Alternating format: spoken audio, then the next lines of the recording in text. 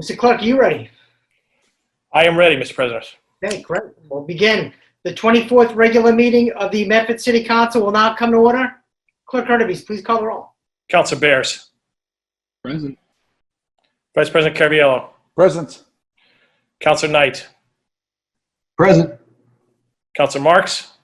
Present. Councilor Morell.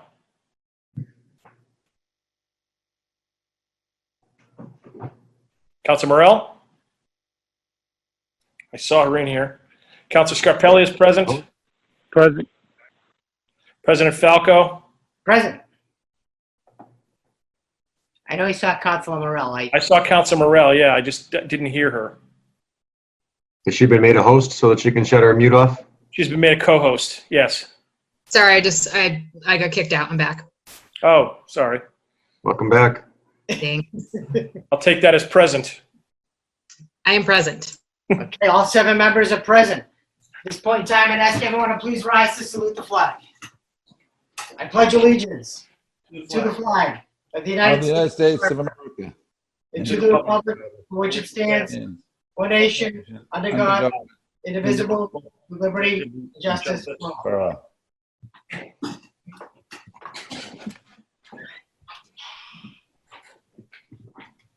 Thank you. This is being broadcast live on Channel 22 for Comcast and Channel 43 on Verizon. Pursuant to Governor Baker's March 12, 2020 order suspending certain provisions of the Open Meeting Law, General Law, Chapter 30A, Section 18, and the Governor's March 15, 2020 order imposing strict limitation on the number of people that may gather in one place, this meeting of the Medford City Council will be conducted via remote participation to the greatest extent possible. Specific information and the general guidelines for remote participation by members of the public and/or parties with the right and/or requirement to attend this meeting can be found on the City of Medford website at www.medfordma.org. For this meeting, members of the public who wish to listen or watch the meeting may do so by accessing the meeting link contained herein. No in-person attendance or of members of the public will be permitted, but every effort will be made to ensure that the public can adequately access the proceedings in real time via technological means. In the event that we are unable to do so, despite best efforts, we will post on the City of Medford or Medford Community Media website an audio or video recording, transcript, or other comprehensive record of proceedings as soon as possible after the meeting.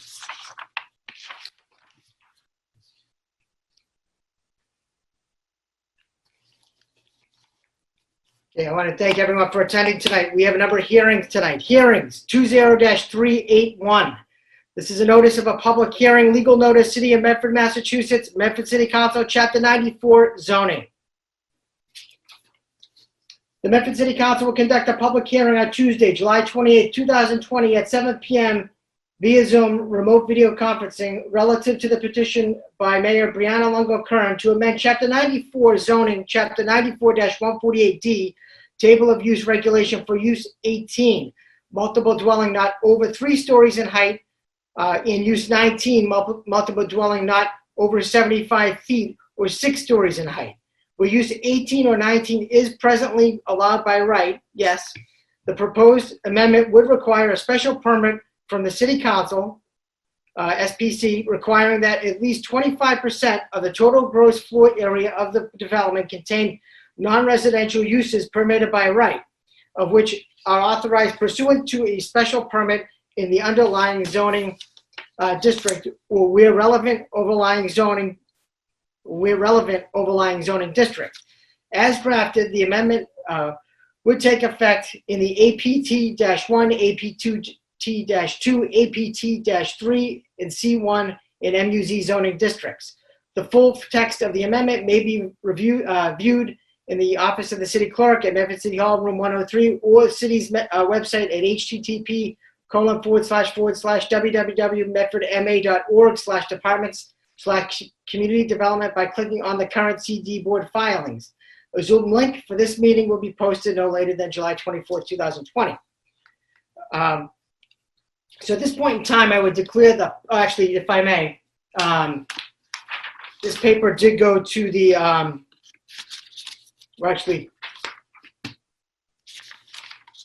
Let me just read the rest of this. So if you could give me a second. To participate remotely outside of the virtual platform, questions and comments may be submitted via email to ahurtubise, that's ahurtubise @medford-ma.gov. For accommodations, call 781-393-2425, TTY 781-393-2516. Pursuant to Governor Baker's March 12, 2020 order suspending certain provisions of the Open Meeting Law, General Law, Chapter 38, Section 18, and the Governor's March 15, 2020 order imposing strict limitation on the number of people that may gather in one place, this hearing of the Medford City Council will be conducted via remote participation to the greatest extent possible. Specific information and the general guidelines for remote participation by members of the public and/or parties with the right and/or requirement to attend this meeting can be found on the City of Medford website at www.medfordma.org. For this meeting, members of the public who wish to listen or watch the meeting may do so by accessing the meeting link contained to be posted not later than July 24, 2020. No in-person attendance or of members of the public will be permitted, but every effort will be made to ensure that the public can adequately access the proceedings in real time via technological means. In the event that we are unable to do so, despite best efforts, we will post on the City of Medford or Medford Community Media website an audio or video recording, transcript, or other comprehensive record of proceedings as soon as possible after the meeting. By order of the Medford City Council, Adam L. Hurtubise, City Clerk. This was advertised in the Boston Globe, July 13th and July 20th, 2020. We also have received a correspondence from Andre LaRue, who's the chair of the CD board, that's dated July 20th, 2020. And I'm going to read that now. That's regarding Council Resolution 20-381, proposed amendment to Chapter 94 zoning, Section 94, 148D, Table of Use Regulations for Use 18, multiple dwelling not over 3 stories in height, and Use 19, multiple dwelling not over 75 feet or 6 stories in height to require at least 25% non-residential uses. Following the duly advertised public hearing conducted on June 18, 2020 and July 16, 2020, the Community Development Board voted to recommend that the Medford City Council adopt the proposed amendment in the Commercial 1, C1, in mixed-use zones, MUZ, zoning districts with the following changes. For the proposed footnote, to use 18 and use 19, number 3, remove the words 25% of the total floor area and replace with the first floor. 2, for the proposed footnote, to use 18 and use 19, number 3, add the following language after the words overlying zoning district, zoning district or business or professional office retail sales. Consumer service business or eating place as defined in Section 94-2 definitions. Following considerable discussion, the Community Development Board made no recommendation on the proposed amendment to the APT Apartment 1 and APT Apartment 2 zoning districts. Thank you for your consideration of these recommendations. Andre LaRue, Chair. At this point, I declare this public hearing open. Would anybody like to speak in favor?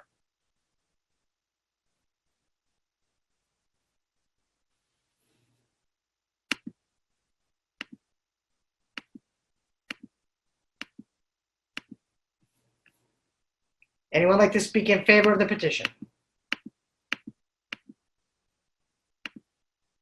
Nope. Let's see. We have Chief of Staff David Rodriguez. Thank you, Mr. President. And sorry, I was looking for the raise hand function. I couldn't find it. So I just did it the old-fashioned way. I appreciate the comments that were made by the Community Development Board and their careful consideration that was made after a number of meetings that were constructive and thoughtful and very substantive. And the mayor agrees with the changes that are recommended by this Community Development Board. She thinks that it achieves the policy objectives that were put forth and spurred off a good conversation that happened at the CD board at that time. So we hope the council will give it careful consideration as well. Thank you, Mr. Rodriguez. Would anybody else like to speak in favor of the petition? Okay, seeing and hearing none, I declare this portion of the hearing closed. Now I open this up to anyone in opposition to the petition. Is there anyone in opposition that would like to speak?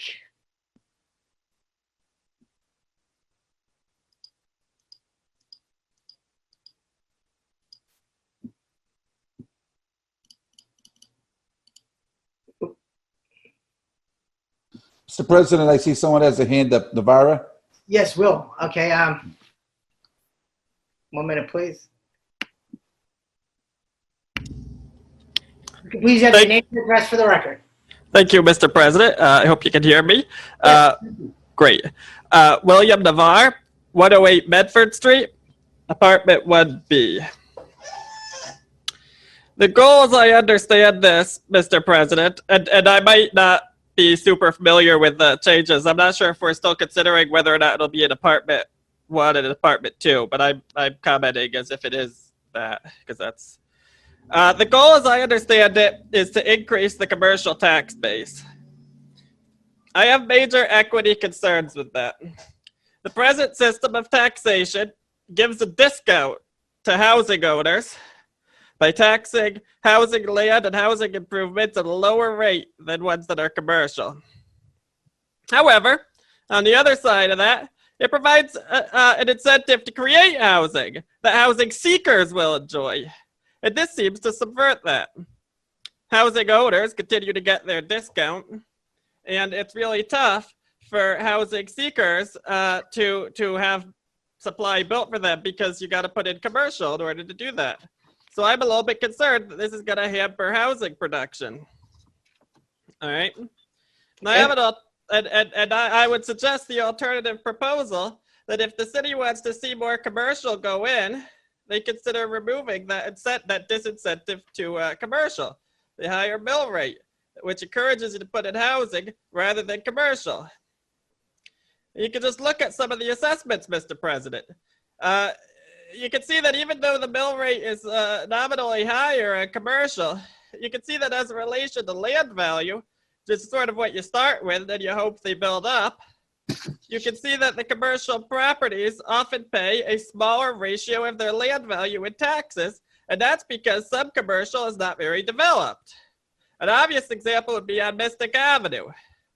But the new housing is, of course, well developed, with lots of assessed improvements on each dollar of assessed land value. Even in Wellington Plaza, where, you know, it's legitimately developed, it's not an empty lot, at 760 Fells Way, I think that's where the Stop and Shop is, sort of that wing of the plaza. They pay less as a ratio of land value than the housing, you know, across the way at 5 Cabot. You might say that's a luxury development, but that means that they're paying a lot of improvement taxes. So when you get down to it, if you want to extract more from commercial, you can often do that just by having a flat land value tax, where you don't tax extra for the homeowners and the apartment owners for having buildings. You tax based on the value of the land that they deprive to others. And since the rate is flat, and no matter what you put there, you pay the same amount of tax, that creates a free field with no favor. All right. Thank you. You're going to take away the incentive to leave land unproductive, vacant, or blighted. Okay. The tax would furthermore encourage the owners of land on Mystic Avenue to sell it or develop it. And that's true whether or not the city decides to rezone it residential. They don't have to pay much taxes right now. They can wait and wait and wait until you rezone it residential. And some people don't want to do that, and that's fine. But they got to do something. A land value tax doesn't even need to be a sudden and abrupt change that's going to cause chaos or anything. You can do it slowly. Maybe 1 year the taxes are going up a bit. You put all the increase on the land. Maybe they're going down a bit. You take all of the decrease off of buildings. So it doesn't have to be a sudden change that shocks the system. We need, and I should say that generally when you do that, homeowners, especially lower income homeowners in lower income neighborhoods, generally get more of a tax break and less of a tax hike when you do it that way rather than flat on each. So it's not true this is an increase for homeowners. It's usually a decrease. We do need more commercial in the city of Medford, but we also need more housing in the city of Medford. And we can get more of both by removing the tax break for those who hold land out of use in the form of parking lots, vacant lots, and low-intensity businesses like the sprawling, large car dealerships that are really glorified parking lots on Mystic Avenue. That's how we can get more commercial in our city. That's how we can get more housing in the city, by using the land productively, by removing the discount for blight and waste. And most of all, speculation as you wait for the city to improve around you to become richer, or for the city council to rezone. They should build what is zoned for. They should build commercial Mystic Valley, and they shouldn't be holding land hostage waiting for that. Thank you, Mr. President. Thank you, Mr. Navarre. Let's see, we have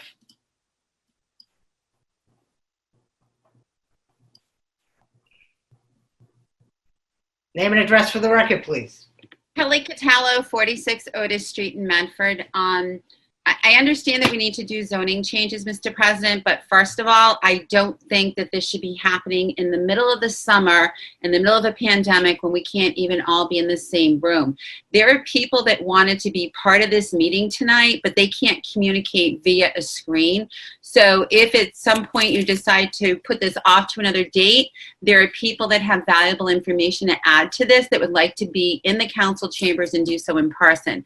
What I will say is the way that this is written to bring commercial into apartment 1, apartment 2, or apartment 3 zones, I will tell you some of the apartment 1 zones. If you're going up Oakland Street, which is across the street from City Hall, that's all houses, but the right side of that is apartment 1 zoning. If I lived up there, I would not want stores or commercial property put in there. If you go down Riverside Avenue underneath the bridge from Medford Square, the right side of that is apartment 1 zoning.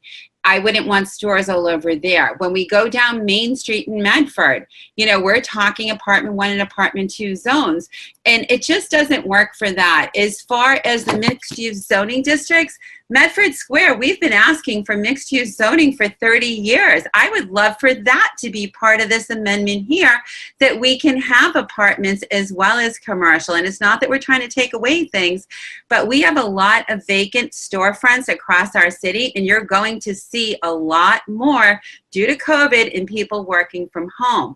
I love the recommendations from the Community Development Board, except for one. I don't think that you should require the commercial to be ground level, because maybe the commercial piece is something that's on the same lot, like what we're seeing across the street from Wegmans. We still have a bank on the lot. Maybe that bank makes up that 25% that is needed in that zone. The other thing that we're seeing is a lot of the apartment houses and the complexes that are being built are talking with companies like WeWork, and maybe that's on the 6th floor, but it's a level of commercial property for people to be able to work at home. Thank you. Thank you. Anyone else against, in opposition? Okay, we have Derek Anderson. Name and address for the record, please. Hello, Derek Anderson, 16 Myrtle Street. Thank you, Mr. President. I am against this proposal. I would like to second a lot of what Kelly has just said. Mixed use is very important for our community. Adding more commercial is very important. I love the idea of having commercial in some of those apartment zones and commercial zones that are affected by this amendment. I'm thinking, you know, particularly along Salem Street, you know, great place for it. But there are places that are affected by this amendment. You know, Kelly's mentioned a number of them. I think Riverside Ave, everything along Riverside Ave from downtown Medford to Locust Street, from Riverside Ave to the river would be affected by this. So there would be no multi-dwelling apartments greater than 2 units, unless it's an attached single-family home, that would be allowed in that entire section of town from now on, unless they put in 25% commercial. There just aren't developers out there that are going to build that kind of stuff. This is a ban on multi-dwelling housing in a number of areas of our city. It's completely inappropriate to try to have this sort of quick fix zoning amendment to what is really begging for a comprehensive zoning process. And I know that our community development group is doing a housing plan. They've done a resilience plan. They're going out for comprehensive planning. All those things can feed into real zoning reform, and I'm optimistic that that can happen. But we need to let that process unfold. This kind of quick fix is going to have lots of unforeseen issues. And I'm extremely concerned, particularly that there's a requirement for City Council to approve case by case every single application that's proposed for multi-dwelling. That's a huge change from where we're at right now. It's totally inappropriate to put City Council in that place. I assume that you guys don't want to be put in that position. I certainly wouldn't want to be put in that position of having politics inserted into every single application. And it's just the wrong way to go about this sort of Point of information, Mr. President. this. Point of information, Council Knight. This is the public hearing. In favor or against, should be it. We have 35 items on the agenda. If we allow the dialogue to continue for 4 or 5 minutes on every item on the agenda this evening, we're going to be here till tomorrow morning. I appreciate what Mr. Anderson has to say, and I agree with him. I'm not going to be supporting the zoning amendment this evening. I'm going to vote to reject it for the reasons that I stated when it was introduced. However, in the interest of getting through the agenda, Mr. President, I think it might be important for us to maybe limit the time of public participation this evening. We have 35 items on the agenda. Okay. Council Knight. Derek, did you want to conclude? Sure, I appreciate your position, Councilor Knight, and I apologize for taking a lot of time. I am passionate on this. I'll just conclude. It's inappropriate to have City Council involved in this. This is a citywide ban that's totally inappropriate. This is not the way to do it. We do need commercial. I like the intent, but the implementation is wrong, and I'm against this. Thank you very much. Appreciate it. Is anyone else in opposition of this? Anyone else in opposition that would like to speak?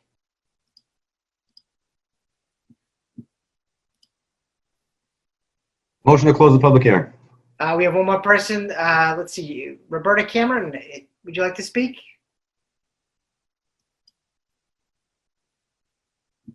Yes, thank you. I just wanted to mention one thing, that I'm concerned about the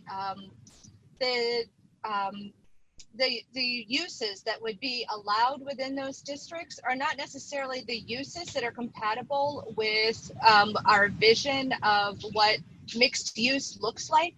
It said that the underlying commercial uses that would be required to be co-located with residential buildings are not necessarily the uses that would be compatible with that type of building.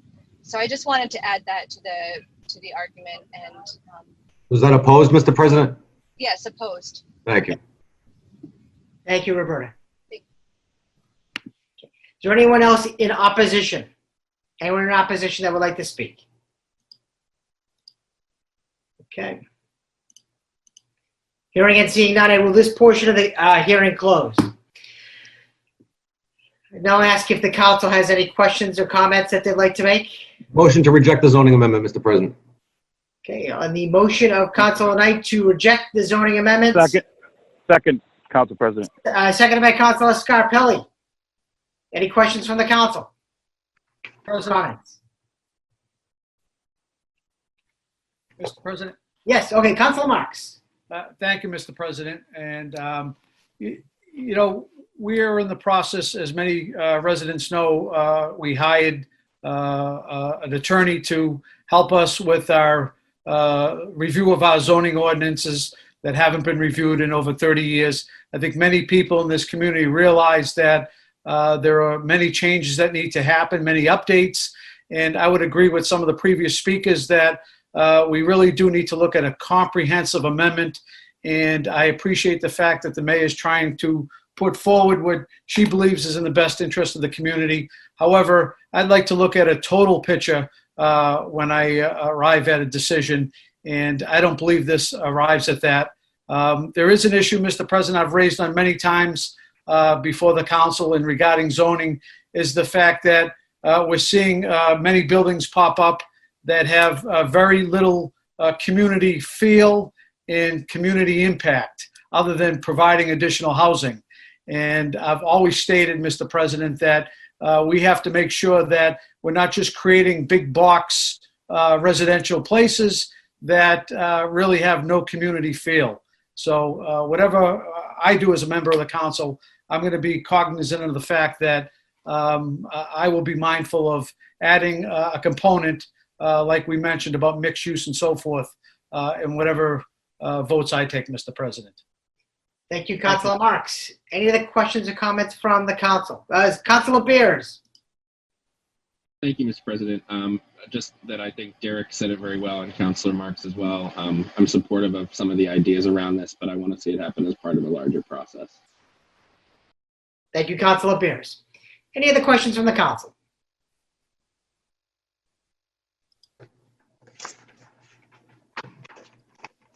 Okay.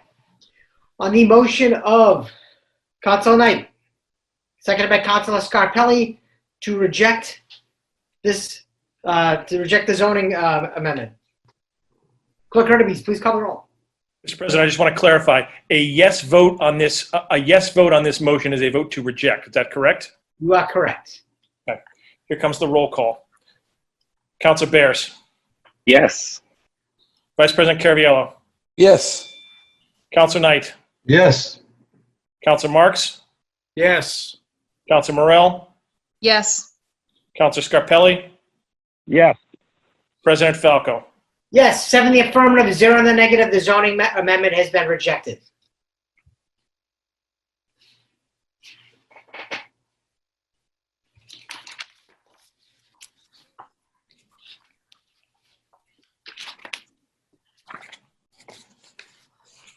Notice of a public hearing, 20-042, legal notice, City of Medford, Massachusetts, Medford City Council, Chapter 94, zoning. The Medford City Council will conduct a public hearing on Tuesday, July 28, 2020 at 7 p.m. via Zoom remote video conferencing relative to a petition by the Medford City Council to amend Chapter 94 zoning revised ordinances of the City of Medford to allow for and regulate adult use marijuana establishments in the City of Medford with an aim to minimize any adverse impacts that marijuana establishments may have on adjacent or nearby properties and to provide standards for placement, design, siting, safety, security, modification, and discontinuance of such establishments subject to reasonable conditions that protect public health, safety, and welfare. The full text of the amendment may be viewed in the office of the city clerk, Medford City Hall, room 103, or on the city's website at http://www.medfordma.org/department/community development by clicking on the current CD board filings. A Zoom link for this meeting will be posted no later than July 24th, 2020. This was advertised in the Boston Globe on July 13th and July 20th. We have actually since received a response from the CD board and from Andre LaRue, the chair, dated July 22nd, 2020, regarding Council Resolution 20-042, proposed amendment to Chapter 94 zoning to allow for and regulate adult use marijuana establishments. Following a duly advertised public hearing conducted on July 16, 2020, the Community Development Board voted to recommend that the Medford City Council adopt the proposed amendment with the following changes. Number one, more specificity be added to the ordinance relative to allowed locations for marijuana establishments, including a revision of Section 94-148D Table of Regulations. And number two, consideration of drafting edits contained in the attached document. Thank you for your consideration of these recommendations. And that's from Andre LaRue, the chair of the CD board, the Community Development Board. Mr. President, motion to continue the public hearing to a date certain following a committee of the whole meeting with the Community Development Board to go over the recommended changes. Thank you, Councilor Knight. On that motion, Second. Councilor Scarpelli. Clerk Hurtubise, do you have the? Hang on.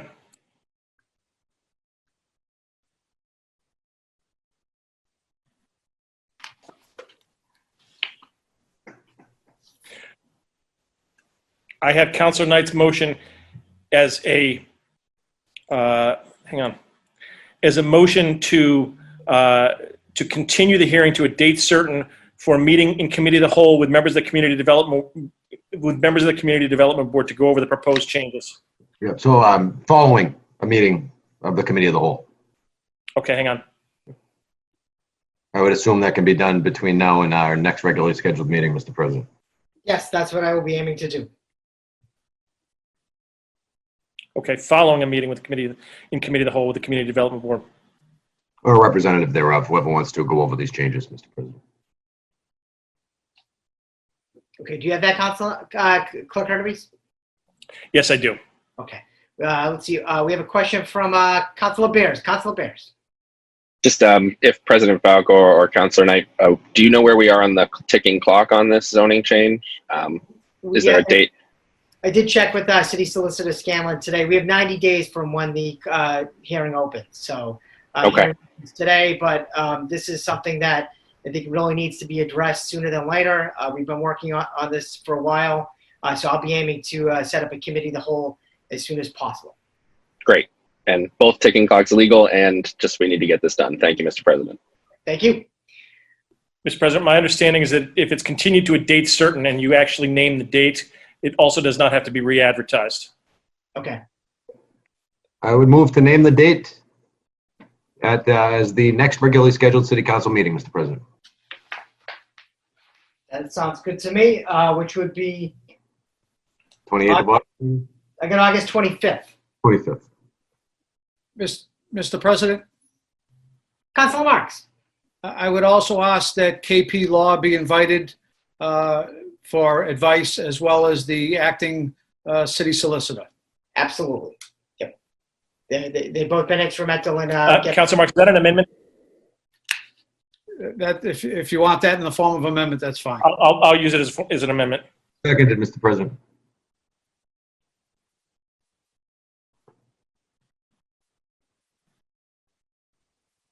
Or you can add it as part of the main motion, so we don't have to vote on it twice. That's fine. So on that motion by Councilor Knight, seconded by Councilor Scarpelli, As amended by Councilor Marks. it's amended by Councilor Marks to continue the hearing to a date certain, which would be August 25th. But we will have a committee of the whole meeting before that meeting to discuss the changes. So moved. On that motion by Councilor Knight, seconded by Councilor Scarpelli, Clerk Hurtubise, please call the roll. Councilor Bears. Yes. Vice President Caraviallo. Yes. Councilor Knight. Yes. Councilor Marks. Yes. Councilor Morell. Yes. Councilor Scarpelli. Yes. President Falco. Yes, 7 in the affirmative, 0 in the negative, the motion passes.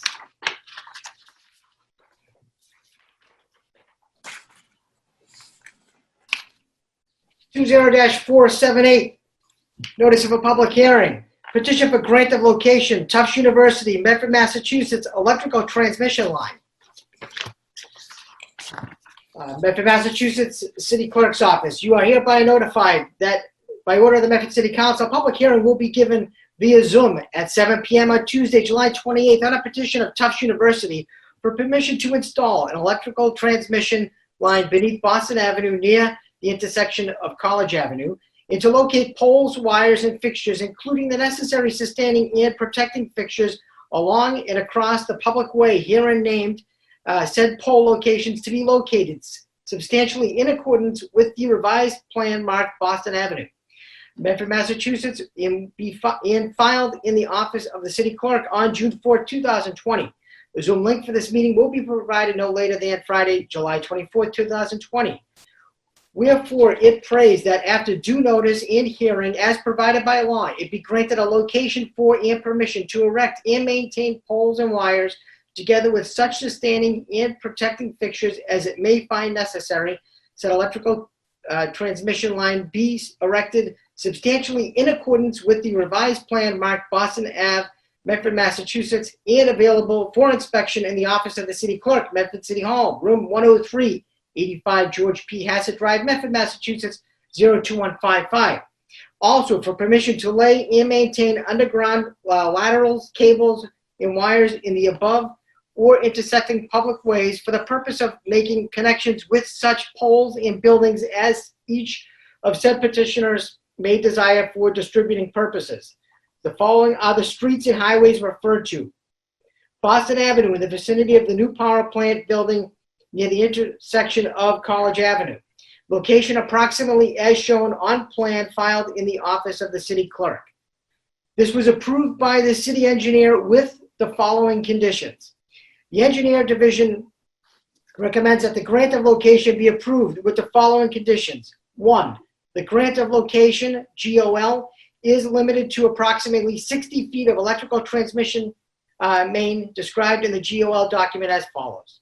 Number 2, excavation of Boston Avenue is in installation and maintenance of 8x6 underground electrical conduits and wires together with such sustaining and protecting fixtures as may be necessary for the transmission of electricity under and across Boston Avenue, a public way approximately 500 feet north of the center line of the intersection of Boston Avenue and College Avenue, said location request.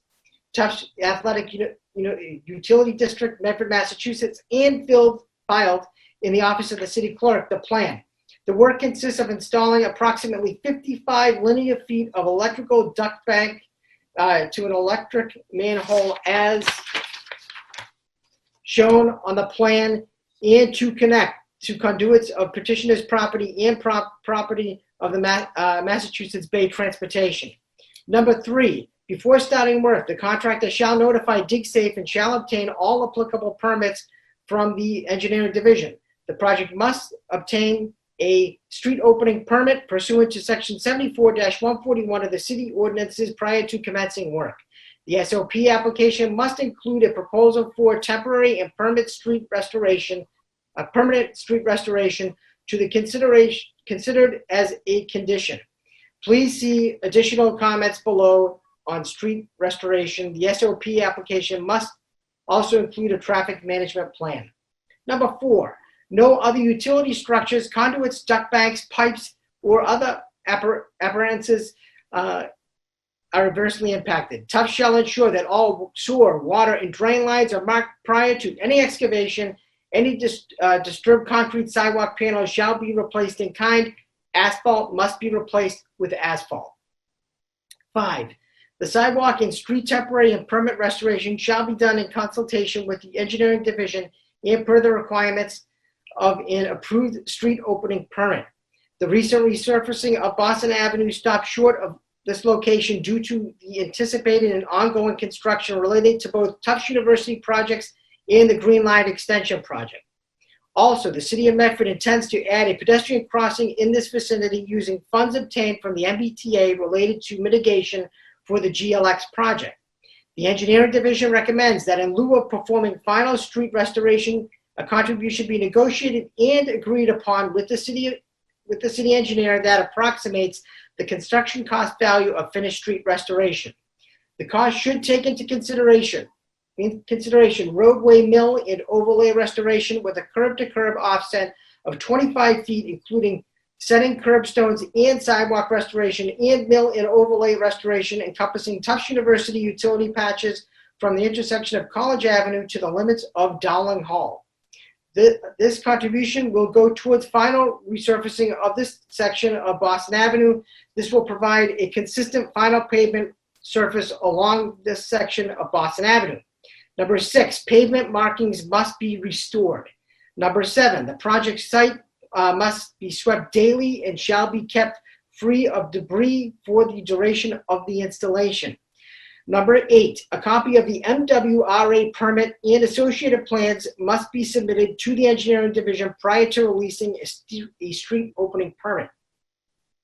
Number 9, the plan indicates open trench construction. There is existing concrete barrier structure and cable guardrail that must be removed for the installation of the transmission line. These 2 elements should not be replaced. The engineering division recommends that the petitioner coordinate sidewalk surface restoration with the Green Line Extension project as there is sidewalk scope for that project on the east side of Boston Avenue.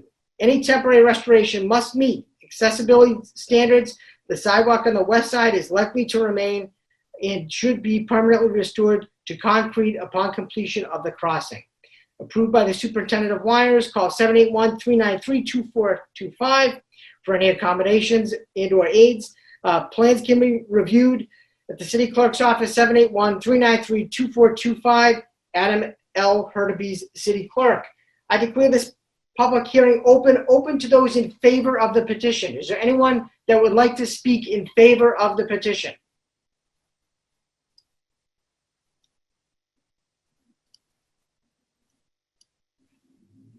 Rocco, I'm trying to unmute you now. Oh, there we go. A name and address for the record, please. Rocco DeRico, work address is 14 Capon Street in Medford at Tufts University. Thank you, Mr. President. Thank you, members of the City Council and neighbors. My name is Rocco DeRico. I'm the Director of Government and Community Relations at Tufts University. We are here to seek a grant of location permit to connect a new academic building that we're building, the Cumming Center, to our central energy plant. This is a utility connection for the Cumming Center. As some of you may know, Tufts University has set the ambitious goal of being carbon neutral by 2050. So we've built our own central energy plant to help with that goal. And what we'd like to do, if approved, we'll dig a trench underneath Boston Avenue to lay conduit cables connecting the central energy plant to the Cumming Center. This also has the additional benefit of connecting Halligan Hall, Cousins Gym, the Tisch Fitness Center, and Gancher to our central energy plant, as the other buildings on our campus are attached to. If approved, the project can start in August and will take about 3 to 4 weeks. The working hours will be normal working hours, Monday through Saturday, between 7 a.m. and 6 p.m. Boston Avenue will remain open. There may be times when we need to close one lane and close the other lane, but it will remain open throughout the project. Our goal is to complete the project before Labor Day, before schools reopen and there's increased traffic in the area. We've had a robust communications plan for the Cumming Center, and this is part of the project. We've had 8 community meetings on this project. We have a public website for the project. I meet with a neighborhood working group that's made up of neighbors once a month. We also send monthly email updates to our neighbors. I've had several meetings, phone calls, and emails to neighbors about this project. And on this particular grant of location request, I have called and or emailed everyone on the abutters list in preparation for tonight's meeting.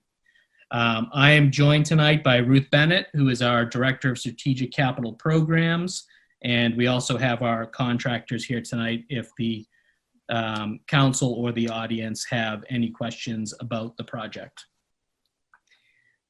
Thank you, Rocco. Is there anyone else that would like to speak in favor of this project? Yes. If you could please have your...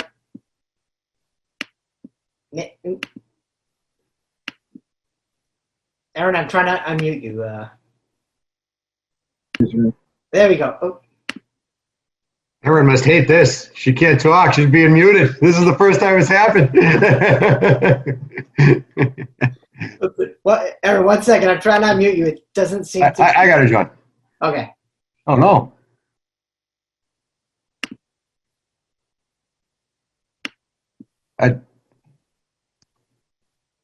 Aaron, are you trying to unmute?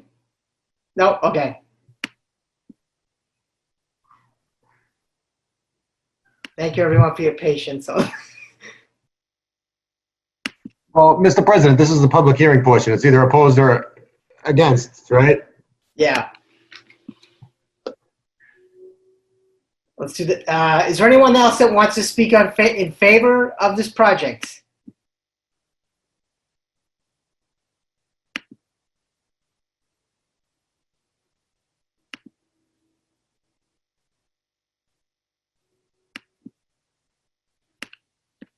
Aaron, I can't get you to. I'm trying to unmute you, and it won't let me. Something should come up on your screen when he presses the button that says unmute. There you go. You're unmuted. You're unmuted. I was trying to do that. It wasn't allowing me, and then they asked me not to. But anyway, Erin Benedetto, 21 Dearborn Street.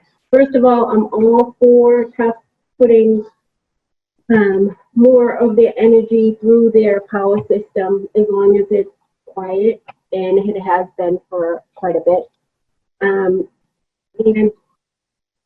I also need to comment that the construction that's going on up at Tufts right now, they're not being neat with keeping things off the street. Even tonight as I walked by, there was piles of sand and rock in the street with cones wrapped around it and some trash bags behind a barrier that really doesn't, that barrier doesn't need to be there. I've called a couple city councilors, and Vice President Rick Cavallaro has been very helpful in getting them to clear that area so the street stays wide and safe for both pedestrians and cars. Ms. Benedetto? Yep. I apologize for interrupting, but we need to keep on topic with this project here. So, Well, it goes to speak as just when they're doing the Boston Ave project, I hope that they keep that area safe and clean as they do it. It's a great improvement for their community, but while they're building, they need to be aware of the hillside community. Also, I would like to be re-added to the emails that Rocco mentioned. I just want to be clear that not all Point of of them- information, Mr. President.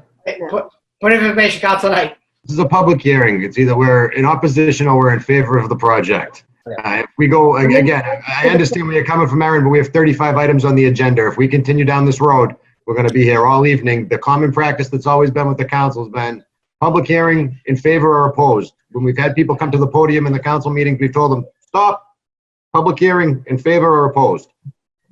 Okay, I respect that, Councilor Knight. I just wanted to make sure that the project is safe for the residents as well. So yes, I'm in favor. Perfect. Thank you very much, Aaron. Is there anybody else that would like to speak in favor of the project?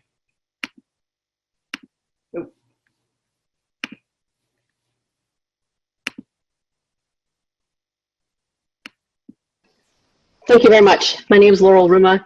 I live at 149 Burgett Avenue, directly behind the current Cummings building and the proposed construction. So I had a number of qualifying questions that needed sort of a quorum to be answered, including, I'm assuming Tufts now has permanent access easement under Boston Avenue, and I'd like to know what payment structure the university worked out with the city for that permanent access. Mr. President, I do believe grant of locations and personal property tax are attached to any type of grant of location in the underground infrastructure that they put in through the assessor's office. And I do believe that itemization is determined after they complete the work and construct what it is that they need to construct so that we can tax it appropriately. Okay. So I understand that also the payment for the new sidewalks will be deferred, and so the Green Line construction is put in. I would just like to make the point that this neighborhood does need very specific enhancements, including dead-end signs. We need a parking mitigation plan, but most importantly, we would like Tufts to withhold some of that money and buy curtains or blinds or drapes for the building so the lights don't shine into the neighborhood. As of now, we're already looking at a massive light pollution, and it only has construction lights up. So I just want to make clear that the neighborhood is very aware that this is a continual encroachment and building of the Tufts so-called athletic utility district, and we are still the rest of the city living here. So we too would like attention paid to this neighborhood. Thank you very much. Is there anyone else that would like to speak in favor of the petition?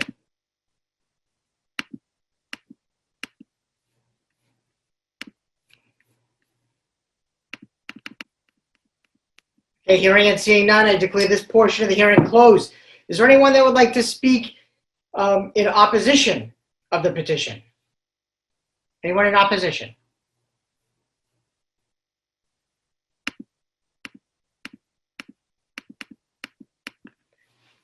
Okay. Hearing and seeing none, I declare this portion of the hearing closed. Are there any questions from the council? Yes, Councilor Morell.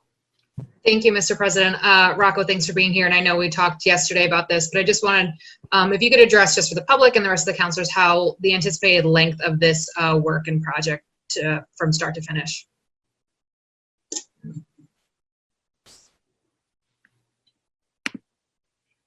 Thank you, Councilor Morell. Sorry, after 6 months of Zoom, I'm still figuring this out. Yeah, so we anticipate total project to take 3 to 4 weeks once we can begin. And as I said, it'll be all normal working hours during the day and only Monday through Saturday, as is typical working hours in Medford. Okay, thank you. Any other questions from the council? Mr. President, I do believe Councilor Scarpelli has a question. Oh, I'm sorry. Councilor Scarpelli. He's muted. No, let me find him. Good luck. It's gonna say.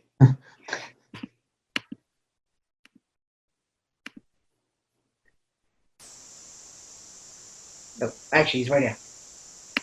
Councilor Scarpelli. Thank you, Mr. President. There were some questions that when I asked, it was already taken care of. So, thank you. Okay, thank you. Mr. President. Councilor Marks. Thank you, Mr. President. I would ask that the City of Medford and Tufts University put together a list of contacts for area residents, clerk of the work that would be responsible for the project, and any questions that residents may have.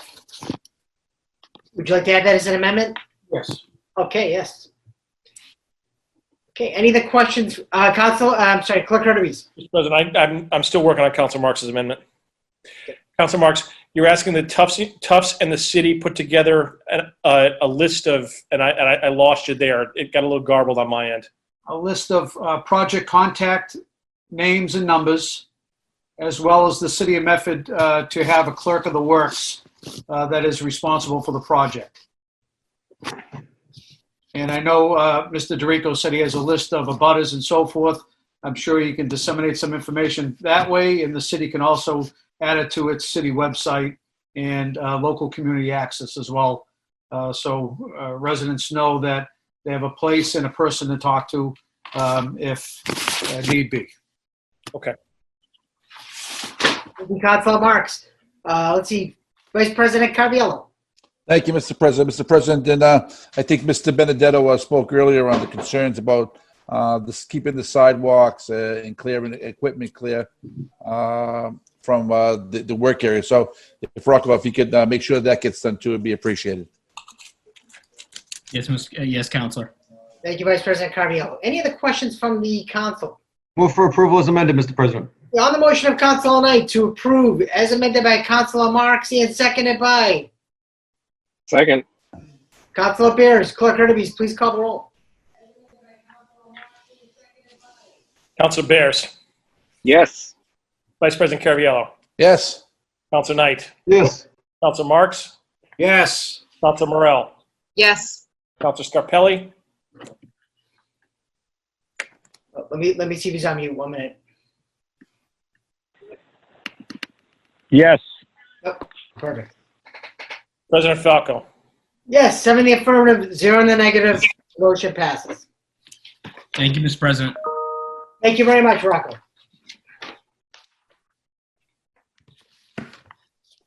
Notice of a public hearing, legal notice 20-479, petition for grant of location, National Grid Incorporated of North Andover, Massachusetts, and Verizon New England Incorporated, Medford, Massachusetts, City Clerk's Office. You are hereby notified that by order of the Medford City Council, a public hearing will be given via Zoom at 7 p.m. on Tuesday, July 28, 2020, on a joint petition of National Grid Incorporated and Verizon New England Incorporated for permission to locate poles, wires, and fixtures, including the necessary sustaining and protecting fixtures along with and across the public way hereinafter named to be located substantially in accordance with the plan marked number 295-67848, Winthrop Street, Medford, Massachusetts, April 4th, 2020, and filed in the office of the city clerk on May 11th, 2020. A Zoom link for this meeting will be provided no later than Friday, July 24th, 2020. Let's see, wherefore it prays that after due notice and hearing as provided by law, it be granted a location for and permission to erect and maintain poles and wires gathered with such sustaining and protecting fixtures as it may find necessary.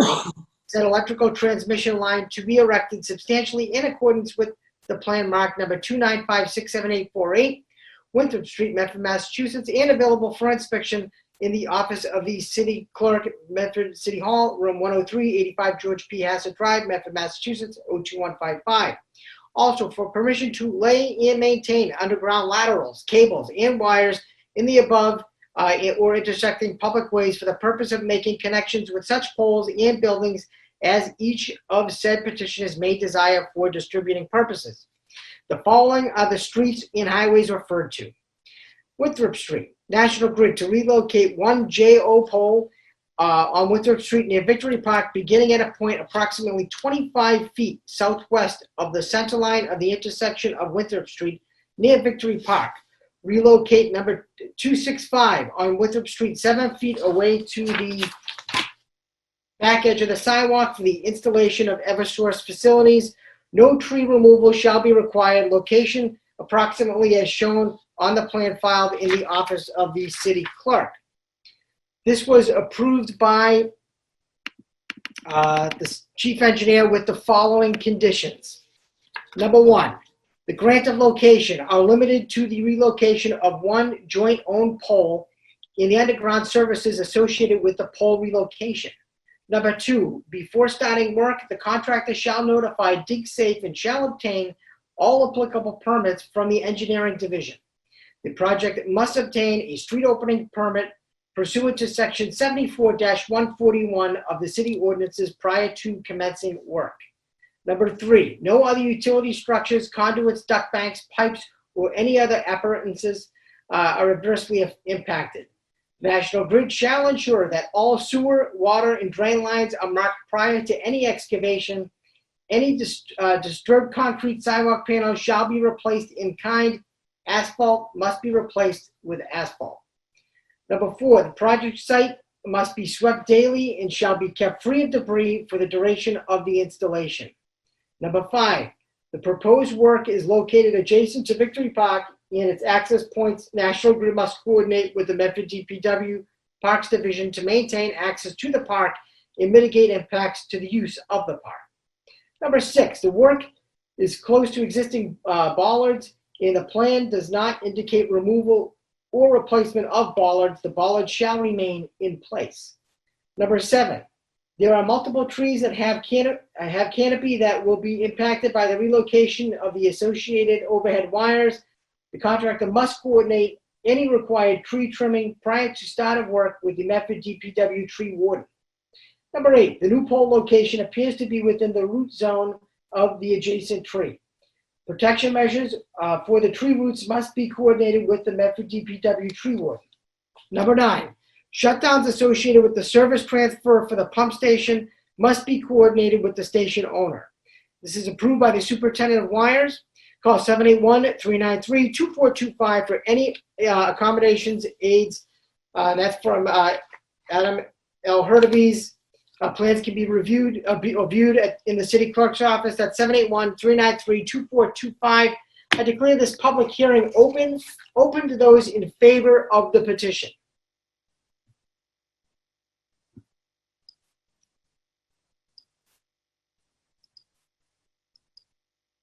Anybody that would like to speak in favor of this petition?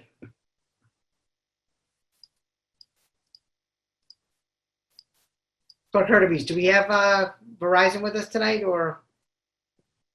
Mr. President, I notified National Grid, Vincent LoJudas. He accepted the meeting and is aware, because there's another National Grid grant location on tonight as well.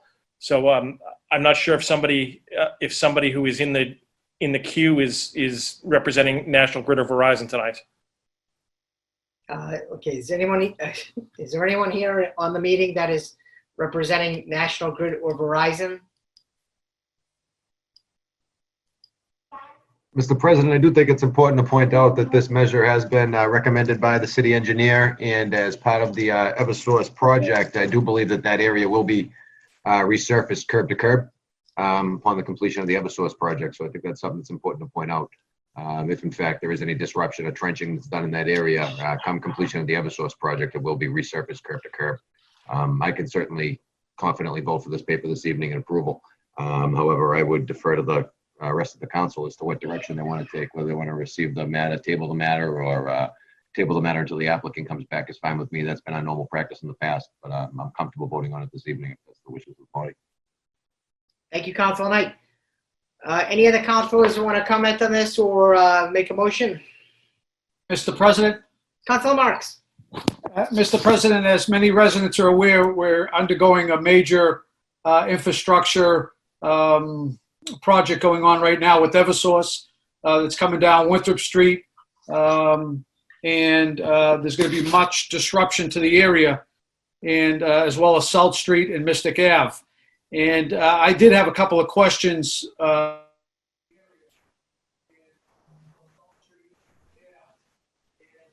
Using the existing trenches that will be dug by Eversource, or will they be creating their own trenches? They also mentioned underground laterals and cables and wires. Is that going to be part of the extensive digging and trenching that Eversource is going to do for their electrical transmission? So I have a number of questions, Mr. President. I'm not sure if, we don't meet until the end of August. So I'm not sure if time is of the essence. I don't know if we have our city engineer on tonight as well. I thought I may have seen his name. Mr. Clerk, do you know if he's on? I do not see him, Counselor, but I'm scrolling through now. We can maybe, if you want, I'm not sure if the representative from Verizon or National Grid is maybe having problems logging in. We can maybe table to the end of the meeting. I'm not sure if the clerk can reach out to. I'm going to reach out right now. Okay. Motion to table, Mr. President. Actually, motion to continue the public hearing. So August 25th. What if they show up in like 10 minutes? Why don't we just move it to the end of the meeting? And then if they don't show up, Mr. President, I would agree with Councilor Knight because, there's already a major project going on there, and I'm not sure the extent of this project. We don't know the hours of operation. We don't know if they're going to be working in conjunction with National Grid and Eversource. I really don't know anything about the project. So that's what I would ask, that we move this to the end of the agenda calendar. Okay, so why don't we table this for now, and hopefully someone from Verizon or National Grid will log in, and we can take it up towards the end of the meeting. So, Councilor Marks, was that a motion to table? Motion to table, and then we can see if the city clerk can get a hold of someone. Okay. Second, Mr. President. On the motion of Councilor Marks to table, seconded by Vice President Caraviello. Clerk Hurtubise, can you please call the roll? Counselor Bears. Yes. Vice President Caraviello. Yes. Counselor Knight. Yes. Counselor Marks. Yes. Counselor Morell. Yes. Counselor Scarpelli. Yes. President Falco. Yes, 7 in the affirmative, 0 in the negative. The motion is tabled. Mr. President, while you read the next hearing notice, I'm going to call National Grid because they're also, I believe, on this next hearing. You are correct. Okay, notice of a public hearing. Legal notice 20-480, petition for grant of location, National Grid of North Andover, Massachusetts, Medford, Massachusetts, City Clerk's Office. You are hereby notified by the order of the Medford City Council, a public hearing will be given via Zoom at 7 p.m. on Tuesday, July 28, 2020, on a petition of National Grid Incorporated for permission to locate poles, wires, and fixtures, including the necessary sustaining and protecting fixtures as it may find necessary for the transmission of electricity under and across a public way herein named, to be located substantially in accordance with the plan marked number 2577-3968 Salem Street, Medford, Massachusetts, May 14, 2020. A Zoom link for this meeting will be provided no later than Friday, July 24th, 2020. We have for it praised that after due notice in hearing, as provided by law, it be granted permission to excavate the public highways and to run and maintain underground electric conduits together with such sustaining and protecting fixtures as it may find necessary for the transmission of electricity, said underground conduits to be located substantially in accordance with the plan marked number 2577-3968 Salem Street, Medford, Massachusetts, and available for inspection in the office of the City Clerk, Medford City Hall, room 103, 85 George P. Hazzard Drive, Medford, Massachusetts, 02155. The following are the streets and highways referred to. Number 2577-3968 Salem Street, National Grid, to install approximately 25 feet of 2x4 conduit for existing manhole MH478B on Salem Street Southwest to 3135 Salem Street. The conduit is for the purpose of providing electrical service to 35 Salem Street. Location as shown on plan filed in the office of the City Clerk. Excuse me. This was approved by the Chief Engineer with the following conditions. The Mr. engineering, Mr. President, I would move that we suspend the reading of the remainder and that this be placed and tabled where there's not a representative from National Grid, that it be placed at the end of the agenda as well. okay, on the motion of Council. Second. Was there another comment? Just a second, Mr. President. Oh, okay, I'm sorry. Okay, Council, on the motion of Council Marks to table, seconded by Council Knight. Clerk Kirby, please call the roll. Hold on just a second. Council Bears. Yes. Vice President Caraviallo. Yes. Council Knight. Yes. Council Marks. Yes. Council Morell. Yes. Council Scarpelli. Yes. President Falco. Yes. 7 in the affirmative, 0 in the negative, the motion passes.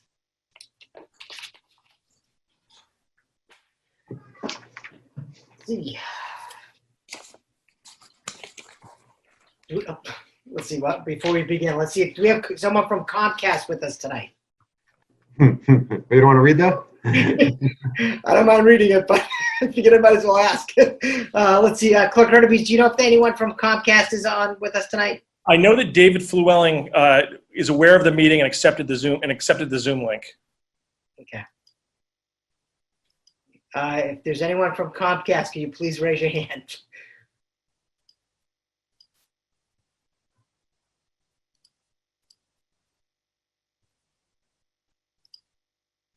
Okay, Clerk Hurtubise, I do not see anybody from Comcast. I'm not sure if you do. Motion to table. On the motion Second. On the motion of Council Knight to table, seconded by Councilor Bears. Clerk Hurtubise, please call the roll. I'm sorry, who motioned to table? Councilor Knight. Seconded by Councilor Bears. Council Bears. Yes. Vice President Caraviallo. Yes. Council Knight. Yes. Council Marks. Yes. Council Morell. Yes. Council Scarpelli. Yes. President Falco. Yes, 7 in the affirmative, 0 in the negative. The motion passes. The matter is tabled. Okay, I believe that was all the hearings, right, Clerk Hurtubise? I believe so. Hold on just a moment. Let me just double check. Yes, we move on to the next item on the agenda is motions, orders, and resolutions. Great, thank you. Mr. President, Mr. President, I withdraw paper 20483. Okay, paper 20-483 has been withdrawn by Councilor Knight. Mr. President, I also withdraw paper 20487. Okay, 20487 has been withdrawn by Councilor Knight. Thank you, Councilor Knight. Okay. Motions, orders, and resolutions. 20-484 offered by Councilor Knight. Be it resolved that the Medford City Council hold a committee of the whole to discuss the future of the Medford Fire Headquarters with the representatives from the Mayor's Task Force, Local 1032, and the Finance Director and Fire Chief. Councilor Knight. Mr. President, I find this is a rather self-explanatory resolution. What I'm asking for is a committee of the whole meeting with the administration and representatives of the fire department and the fire union to discuss the future of our fire headquarters, fire training tower, and the like, Mr. President. We've had many discussions over the past 3 or 4 years relative to these projects, and many commitments were made. And I just would like to see where we stand in this process. I know we face very trying and scary financial times right now. The picture isn't beautiful. However, I think it's important that we maintain some of the commitments that we made and at the very least communicate with friends of the fire department as to where we stand, what's going on, and what commitments still remain on the table moving forward. So with that being said, I'd ask my council colleagues to support the resolution. This is really just an effort to get more information, to find out where we are from a capital planning standpoint related to fire safety services, Mr. President. Second, Mr. President. Thank you, Councilor Knight. Did any councilors have any comments or questions regarding the resolution? Does the resolution have a second? Second, Mr. President. I believe there was a second with Councilor Scarpelli. Okay. Are there any questions or comments from the public regarding the resolution? Okay. Hearing and seeing none on the on the motion of Councilor Knight, seconded by Councilor Scarpelli. Clerk Hurtubise, please call the roll. Council Bears. Yes. Vice President Caraviallo. Yes. Council Knight. Yes. Council Marks. Yes. Council Morell. Yes. Council Scarpelli. Yes. President Falco. Yes, 7 in the affirmative, 0 in the negative, the motion passes. 20-485, be it resolved, 20-485, offered by Council Knight, be it resolved that the city clerk be directed per section 2-592 of the ordinances of the city of Medford to provide the Medford City Council with copies of any application filed with Article 4 site plan review sections 94-331 through 94-336 of the ordinances of the city of Medford within 7 days of receipt thereof. Council Knight. Yes, Mr. President, this is just a resolution providing a directive to the city clerk to forward us certain informations that come to his office. All too often, as a city councilor, you know, when you're down at CB Scoops getting an ice cream, someone will come up to you and say, hey, what's going on at this address or this location? You say, what are you talking about? I have no idea. And they say, well, there's doing construction over there. What's the story? And you say, well, I've never received a paper on that. Pursuant to the way that projects are filed through site plan review, they have to be submitted to the clerk's office, Mr. President. So what this is just directing the city clerk when any item that's subject to site plan review comes across his desk to include it in our council packet so that we're aware of it, and then we can do our due diligence to be well informed about the certain projects that are going on in our neighborhood. So what this is asking the city clerk to provide us with information. The city clerk was never directed to do this in the past. So what we're doing is just taking a step to ensure that we receive this information. I think Adam's doing a great job. This is no reflection on the work that he's doing. This is a new responsibility that we're tasking upon him. Like we do probably every other week, we give him something else to do. I think pretty soon we're going to have to look at giving this guy a raise or some more vacation time, Mr. President, if he's able to take it. But with that being said, this is just an opportunity for us to gain information and gain certain documents related to projects that are being performed in our community that are subject to the site plan review, 12 units or larger. Those are the same projects that are also subject to our inclusionary housing zone ordinance. So I think it's very important, Mr. President, that we're aware of that before the shovel goes in the ground. Well said. Thank you, Council Knight. Let's see, on the motion of Council Knight, seconded by Second, Mr. President. Vice President Caraviallo. Are there any questions or comments from the council? Any from the public? Okay, hearing and seeing none. On the motion of Councilor. One. I'm sorry? Sorry, President Falco, I see Laurel has her hand up. Oh, yes, I'm sorry. Let's see. Laurel, there you are. Apologize. I'm going to try to unmute you. There you go. Name and address for the record, please. Thank you. Laurel Ruma, 149 Burgett Avenue, Medford. So I just want to be clear that site plans do not, Tufts University is not required to file site plans with the city. However, I would like this amendment to specifically say that any plan that Tufts University files also should be brought before the city council. Okay. Thank you. For clarification, Mr. President, this resolution does nothing to change the existing ordinances. It does nothing to change the approval process. All it does is allow us to be informed with documentation. It's really a request for public records that's an ongoing request for public records that when they come into the clerk's office, we get a copy of it, but it's not doing anything to change the existing ordinance or the existing approval process. You know, that's not the intent of this piece of legislation, and it's not something I'm willing to amend to reach that far at this point in time. Absolutely understood, Councilor. It's just the point that when people ask what's happening at that address or this address, people also ask what's happening at Tufts University. They also have addresses within the city. Therefore, if a plan comes before the city clerk, it should also come before the city council. Thank you. Let's see. Erin, I'm going to try to unmute you again. There you go. Name and address for the record. Thank you, President Falco. Erin Benedetto, 21 Dearborn Street. I agree wholeheartedly with the addition of Tufts filing that. We don't know in our neighborhood what is happening and what construction is happening. And if the city council is where I go to when I ask those questions. So it would be really nice if you had that information as well. So I'm hoping that the councilor or one of the councilors will amend the amendment to include Tufts University. Thank you. Okay. Any other questions or comments from the public?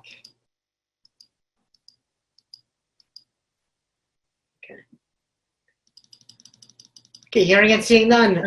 Mr. President, Council Marks. I would ask that if the council is all right with that, that we amend it to allow for any correspondence from Tufts University to be passed off to us as well. Motion to sever. So, Council Knight, I missed you. Can you say again? Oh, I'd offer a motion to sever. December? Okay. So you want that to be a B paper then?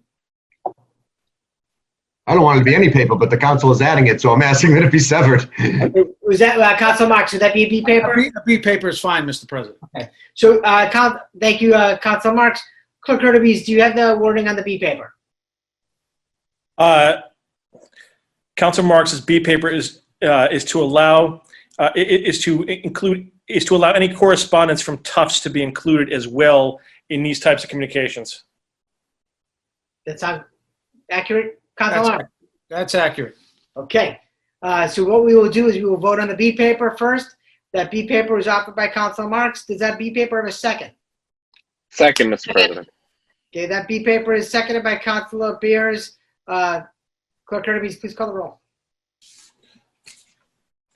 Councilor Bears. Yes. Vice President Caraviallo. Yes. Councilor Knight. Yes. Councilor Marks. Yes. Councilor Morell.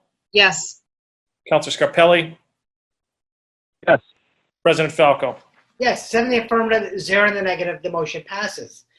On the main paper, the main resolution offered by Council Knight and seconded by Vice President Caraviallo. Clerk Hurtubise, please call the roll. Give me a second.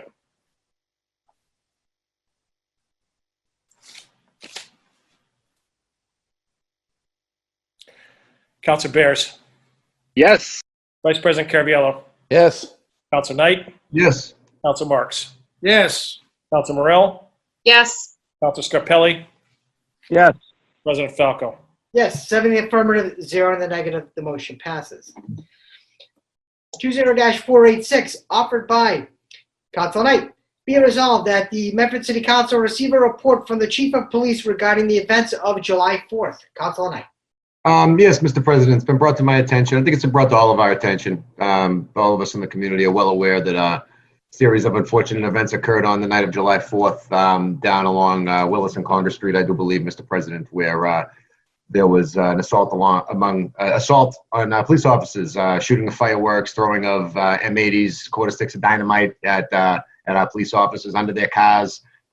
Just a scene of unrest and violence, Mr. President, against our police department, against members of our public safety community. Our fire department, our police department were on the scene. So I'd just like to get a report, Mr. President, because unlike some people in this community that feel as though Facebook is the gospel of news, I don't. I feel as though if we're going to find out what's going on in this community, we should get official reports from the people in the department heads that are responsible for that. So with that being said, I'm bringing this initiative forward so I can have a better understanding of what happened down there, Mr. President, because I really don't know. The information that I've received about this has all been from media outlets and fake news outlets. So with that being said, I'm hoping that we can get a report directly from our Chief of Police. Thank you, Council Knight. Second, Mr. President. Second, so that motion is offered by Council Knight and seconded by Councilor Beers. Are there any questions from the council regarding the motion? Okay. Any questions or comments from the public?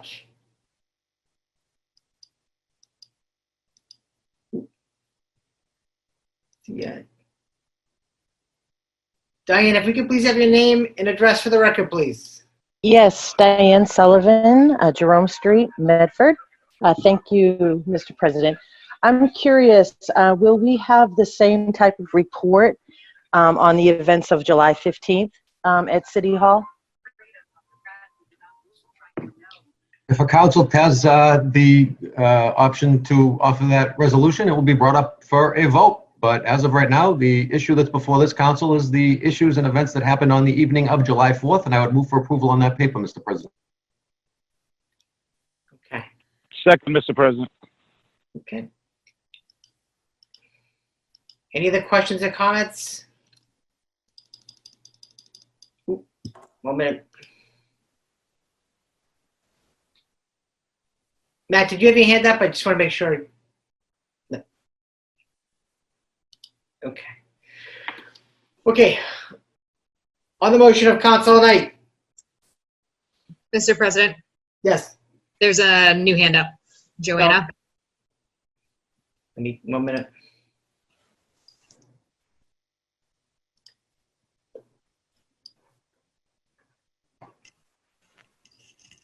Joanna, name and address for the record, please. Joanna Quateri Mejia, 35 Early Ave, Medford. Thank you, Mr. President. I just want to say that I too would like to see the report from the Chief of Police for July 4th incident. Thank you. Okay, thank you.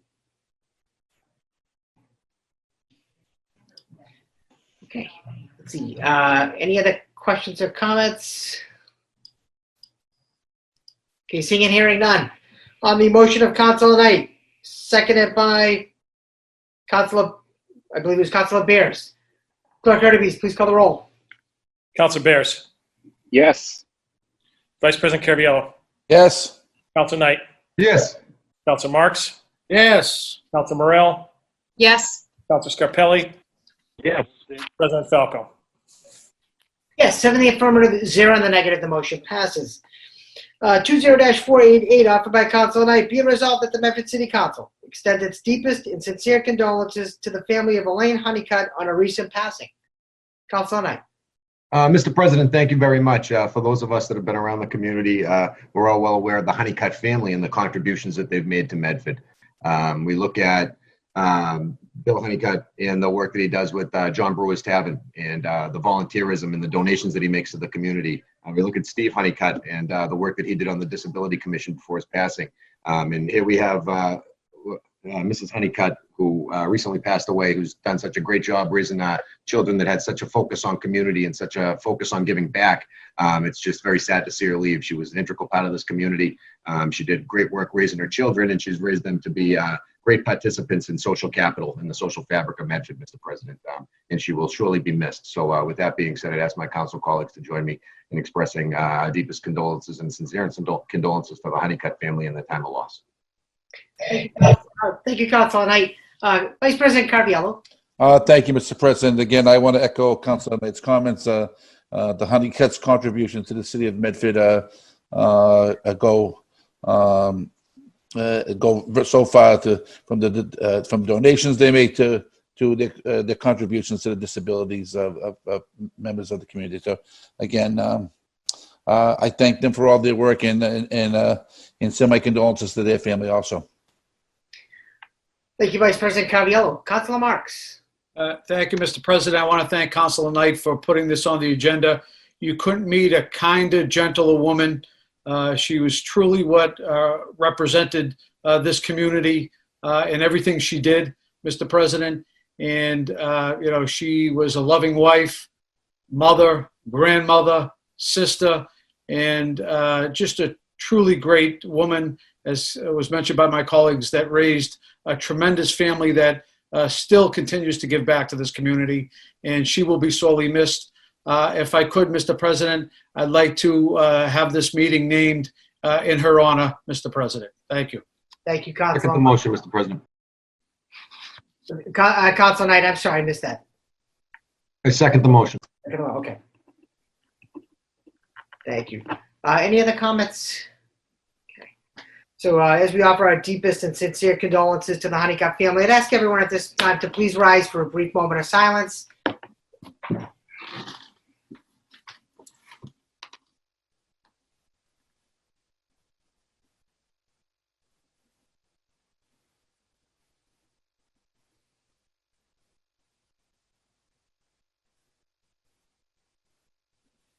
Thank you.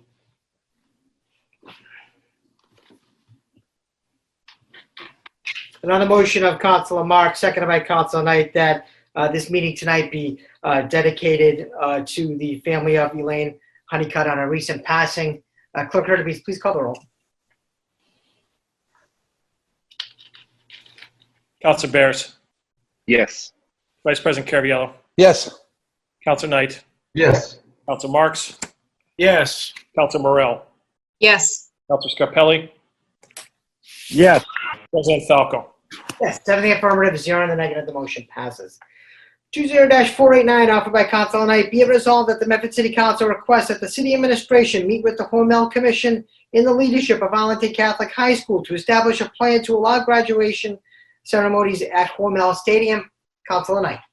Mr. President, it's my understanding that this issue's been resolved, that Arlington Catholic has decided to take their business elsewhere. However, I do find it quite unfortunate, the series of events and circumstances that led up to Arlington Catholic having to go somewhere else to hold their graduation. The Hormel Commission granted a permit. Arlington Catholic wrote a check, and they were unable to hold their graduation due to concerns around COVID-19. However, at the same time, Medford High School, who has a class that's twice the size, is holding graduation ceremonies at Hormel Stadium. So for the interest of just fairness, Mr. President, I don't understand, why this happened or how this happened. I just find it unfortunate that, the number of children that graduated from Arlington Catholic that have Medford roots or are Medford residents are probably up to 30 or 40% of the senior class. And to have them want to hold their ceremonies here in Medford just shows what a great relationship we have with Arlington Catholic. And, the amount of people in this community that believe in faith-based education and that send their children to Arlington Catholic, but also remain members of our community that contribute quite a bit. So I just found it unfortunate, Mr. President. It's about the kids.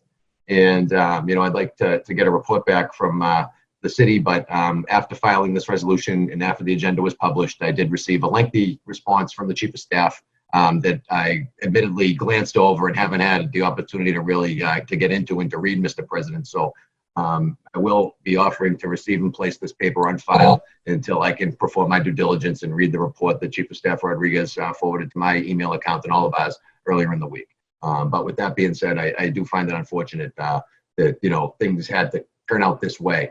And I think that, as the months and days go by, we need to come to grips with what's going on in the world, but also what's going on in this community and how we can continue to better provide services under whatever they want to call this new normal or whatever it is. I don't think there's anything normal about it, Mr. President. I think it's craziness. You can go into Target, but you can't go into City Hall. You got to wait in line to go in City Hall, but you can't go into Target. It's getting nutty. I think that it's time that, we figure out what course we're going to take, what direction we're going to go in, get a game plan together, and let's stick to it. I know that there's a lot of uncertainty. There's a lot of dynamic pieces and moving parts, Mr. President. But for us to not be able to provide for those families and those kids a graduation ceremony after all that they've had to put up with since, St. Patrick's Day is a little bit unfortunate. And I would have liked to see it handled a little bit differently. But with that being said, Mr. President, I will take the time to go over in depth the response that I received from the Chief of Staff, and I thank him for taking the proactive steps to providing it to me. So with that being said, Mr. President, I will offer to receive and place this item on file. However, there was a lot of concern about it that was brought up over the last several weeks, so I felt it was warranted to place it on the agenda this evening. Thank you, Council Knight. On the motion of Council Knight to receive and place on file, seconded by Second. Vice President Caraviallo. Clerk Hurtubise, please call the roll.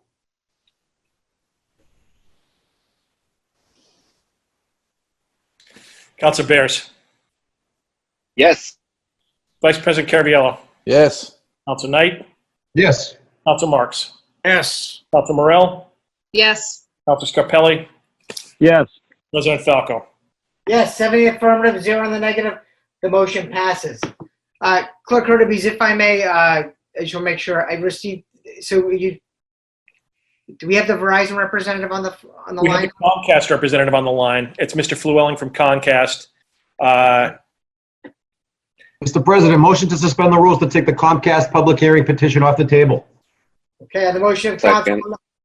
on the motion, Council Knight to suspend the rules to take the Comcast public hearing from the table, seconded by Second, Mr. President. Councilor Bears. Clerk Hurtubise, please call the roll. Councilor Bears. Yes. Vice President Caraviallo. Yes. Councilor Knight. Yes. Councilor Marks. Yes. Councilor Morell. Yes. Councilor Scarpelli. Yes. President Falco. Yes, 70 affirmative, 0 in the negative. The motion passes. The rules are suspended, and we will now take, I believe it's 20481. Am I correct, Clerk Hurtubise? Believe that's accurate. Hang on just a second. Let me double check the records or the agenda. I'm sorry. Yes, 20481. The number you're looking to unmute, Mr. President, is the 617-279 number right under. It's under Councilor Scarpelli on my on my screen. I can try to unmute him if you'd like. Yeah, could you please? Mr. Flewelling? Good evening. Yes, good evening. Okay, so let me, this one here, I'm going to read that now. So, notice of a public hearing, legal notice 20-481, petition for grant of location, Comcast Cable Communications Management, LLC, Medford, Massachusetts, City Clerk's Office. You are hereby notified that by order of the Medford City Council, a public hearing will be given via Zoom at 7 p.m. on Tuesday, July 28, 2020, on a petition of Comcast Cable Communications, LLC. Mr. President? Yes. I motion that we waive the remainder of the reading and have the petitioner give us a brief synopsis of the work that will take place. Yes, if you could, is this Mr. Flewelling? Yes. If you could please give us a brief synopsis. Yes, sure. Good evening, Dave Llewellyn, Comcast, Woburn, Massachusetts. We've received a request from the Hyatt Hotel to bring a new conduit to that address. We'll be starting at the existing Comcast vault, excavating to place 2 4-inch PVC conduits, 52 feet plus or minus, to a 2-foot by 3-foot vault in the sidewalk. And then from the newly placed vault, we'll be excavating to place 1 4-inch PVC conduit, 3 feet plus or minus, onto the private property of the hotel. Okay. Thank you. So at this point, I would declare the public hearing open. And before I move any further, I just wanted to note that this here has been approved by the chief engineer with the following conditions. The engineering division recommends that this grant of location be approved with the following conditions. Number 1, the grant of location is limited to approximately 52 feet of conduit. Proposed vault and service conduit as described in the petition.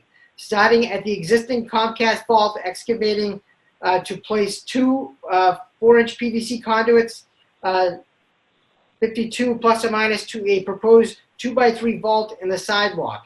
From the newly placed vault, excavating to a place 1 4-inch PVC conduit, 3 plus or minus, and continue on to private property. Number 2, before starting work, the contractor shall notify DigSafe and shall obtain all applicable permits from the engineering division. The project must obtain a street opening permit pursuant to section 74-141 of the city ordinances prior to commencing work. At a minimum, the street opening permit application must include a street restoration plan and traffic management plan for review and approval. Number 3, no other utility structures, conduits, duct banks, pipes, or any other apparatuses are adversely impacted. Comcast shall ensure that all sewer, water, and drain lines are marked prior to any excavation. Number 4, the sidewalk and street restoration shall be done in consultation with the engineering division and per the requirements of an approved street opening permit. This must include a site inspection with the permit officer to determine extents of pavement restoration. The concrete sidewalk must be replaced in kind and cleanly cut at the control joints. The bituminous concrete pavement over the trench shall be milled and overlaid to an offset approved by the engineering division. The brick stamp concrete edging shall be replaced in kind. Number 5, pavement markings. President, if I could stop you on that point for a moment? Yes. Will the resurfacing be done in a curb-to-curb fashion, or is this going to be grounded inlay in a trench? Mr. Flewelling, could you comment on that, please? Yeah, we're going to go by whatever the city engineer determines on the paving restoration.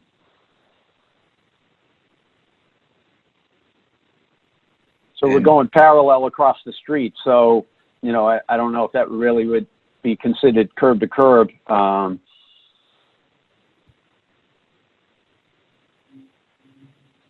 The chief of staff comment on that as to what the street restoration plan would be for this. Dave, do you have any idea around Mr. Rodriguez? What Oh, yeah, I don't. I'm not familiar enough with the project. I'd have to defer to Tim McGivern, but I'm happy to talk with him about that. I'll see if I can get him on the call right now. I'll see if I can text him and get him on. Excellent. Thank you. No, it's just it's been a common question we've always asked about, you know, ground opening permits and restoration. And when, you know, our roads get reopened, what happens is we get a trench and the trench ends up being garbage in 18 months. And, you know, the contractor is supposed to come back and let it sit for 6 months and replace it. Then it'll be good as new, but that never happens. So we've been pushing for curb to curb restoration on projects like this. If it's a preference, it's always going to be curb to curb, of course. Mr. Flo, I'm explaining to the Comcast petitioner why I ask, but I understand, the need for the project. Why they asked us here, and I apologize for interrupting, but I just figured it would be easier to ask the question while it was on the table as opposed to going back to it after you finished the exhaustive list. So thank you. Okay, thank you, Council Knight. Number 5, pavement markings must be restored. Number 6, the project site must be scrubbed daily and shall be kept free of debris for the duration of the installation. Number 7, Riverside Avenue is a highly traveled roadway for vehicles as well as pedestrians. A detailed TMP must be submitted to the engineering division for review and approved prior to receiving a street opening permit. The TMP must include accommodations for pedestrians in addition to vehicles. Number 8, the plan does not indicate drain lines or laterals. Drainage pipes beneath the conduit must be replaced. Number 9, the conduit must cross MWRA infrastructure. Copies of the MWRA permit must be submitted to the engineering division prior to releasing a street opening permit.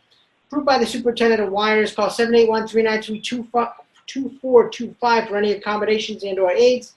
Adam L. Hurtubise, city clerk. These plans can be viewed in the city clerk's office at 781-393-2425. At this point, I would declare the public hearing open to anyone in favor of this project. Mr. Flewelling, I would assume you're in favor? Correct, yes. Okay. Thank you. Is there anyone else that would like to speak that is in favor of the project?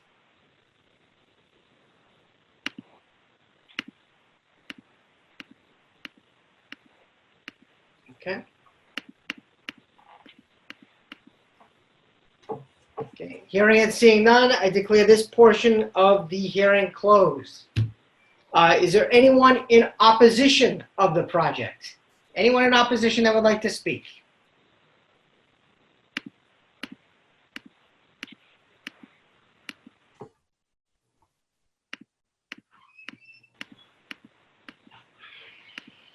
Okay, hearing and seeing none, I declare this portion of the project, declare this portion of the hearing closed. Let's see. Are there any questions from the council? Mr. President? Councilor Marks. Will there be any disruption to the flow of traffic, and roughly how long will this project take? The project should take roughly under a week, say 5 days, weather permitting. There will be some disruption to traffic. We already have a traffic plan prepared and ready to submit with the street opening permit that does take into account the pedestrian traffic. And when will most of the work be done? During the day or at night? Or we can do it during the day, or we can do it during the night. Again, we'll abide by whatever directions are giving on the street opening permit. If it calls for night work, we'll do the work at night. If it calls for day work, we'll do it during the day. I will leave that call, Mr. President, up to the city engineer and the city administration. Thank you, Councilor Marks. Councilor Knight. I just would recommend, Mr. President, that if night work is going to be discussed, we take the appropriate steps. We do have 2 senior buildings right across the street from that location, and we don't want to disrupt the elderly population that live in our senior buildings if, in fact, we can avoid that. So I certainly appreciate Councilor Marks' position on this, and I, too, will support the paper this evening and await the report of the city engineer relative to the curb-to-curb repaving. Thank you, Councilor Marks, and thank you, Councilor Knight. Chief of Staff Dave Rodriguez. Yeah, I do have some info. I just spoke with Tim on the phone. So this is a perpendicular trench. It's not a parallel, not a parallel trench. If it was a parallel trench, we'd certainly consider the curb to curb. But with the perpendicular trench, we'll just offset to be consistent with the current pavement conditions. So we'll try to blend it in as much as we can. It will be a mill and overlay. We won't do full depth on something like this because it could cause more damage than it's solving. So we can get a little bit more information for you on that. But just to clarify, it's a perpendicular trench, not a parallel trench, where a curb to curb would be appropriate. It is pretty much curb to curb then, because it's going across the street. It's just going across, yeah. It's just more narrow. So no, that's Mr. Rodriguez. That's plenty. I'm no engineer, so any other information you give me that you want me to read, I'm not going to understand anyway. I literally had to take notes because I'm dumber than Tim is, so I had to just say what he said. Sounds good. Excellent. Thank you very much. I appreciate it. Thank you. Thank you, Chief of Staff Rodriguez. Thank you, Council Knight. Any other questions from the council? Okay. Hearing and seeing none. Is there a motion on the floor? Move approval, Mr. President. Second. On the motion of Council Knight to approve, seconded by Councilor Marks. Clerk Hernandez, please call the roll. Council Bears. Yes. Vice President Caraviallo. Yes. Council Knight. Yes. Council Marks. Yes. Council Morell. Yes. Council Scarpelli. Yes. President Falco. Yes, 7 in the affirmative, 0 in the negative. The motion passes. Motion to revert to the regular order of business, Mr. President. On the motion of Council Knight to revert back to the regular order of business, seconded by Second. Councilor Marks. Clerk Hernandez, please call the roll. Council Bears. Yes. Vice President Caraviallo. Yes. Council Knight. Yes. Council Marks. Yes. Council Morell. Yes. Council Scarpelli. Yes. President Falco. Yes, 7 in the affirmative, 0 in the negative. The motion passes. We will now revert to the regular order of business. Motions, orders, and resolutions 20-490 offered by Councilor Marks. Be resolved that the speeding and signage on Washington Street and Spring Street area be discussed. Councilor Marks. Thank you, Mr. President, and I believe there may be one or two residents from the area on with us tonight that would also want to speak, so I just want to let that be known. I received a number of phone calls and emails, Mr. President, from area residents in the Washington Street, Spring Street, Bradshaw Street area regarding speeding traffic. This is not common to this particular area. We receive calls constantly throughout the community. And one issue that I've brought up over many years was instituting traffic calming initiatives like they do in many other communities.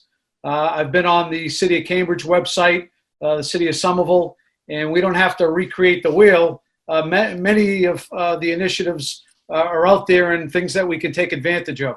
One, Mr. President, that I believe our city has fallen short on the mark is the raised crosswalks that I've mentioned for the last at least 10 years.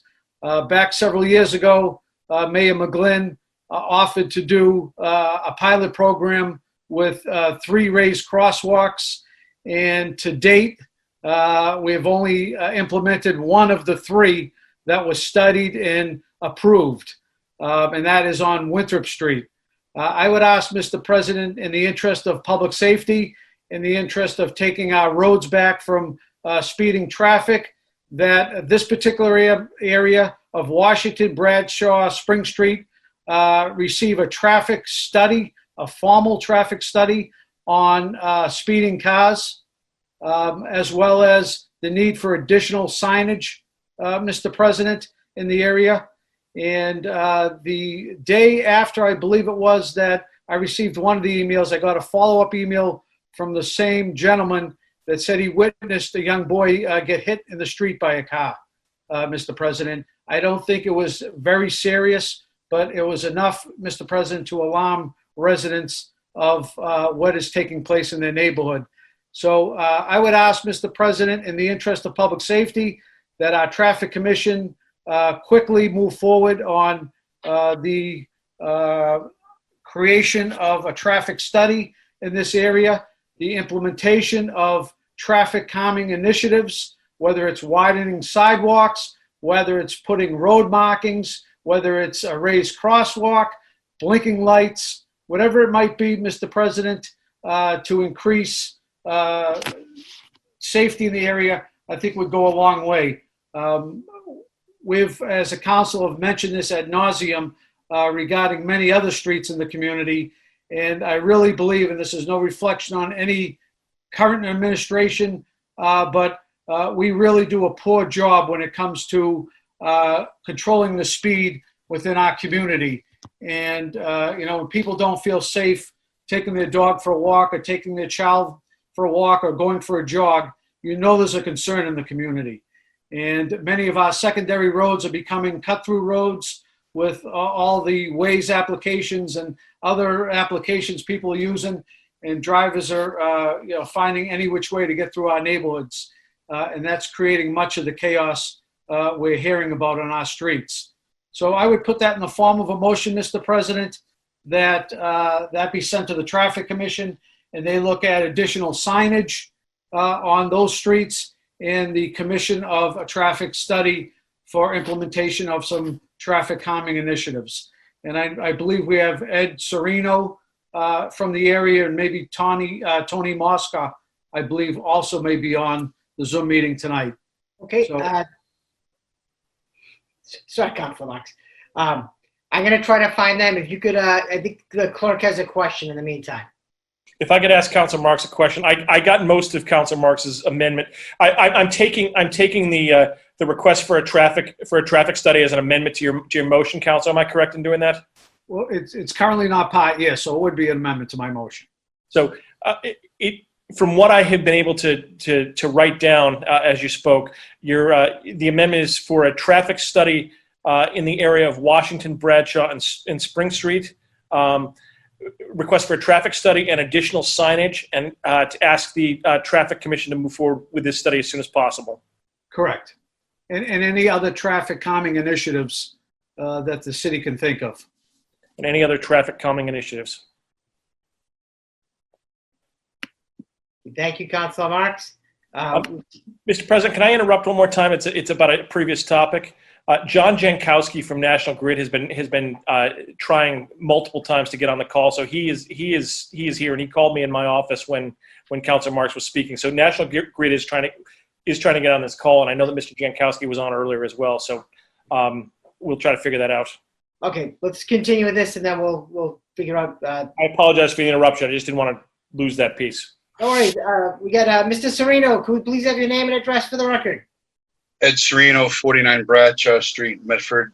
Thank you, Mr. President. I also want to thank Councilor Marks for being involved in this. And also, if someone's still on from the mayor's office, I talked to the mayor a few times. She actually witnessed something with me last year on Spring at a ribbon cutting. Unfortunately, with a part of Spring where I'm at, people either speed up. If they're coming down from Haynes, they speed down. I grew up on Riverside Ave. I've spoken to the council many times before about my aggravation with parking and speeding in the city, especially growing up on Riverside, and also working for Anheuser-Busch for 35 years. I've been a liaison with the company and the city. We always try to be a great neighbor, and part of that is the safety of our vehicles going on the road. But as Councilor Mark said, my opinion is it's not if when a tragedy is going to happen, it's a when. My daughter is 22 years old now, so I'm not doing this for me, but I can tell you as I petitioned my neighbors for the past 2 weeks for signatures, I had more people from Pembroke and Carolina, which are our neighboring streets, approach me to also sign, and I told them, you can't sign. I'm just trying to make Bradshaw itself 6 to 9 during the school hours, residents only, putting the temporary speed bumps that I see on Bonner, because it's getting bad. I've had a couple of, I won't say confrontations, but I will say the young man's lucky that I'm not in my 20s and single, because it would have been a different conversation. When people, I'm in a new vehicle now, I almost got hit. People swear this kid's coming by on motorcycles, and I really think it's going to be tragic when someone gets hit. I will say the mayor did have a Mr. Blake from the engineering department sent me a very detailed email a few weeks ago on the plans he has for the area. One thing that he wrote in, which I think is what I'm trying to do on Bradshaw, is the city is looking at a shared street initiative that will help alleviate some of these issues. So I get it with COVID, everyone's stretched thin. I have had called traffic a few times because the other problem we have here, which makes the speeding tougher, all the rentals from Riverside and Spring, they all come to Bradshaw because we're not permit parking. I had an issue today. We had to go outside and move a car. A fire truck could not make a swing because there were people blocking the intersection across from us. And thank God we were home to do that and open that up. So, again, I want to thank everybody for their time. I know this is a citywide issue, but I really think that Councilor Marks hit it on the head that not only can we do better, but we need to do better. Thank you. Thank you very much. Let's see, we have Paul. Paul, could we please have your name and address for the record? Hi, Paul Fombell. I'm on 33 Douglas. And I'll be brief. I support all of the ideas for citywide traffic enhancement. So my question or comment is, I would encourage it to be a much broader perspective as opposed to those limited streets. I live off of Summer Street between Main and Winthrop, and that's a NASCAR strip during rush hour every morning and every afternoon. And people are cutting through. And so I guess my question is, why are we limiting it to these several streets that very clearly have a need and not more of a citywide initiative? Because, you know, that Berry Park is right there. There are kids. I have 2 little kids. And there's a Berry Park is right in the middle of that race strip. And cars go flying by every day. And there's little kids playing in the park, kids playing in the basketball courts, tennis courts. There's needs for this in a much broader perspective. That's all I got. Mr. President? Thank you, Paul. Yes, Councilor Marks. I agree with the previous speaker, and I would ask that Todd Blake, our traffic engineer, look at a citywide approach. This council has been requesting that for many years, and we tend to take things up piecemeal like we did on South Street and many other streets because there hasn't been a formalized approach to look at the entire city. So I am in full support of looking at the entire city, but as I get calls and emails, I react to those calls, Mr. President, and I would ask that Todd Blake be, as part of my motion, that he look at a citywide approach to traffic calming issues, as was mentioned by the previous speaker. Thank you. Councilor Marks, do you want to amend your motion to include a more? If we could, Mr. President. Thank you. I've got it, Mr. President. Thank you. I've got it, Mr. President. Okay. So on that motion of Councilor Marks, seconded by Councilor Knight, as amended by Councilor Marks, we have another comment, I believe. Kelly, did you have your hand up? I'm going to try to unmute. There you go. Name and address. Oh, Kelly Catallo, 46 Otis Street in Medford. So, Councilor Marks, thank you very much. I've been in this neighborhood for many years, off of Washington Street, and we just recently got a sidewalk. Thank you, Rick Caraviello. I've been complaining to you for years. A crosswalk, because from these side streets to Riverside Ave, there's kind of a cut through where the people can walk with their dogs and we can run and we can get to the lake. And we want everybody to be able to enjoy our river. But going across that sidewalk, even though we have the sidewalk, Washington Street is a speedway.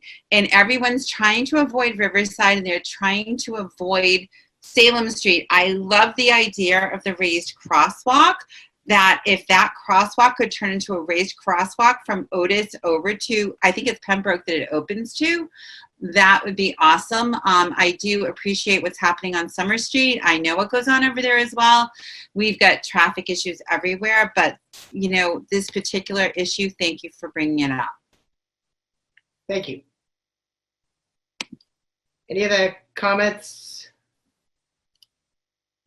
Any other comments or questions from the public?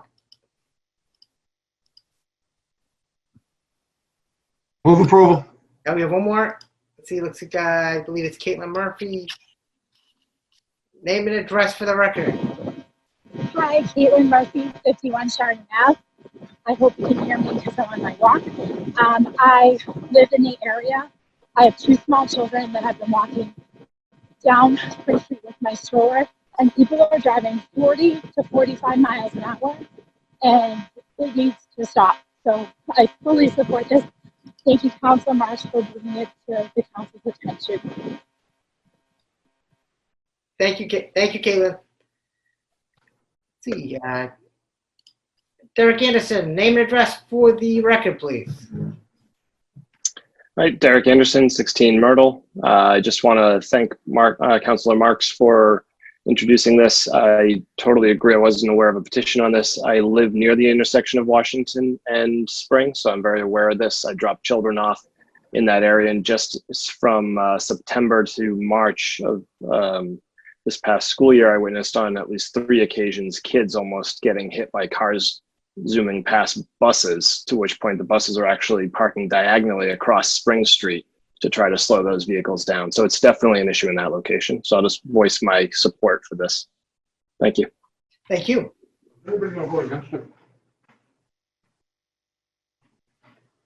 Yes, we have, let's see, Carolyn Morrison. Name and address for the record, please. Hi, Carolyn Morrison, 26 West. I just wanted to voice my support as well for this motion. I've seen the raised crosswalk work on Winthrop Street between 16 and Boston Ave.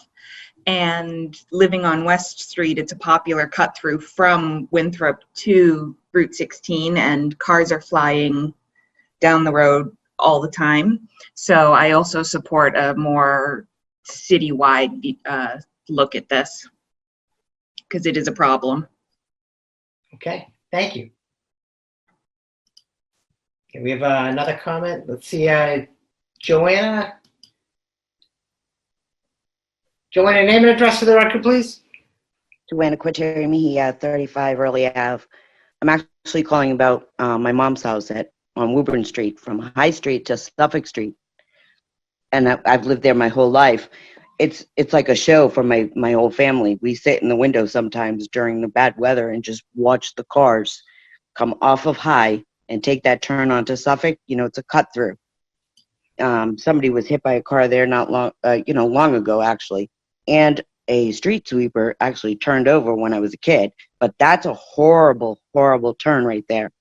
If you know where I'm talking about, it's High to Woburn to Suffolk.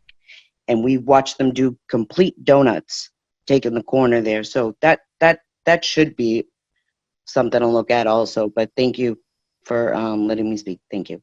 Thank you. Any other comments? Oh.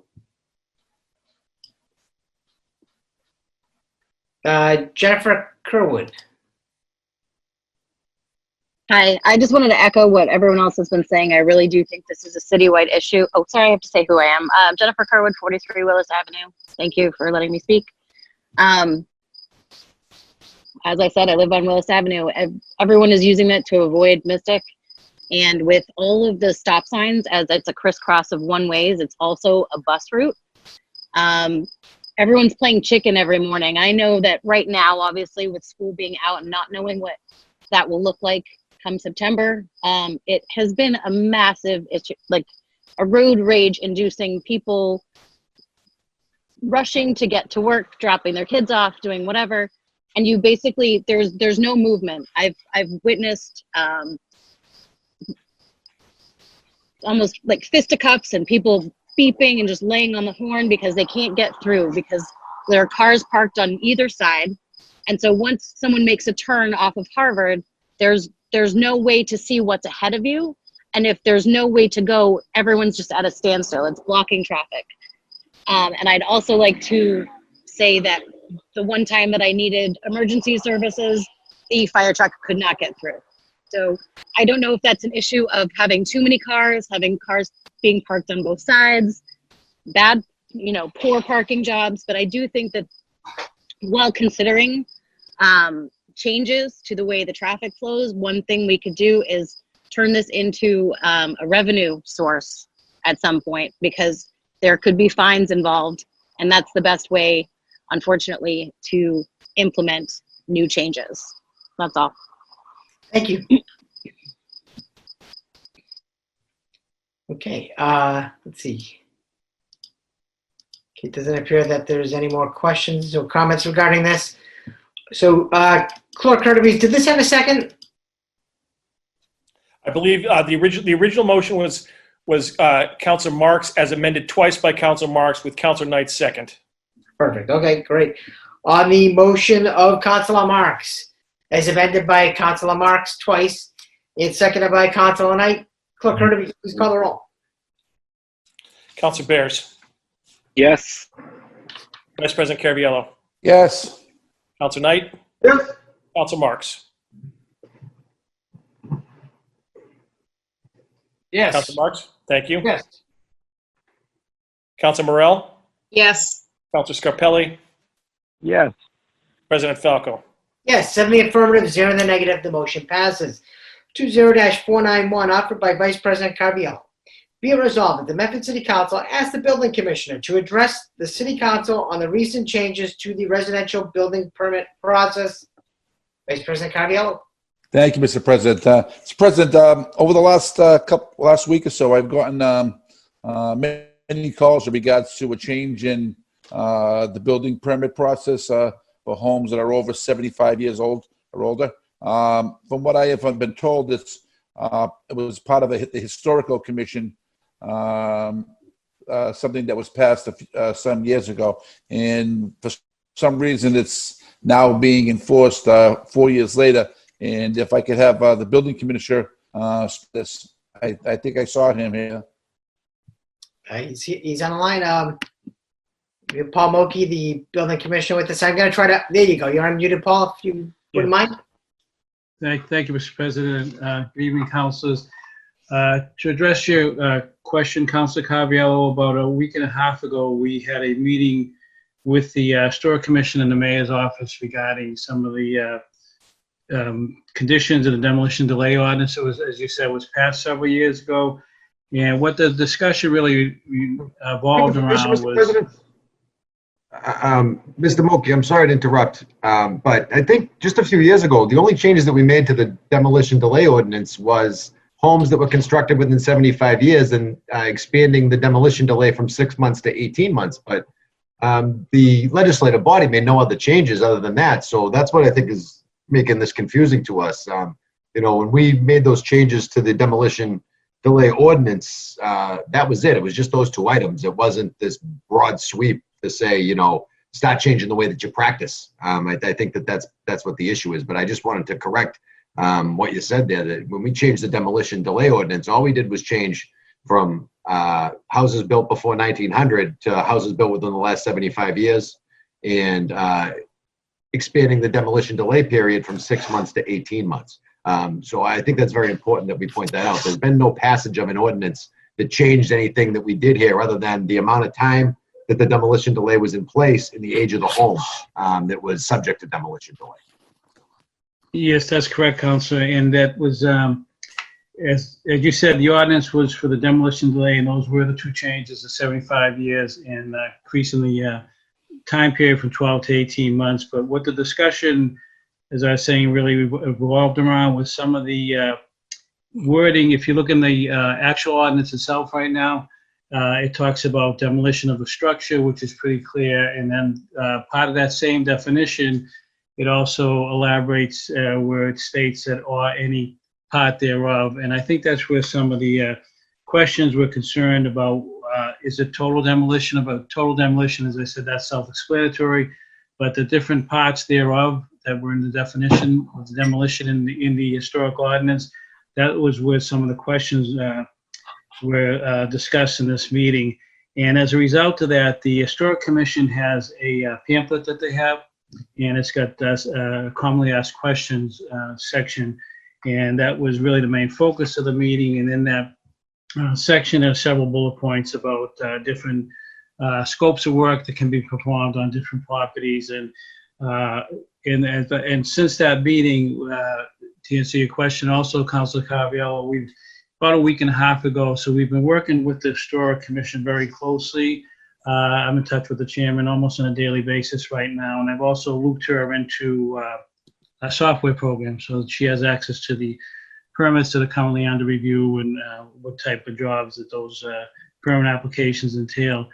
And right now, it's a fairly new process for us. As I said, it's about a week and a half old, and we're still working through exactly what comes under their purview and what doesn't. So what we started out as a guideline with the 4 bullet points in their pamphlet under the commonly asked questions section.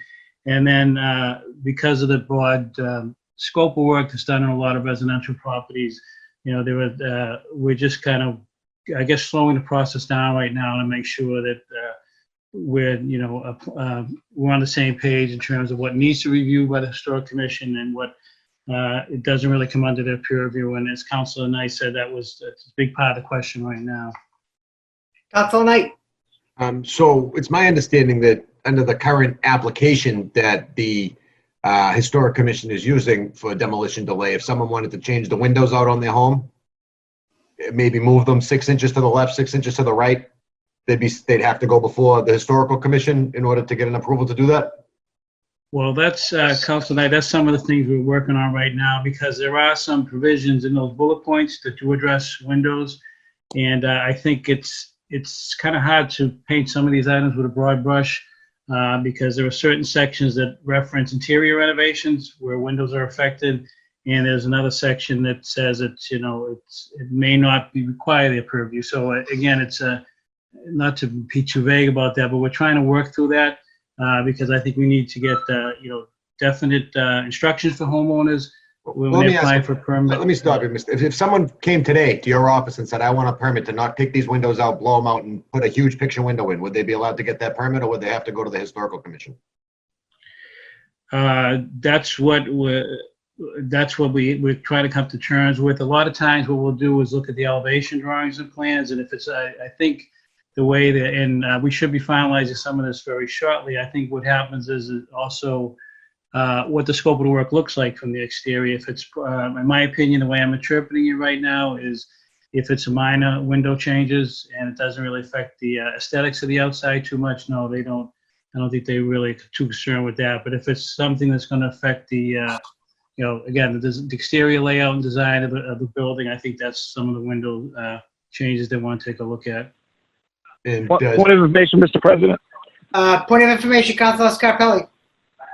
I hate to interrupt, but Mr. Moki, if, let's say, my neighbor who has a house that is 80 years old and she's a senior citizen and she needs to redo her windows, we have to now wait and get approval from the historical commission to get approval to get these. This could be a huge burden, financial burden on our seniors. The only reason why I know this is my brother-in-law purchased a home, didn't know it was a historical site, and what would have cost him $5,000 for windows turned into over $25,000. I find this a little scary. Well, I think there's also, in that section I was referring to, Councilor Scarpelli, there's some notation in that also that routine maintenance, and it does include windows under routine maintenance, then I don't think that's that particular project would need their review. No. Thank you. Sorry. That's okay. So, Mr. Moki, through the president to Mr. Moki, underneath the new standards that are trying to be implemented now, interior work would also have to be, certain interior work would also need to have to be approved by the Historic Commission? Am I understanding that correctly? Yes, it could be subject to that. If I could read you one of the bullet points, Council, may help you. Yes, please. One of the bullet points that we have implemented since this meeting, it states that the gutting of a building's interior to the point where exterior features such as window, doors, walls, etc., are impacted. So again, that's it could be, yes. So in essence, if somebody wanted to make their house handicap accessible after a tragic event that happened in their family, they'd have to go before the Historic Commission to make their house handicap accessible as well? A circumstance could arise in that Circumstance, it could potentially arise, yes. Somebody wanted to rip down a deck and put a ramp in, move a door so that they can meet the requirements of, making a wheelchair pass through, they'd have to be subject to these requirements? Well, I don't think in that particular example you gave, no, I don't think they would be, because there's a state zoning act which gives exemption to handicap ramps for accessibility to 1 and 2 families. So in that particular case, I don't think that they would need to review that, no. And is this commonplace in other communities that the Historical Commission goes this far and gets this far involved in building and development? I'm not sure. I haven't had a chance to see what some of our surrounding communities are doing on that right now, so I'm not sure about that. And also, Mr. Moki, can you answer, or maybe we'll offer this as a B paper? I know you can't answer off the top of your head, but can we get a report back from the administration? Since amending the demolition delay ordinance, how many homes that have been subject to demolition delay have actually been restored to the historic state? Because I mean, we have an operative ordinance in here, but if it's not meeting the objectives and now it's turned into this second layer of a building department, I don't know if that's good public policy, Mr. President. If we haven't saved any houses or restored any houses, and all this is doing is creating another layer of bureaucracy and another layer of government, the government within a government, for individuals to get permitting to make home improvements on the largest purchase that they make in their life, their kingdom, their castle, their home. I think this might have to be looked at. This certainly doesn't fall within the scope that I feel as though would be the intent of the legislation at the time it was passed or at the time that it was amended. So I'd like to offer that as a B paper. If we can find out how many homes since amending the resolution have actually been saved and restored, as opposed to how many projects wanted to demolish an old and decrepit building like Pacelli's and do something that might add some substantial community gain and also some tax revenue to the community. How many of those projects just went to the wayside and the building's still the building that it was, and the demolition delay, all it did was kill the sale or kill the redevelopment or repurposing of a property. I think that's important to look at, Mr. President, because, if the goal is to restore historic homes and our demolition delay ordinance isn't meeting that goal, then why do we have it?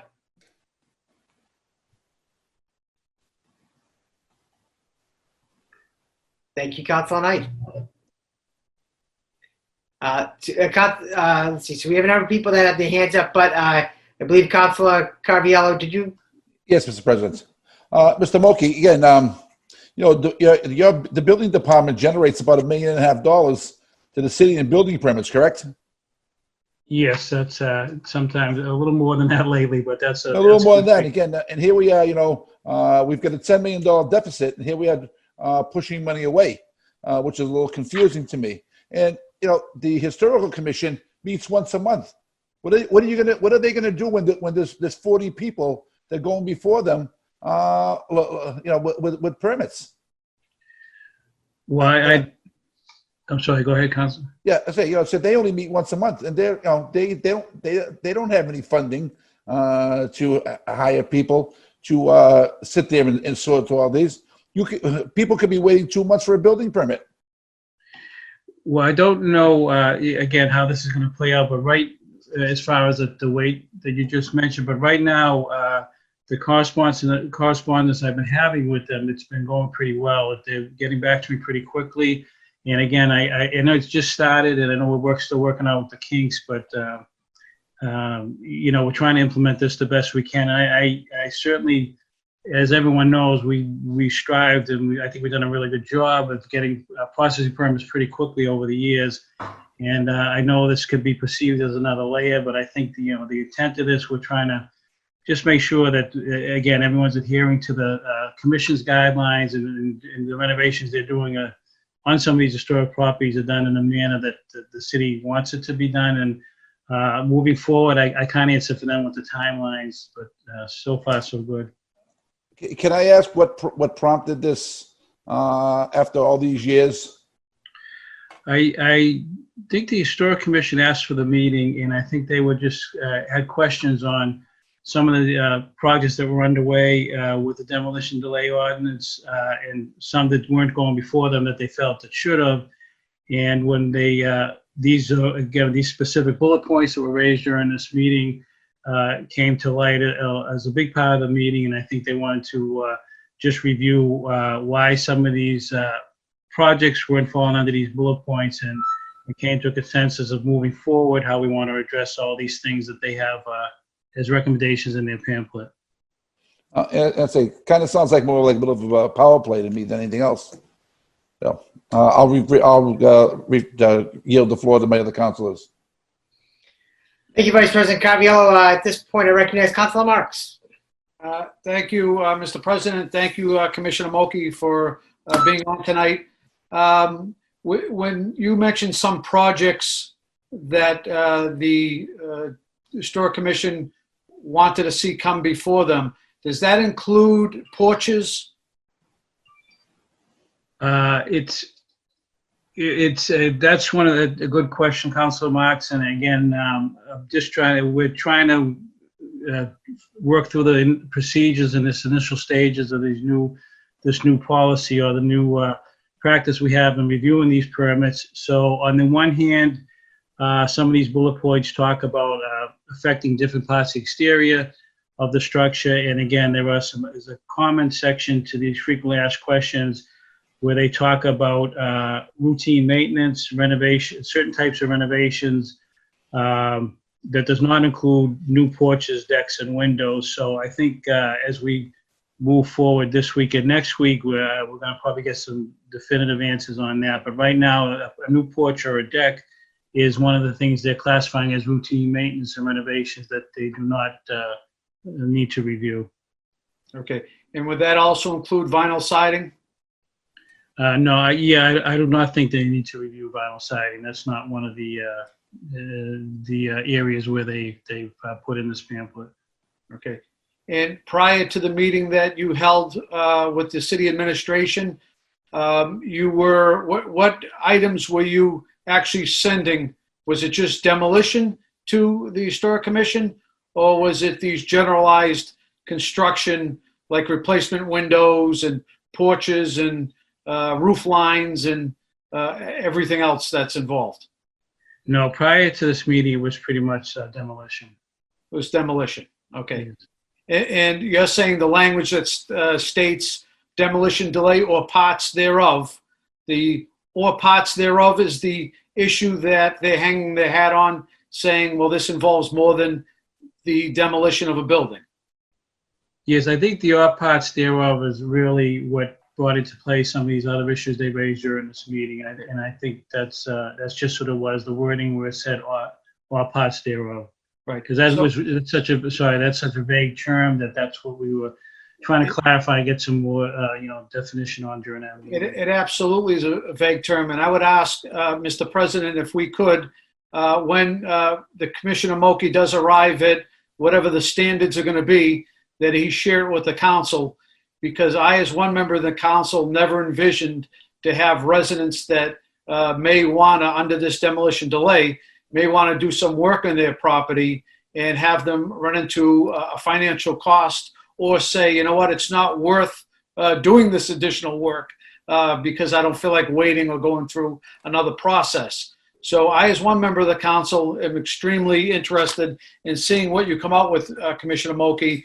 And if that's the case, I would move forward on redrafting our ordinance to exclude that language of or parts thereof, to make sure that we're not putting an undue burden. I think we all want to save historic property, but I'd venture to say 70 or 80% of our homes are greater than 75 years old.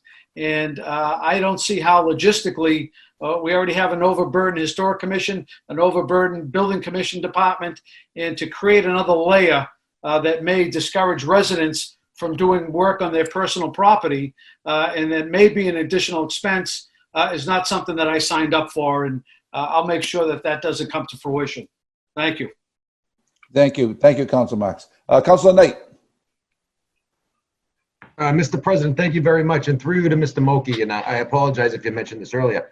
Is there some sort of standard that the commission is referring to or using or utilizing that would put them in a position to expand the application of the demolition delay ordinance this far? Is there a federal document, a state document, some sort of guideline that they're going by, or is this just kind of willy-nilly, you're going to figure it out as we go along type of stuff? Yes, that's one of the items we discussed during that meeting, Councilor, and that is right in the commonly asked questions pamphlet. And the guidelines they refer to is a guideline. It's the title of that is National Park Service Guidelines. It sounds like it's some type of federal guidelines, but that's what they are referring to, where they got these different bullet points in their pamphlet. National Park Service Guidelines? Yes, that's right. Don't you think that would be like more applicable to log cabins in the woods than it would be about an urban environment with 60,000 people? Yeah, I'm not sure how they arrived at that particular guideline, but that's what's in there. Yeah. And since you've been around for quite a bit of time, Mr. Moki, and you've seen how this process works. I mean, is demolition delay being used as a tool to preserve housing, or is demolition delay being used as a tool to control development in the community? I mean, do you feel as though the application is appropriate? Do you feel as though we're really going down a street that we're looking at preserving historic houses, or do you really think that we're going down a street saying, oh my God, this guy wants to do something. Why are we letting this happen? Let's go make it historic. Because I feel like everything we're doing is reactionary, Mr. President. I don't feel like there's any proactive work on establishing what houses in this community would be historic until the day they get an application that they want to knock it down. And I think that that's problematic. You know, if we're going to create historic districts and historic commissions, I got a phone call today from somebody who had purchased a home that applied for a demolition delay permit. And, you know, they deemed the home historically significant and they're moving to create it as a single home historic district. So now here we have a person that invested a ton of money in a home. You know, he was ready to move in one direction, and as that he goes down that street, the game changes. So I don't think it's fair to people, Mr. President, quite frankly. You know, I don't mind having people come into the community and make investments in our community and play by the rules, but I think it's unfair to people that are trying to invest and improve our community to have to be scratching their head and wondering what the certainty and uncertainty is going to be. That coupled with the impacts that this has on our homeowners, you know, I'm having a very difficult time with this, and I think I'd, you know, be inclined to support Councilor Marks' amendment to the existing ordinance, you know, should this thing not be worked out appropriately. Thank you, Councilor Knight. Any other questions from the council or comments? Okay, we have a number of questions and comments from the public. So let's see, we have Jennifer Keenan. If you could please have your name and address for the record. Hello, Jennifer Keenan, 250 Grove Street. I'm also the chair of the Historical Commission. Thank you so much for letting me speak on this matter. Thank you. So just to be very clear, our biggest concern are gut rehab demolitions that are being, you know, a permit is being filled out to have, you know, minor renovations done on a property. And then all of a sudden they are completely stripped of roof lines, exterior porches. You know, this is where this kind of clarification stemmed from. We are not looking to put burdens on homeowners. We are not looking to prevent somebody from changing windows or door. We are looking at larger challenges here. You know, we've lost several properties in the past several years because a developer has filled out a permit to be one type of renovation, the permit's been approved, and then all of a sudden the house is stripped bare inside and out. We are not looking to police, for lack of a better word, interior renovations of any kind. We are concerned about gut renovations that take away the entire character of a house, that are being slipped through the cracks because they are perpetrated as one type of project and then morph into something else. Point of information, Mr. President? Point of information, Councilor Knight. Would it not be the building department's responsibility to enforce the permits that are pulled and the plans that are approved and not that of the Historical Commission? Yes, but we are not finding that that's happening. So this is a reactionary response to lack of enforcement as opposed to a necessity? We were asked for clarification on the demo delay ordinance back in 2018, and we provided the building department with some clarification on how we feel the ordinance should be interpreted. And we have support from Attorney Scanlon on that as well. And that's where those quote unquote 5 bullet points came from, because the actual ordinance is much linear than we have defined it and kind of put some parameters on it that are a little bit more less restrictive, frankly, than not. So what happened was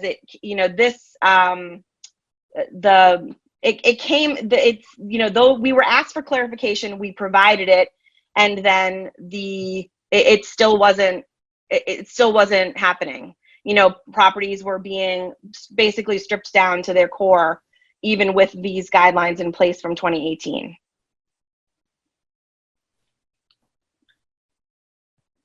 So it's an enforcement issue. Correct. So there really is no need to change the existing protocols. There is a need to invest in more rigorous enforcement. Yes, we have not changed anything in the ordinance at all. You don't have the right to. Correct, of course. Right. And the only change that was made back in 2017, as we all know, was the change from 1900 to 75 years and 6 months to 18 months. All of these same kind of parameters have been in place and are still in place. It is about enforcement and not any sort of change. I don't know. That doesn't sound like it really aligns with the legislative intent, Mr. President, that was when it was passed or amended. But, you know, again, I will let the chips fall where they may and see where this leads us after Mr. Moki provides us with his comprehensive report.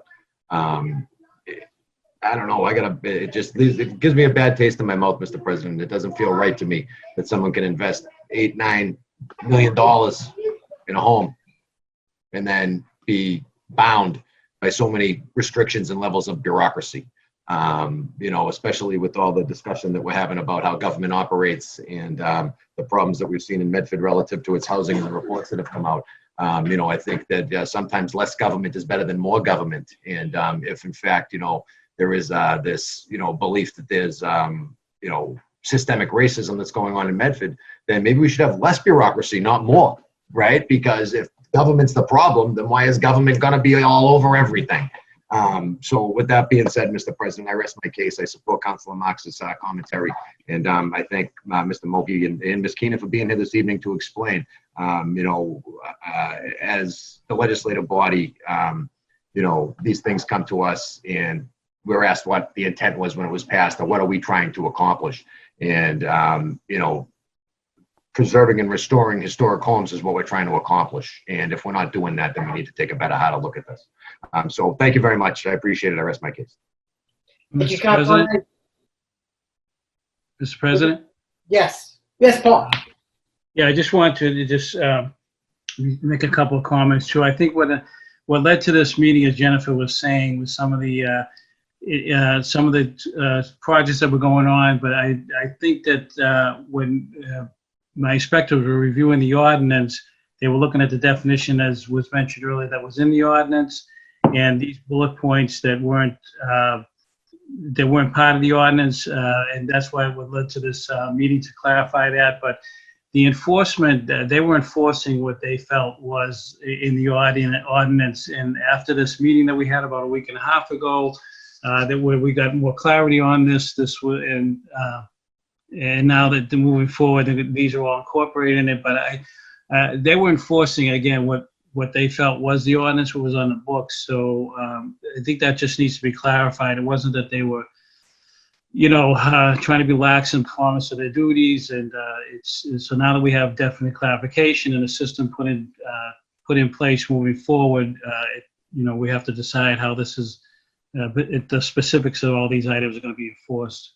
And make no mistake, Mr. President, and through you to Mr. Moki, that this was no criticism on the work that your office does. Quite frankly, I think you're probably the best run office that we have in the city of Medford. And quite frankly, you're also overburdened as it is right now. And like Councilor Marx said, to add another layer of, you know, duties and responsibilities and bureaucracy that you're going to be responsible for, you know, might not make sense. But I want to be clear that this was no reflection on the job that you do or your office does. I think you guys do a wonderful job. And I've always said that you're my favorite department in the city because you guys are unbelievably responsive to the things that come up. So please, I hope you didn't take that the wrong way. Well, I appreciate it, but I just didn't want a slight on the, anybody think there was a slight on the inspectors, because they're out there enforcing everything that's on the books, and they're doing, I think, a really good job on doing this field work. But I just wanted to clarify that too. Thank you, Commissioner Moki. We have, let's see, Vice President Carviallo. There are a number of residents that want to speak, and we will get to you in 1 minute, but we have Vice President Carviallo. Thank you, Mr. President. I'll be brief. Through the chair, Paul, can you send us what those bullet points are? Sure. At your convenience in this way. And maybe it'll be helpful for the city council to have a committee at the whole meeting with the Historic Commission to figure out where we're going with this. So I'll offer that in the form of a motion also. That we meet with the Historic Commission. Do you want that to be an amendment to your original motion, Vice President Carviallo? Yes, Mr. President. Thank you. Clerk Hurtubise, do you have that amendment? I'm working on it, Mr. President. Is it the Historic Commission or the Historical Commission? We're talking about the Historical Commission, correct? Okay, thank you. Historic Commission, yes. Historic Commission. And if Mr. Moki can send us the bullet points of the new enforcement, it would be helpful to us too. So when we receive calls from residents, we know what we're talking about. Because I myself have received probably about 25 calls from different residents about this. Okay. Thank you. Thank you, Vice President Caraviello. Clerk Artemis, you have the wording for the amendment? Yes, so Vice President Caraviello's amendment is to the main paper, and we still have the B paper out there as well. You are correct. Okay, let's see. Next speaker will be Mr. President, Councilor Marks. just if I could quickly, I know a lot of people want to speak. Absolutely. If I'm not mistaken, Council Vice President Caraviello said to meet with the Historic Commission. I have no problem doing that, but it's my understanding this was a directive from the administration, and I think the best person to have in the room would probably be the city administration as well. Agreed. So if we're going to get to the bottom of this, Mr. President, we'll have all the so-called players in the room. Sounds good. Great. That's fine. Do you want me to add that? Councilor Marks, would you like to make an amendment adding, basically, would it be a member of the administration, or do you have someone specific that you'd like to be invited? Whoever the city administration would like to send. Okay, Got it. perfect. Thank you, Councilor Marks. Okay, let's see, we have Kelly Catallo. Name and address for the record.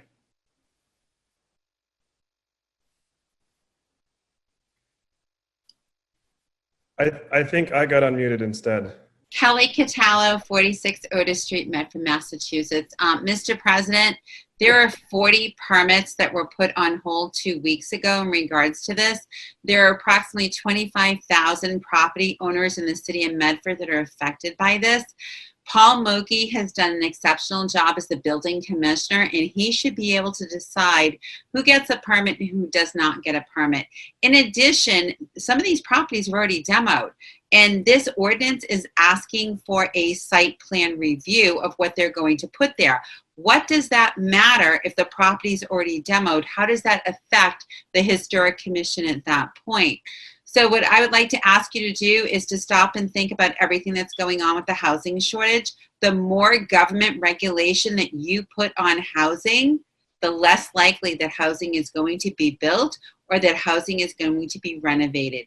People should not have to invest $800,000 into a single family house in Medford and then have to wait a month for the Historic Commission to give them an okay because they want to change the outside of their property.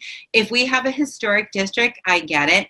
I understand not wanting historic properties to be demolitioned. I am for that. But to have this go across the board and to shut down housing production for 2 weeks is not acceptable. Governor Baker himself said this morning, nobody should be doing anything that's going to hinder housing production. I'm going to call the elephant out in the room. There's a property on West Street and there's a property on Park Street that some people think that they have over exceeded what they should have built on. If there's a problem, deal with the problem. Do not hold the entire community responsible for it. Thank you. Thank you. Let's see, we have Paul. Hi, Paul Funbell, 33 Douglas. I want to thank Councilor Marks and Knight for their comments. I really appreciate them. I can speak as both a homeowner in Medford and as a small business owner and developer in Medford. I'm all for maintaining our historic history. I love history.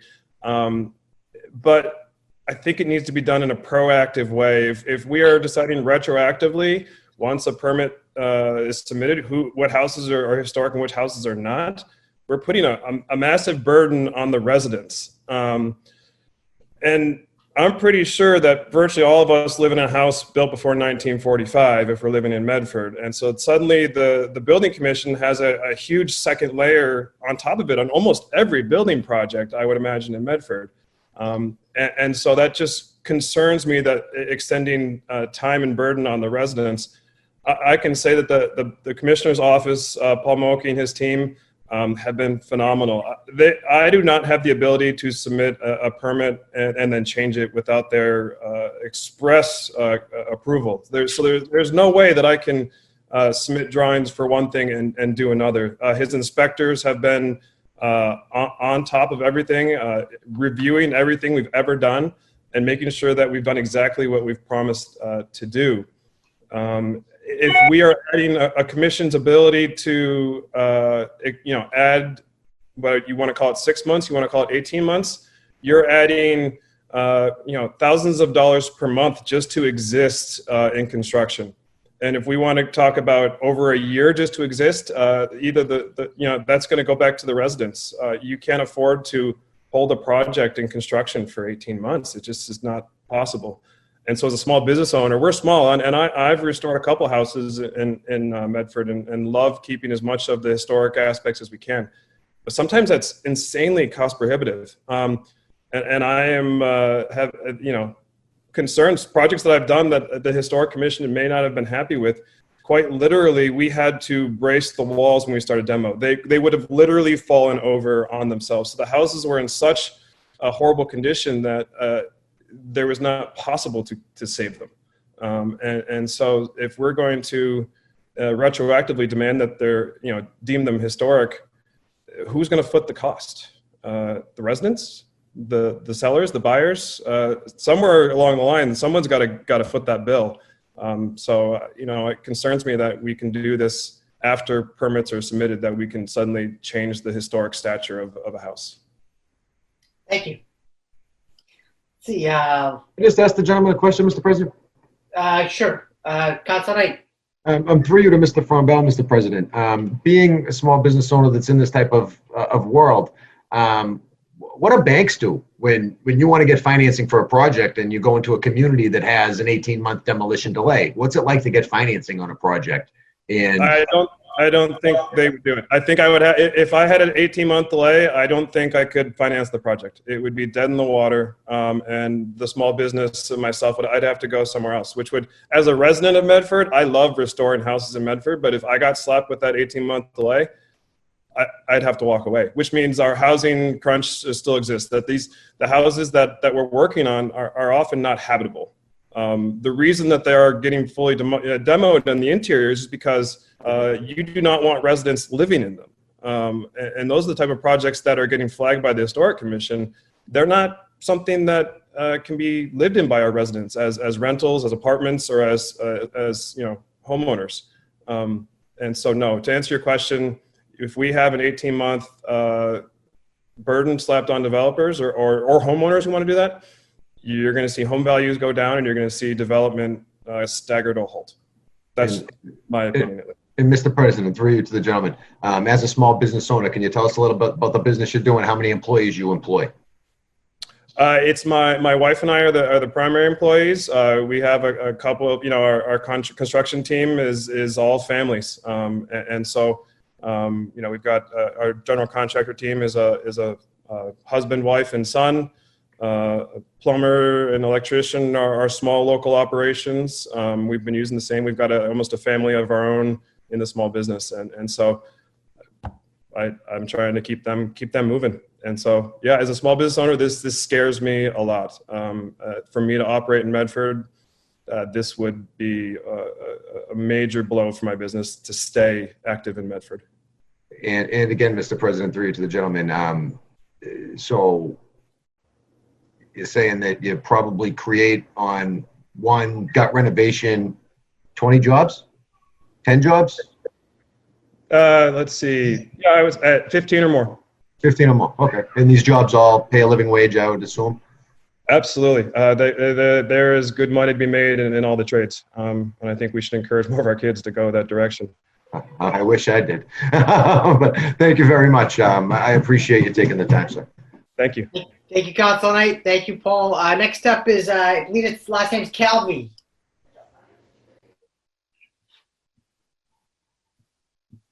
Help. He needs help.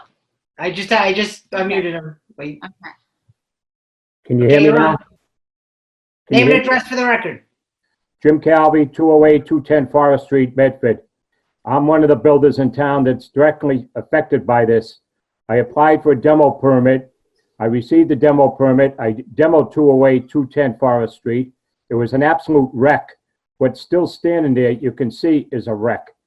I've been denied my building permit because the Historical Society has stepped in and want to review all permits in the city. And right now, you cannot do anything. And I disagree with Mr. Moki. If you want to do porch work, if you want to do a roof, they have a say on everything. That's what they're trying to get. So they've stymied the building process. And answer to Mr. Knight's question about how many people you employ, it ends up being 20 to 30 people work on these projects. I've done about 60-something projects in Medford since 1971. And what we've generated for the tax base when we take these wrecks, clean them out, we sometimes, like the previous man said, we have to gut rehab them because they're just deplorable, absolutely deplorable. You wouldn't put a dog in them. And that's where this ordinance, I don't know who dreamt it up, but it's stymieing development, it's stymieing housing, and everybody's screaming for more housing. So I hope the council in their infinite wisdom will change it around in a hurry because it stopped everything in Medford right now. Thank you. Thank you. Let's see, we have Cheryl. Cheryl, can you please give us your name and address for the record? We just hear from Cheryl. No, you know what, I am muted two people at once. It was a Cheryl and Will, I muted you by accident, but if you can hang on. I'll wait. If you just get Cheryl first. Mr. President, I believe that's me. I already spoke. I'm sorry. No worries, no worries. Okay, Will, you're on. Name and address for the record. William Navarre, 108 Medford Street, apartment 1B. I really share a lot of the concerns that a lot of people have already said. I agree strongly with Councilor Knight's concern about how this is basically the government interfering with our productivity. And the government, I think, has a lot of important rules that'll facilitate our cooperation at achieving common goals and that'll make us all richer. That's what government is for. But right now, I'm worried that it's getting in the way of our productivity with this. It's preventing it so that the housing can't be built. We have the people that are ready to build. You have the housing, you have the spots to build it. They're all ready to go. People are gonna be barging to move in once it's done. Let's let it happen. Now, I understand if something is legitimately historic. I agree with somebody's suggestion. Maybe let's go through and mark things historic in advance, sort of flag them. That way people know what they're getting into. They're not scared to take on a project investing in our community. I just want to point out, this quite relates to my land value tax argument. This burden occurs when you want to do something productive. You can be a productive member of society. I don't think that if you buy a historic house and just let it rot and go to waste so that you can eventually build there later, you don't have to do you have to do a permit for that. But if you want to do something productive, you do got to get a permit. And there are cases where the permit is legit, but we got to be careful with that because it will prevent us achieving our goals as a city if it gets too crazy. Thank you. Thank you. Okay, any other questions or comments? Nope. 1 minute.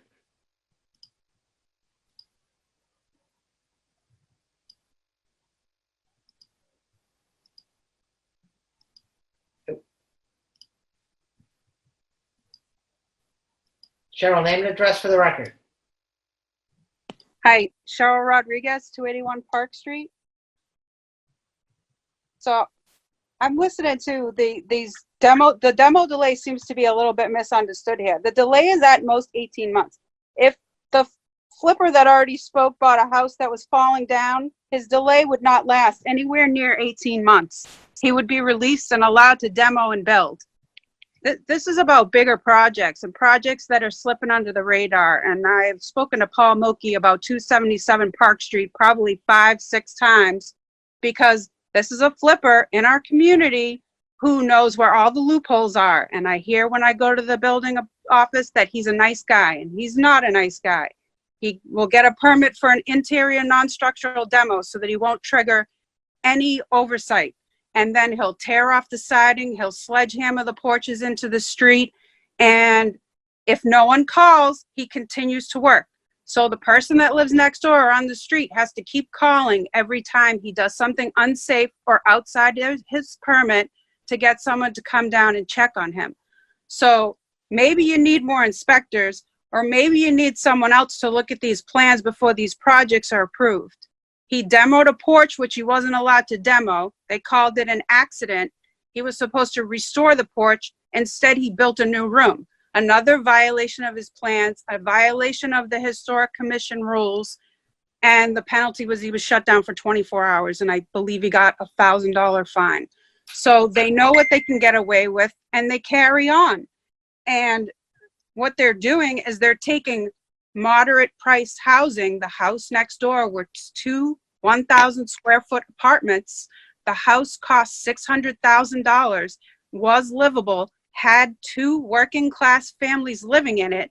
He is now flipping it into two 2,500 square foot homes that he'll sell for $800,000 to $900,000 each. So this is gentrification. This is not talking about end users. These are not residents buying homes and trying to change windows, porches, or decks. This is really a last-ditch effort of people saying, help us. City Council, can you work on the zoning? Can you stop the gentrification? You're pushing people out. The people in this community that we say we care about, the low income, the minority demographic, are being pushed out of our neighborhoods, and we're not doing anything to stop it.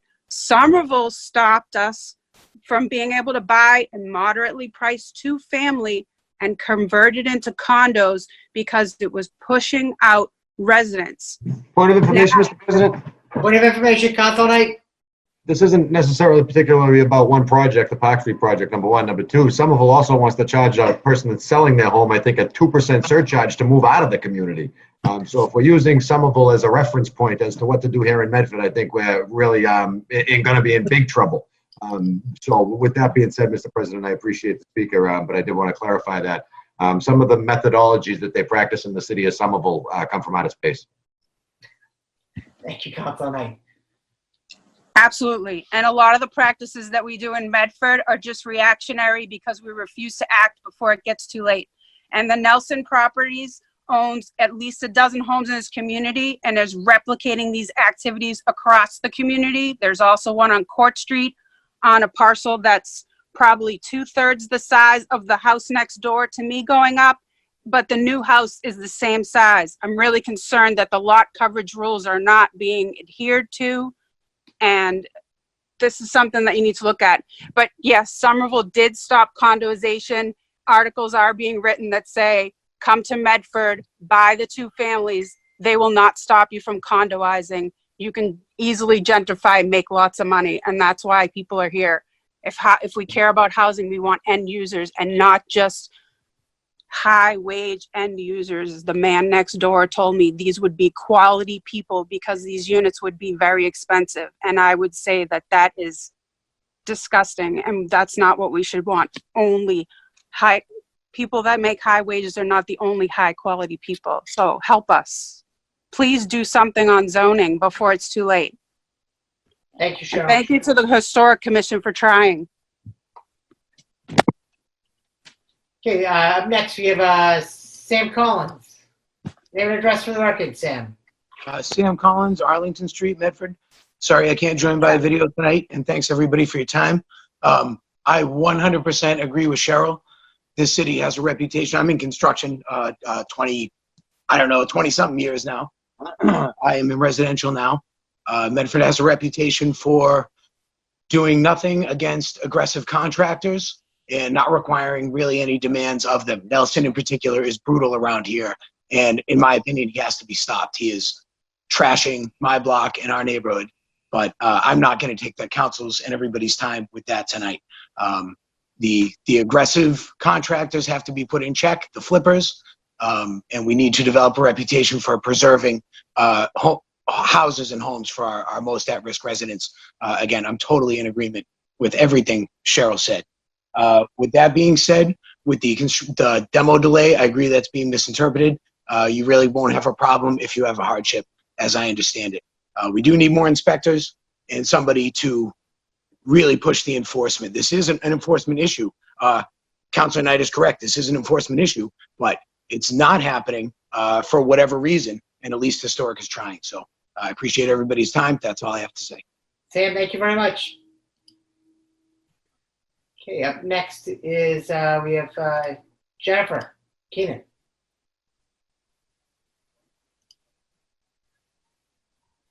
I think you unmuted the wrong Jennifer. Sorry. Jennifer Keenan, please.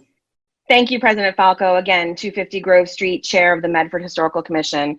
I look forward to continuing this conversation in a committee of the whole meeting. I just would like to make a couple of final points on this matter. First and foremost, we have no intention of dragging out any sort of review past the normal 30-day process that anybody that applies for a building permit, that's how long the building department has to get back to them. So we are prepared to turn these around within 30 days so that there is zero delay to the person applying for the permit. Secondly, we did not ask for any permits to be stopped issuing. That did not come from us. That was a decision that the commissioner made that he felt was in the best interest of his department in order to get a handle on the situation. We've had extremely positive and productive calls. We've spoken almost every day in the past 10 days, and we are committed as a group to work this out for the better of the city. I have flagged potentially 10 addresses at most for Mr. Moki to look at and just to ask for bigger clarification on so that they can either come before us or not. We have had one demo case in the past 6 months come before our board. One. And how many projects have taken place during that time? And just finally, President Falco, I did send you our letter earlier today that outlines some exact cases and the 2018 memorandum that we had given to the building commissioner at that time. So I would, please, of course, circulate that to the rest of the council. And again, look forward to continuing the conversation in the committee meeting. Thank you very much. Jennifer, thank you for sending that. I haven't had a chance to check email since probably early this morning. So what I'll do is I will make sure that I circulate a copy of that to the council so they can see that. But thank you for sending that along. We appreciate your comments. And now I'd like to, I believe, Jennifer Kerwood. Hi, Jennifer Kerwood, 43 Willis Avenue. Thank you for letting me speak. I would like to say that I agree with Sam and Cheryl, and I appreciate Jennifer. I personally have cringed while walking down Manning Street and South Street at the little yellow doll houses, as I call them. It seems like our desire for housing is sort of, I don't know, while I completely understand it, I feel like there is something to be said for having historic homes and keeping a sort of a personality to the neighborhood. I do understand that people are afraid of restrictions and regulations, but you can work with them, and I think that that's really possible. And I think that people need to familiarize themselves with what these regulations actually entail, and that we shouldn't be afraid of what we don't know about. It seems like people didn't fully understand what is involved, and I think that that needs to be addressed. Thank you. Thank you.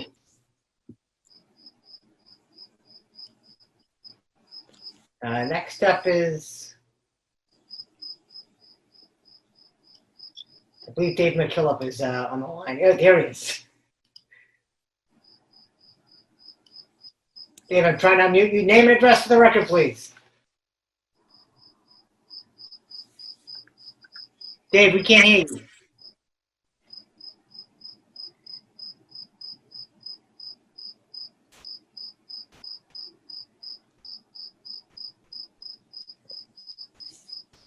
I can't hear you still.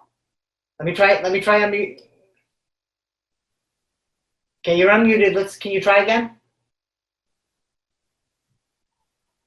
We still can't hear you, Dave. I'm sorry.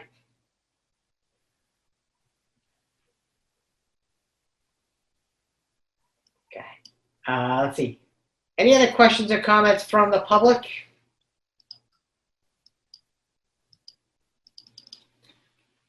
Okay, hearing and seeing none. Clerk Artemis, can you read off I believe there are a number of resolutions and, there's definitely a B paper and a resolution. Can you name up could you actually read the B paper back? The B paper is from Councilor Knight. He's requesting an answer to the question, since amending the demolition delay ordinance, how many homes have been saved and restored to a historic state? Okay, do we have a second on the How many homes that were subject to demolition delay were restored? Okay, how many homes subject to demolition? I'll second that motion, Mr. President. Seconded by Vice President Caraviallo. Clerk Artemis, please call the roll. Wait a second.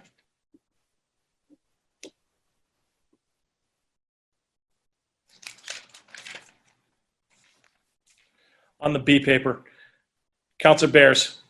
Yes. Vice President Caraviallo. Yes. Councilor Knight. Yes. Councilor Marks. Yes. Councilor Morell. Yes. Councilor Scarpelli. Yes. President Falco. Yes, 7 in the affirmative, 0 in the negative. The motion passes. There was a main motion, I believe it was offered by Vice President Caraviallo and amended by Vice President Caraviallo. Were there any other amendments to that motion? There was a clarification to Vice President Caraviallo's amendment. Councilor Marks, in addition to the committee of the whole meeting with the historical commission, also wanted someone from the administration to be invited to that committee of the whole meeting. Okay, that is correct. And Mr. Clerk, if you can make sure that the part for the building commissioner to send us Yes. all the bullet points. Yes, the bullet points on the new procedures. Thank you. Okay, so that's on the resolution by Vice President Caraviallo as amended by Vice President Caraviallo and amended by Councilor Marks. And seconded by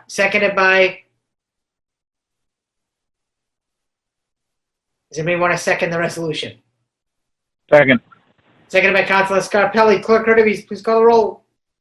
Councilor Bears. Yes. Vice President Caraviallo. Yes. Councilor Knight. Yes. Councilor Marks. Yes. Councilor Morell. Yes. Councilor Scarpelli. Yes. President Falco. Yes, 7 in the affirmative, 0 in the negative. The motion passes. Mr. President, could I Yes. get a minute to put a little point of information, please? Yes. Yeah, just 1 minute quickly. I'd like to respond to some of the comments that some of those people made that was simply not true. As everyone in the council knows, our office last year alone issued over 2,200 permits, and we'd like to be out to the sites more often, but we can't get to everywhere in the city every day. A question about lot coverage not being in compliance, that's absolutely false. Anybody that has any questions is more than welcome to come in or go online to our new permit online software, and you can take a look at the plans yourself. And that particular individual with the lot coverage, that's not true, and she knows it. It's been pointed out several times.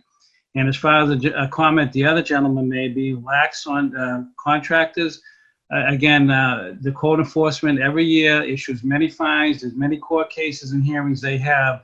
And if you think we're just looking the other way or we're not enforcing the so-called bad contractors, we're not enforcing the law with them. We enforce the law equally, whether they're a good guy or bad guy. And so some of those statements are not true, and it's not fair to my department, who is all over the place every day and on weekends when we're called out by the fire department, to imply that they're just not going after bad contractors. That's not true. And I know I'm preaching to the choir here when I'm saying that to the council, but I just really needed to respond to those comments. And I appreciate you giving me the time to say that. Paul, thank you very much. I appreciate it. Clerk Hurtubise, so I think before we started the last resolution, did you say that we had, was it Mr. Jankowski on the line? Yes, that's correct. Is he still on the line? Motion to take the National Grid permits from the table, Mr. President. You want to suspend the rules, Council Knight? Hang on, let's just make sure he's still there. He's still on. Okay, and the motion of council tonight to suspend the rules to take the 2 National Grid permits, seconded by Second. Vice President Caraviallo. Clerk Kirby, please call the roll. Council Bears. Yes. Vice President Caraviallo. Yes. Council Knight. Yes. Council Marks. Yes. Council Morell. Yes. Council Scarpelli. Yes. President Falco. Yes. 7 in the affirmative, 0 in the negative. The motion passes. Quick Kirby's, if I may, was that 20-479 and 20-480? I believe that's correct. Hang on just a second.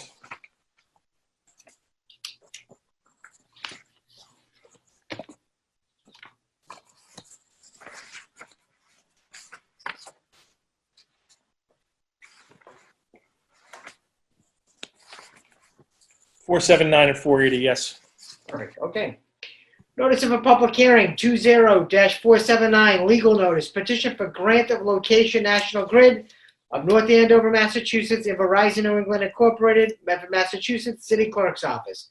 You are hereby notified that by order of the Medford City Council, a public hearing will be given via Zoom at 7 p.m. on Tuesday, July 28, 2020, on a joint petition of National Grid Incorporated and Verizon New England Incorporated for permission to locate poles, wires, and fixtures, including the necessary sustaining and protecting fixtures along and across the public way hereafter named, to be located substantially in accordance with the plan marked 29567. Point of information, Mr. President, I do believe you read this once already. We're just taking it off the table. I think we can go right into the presentation if I'm not mistaken.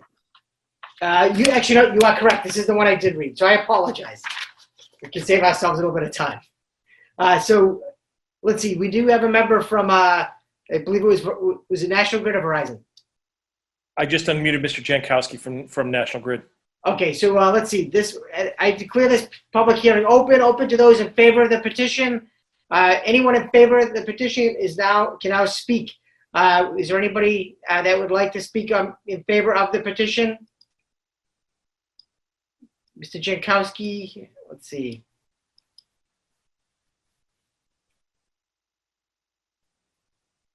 Adam, if you see him, can you I unmuted him. Okay. Mr. Jankowski, name and address for the record, please.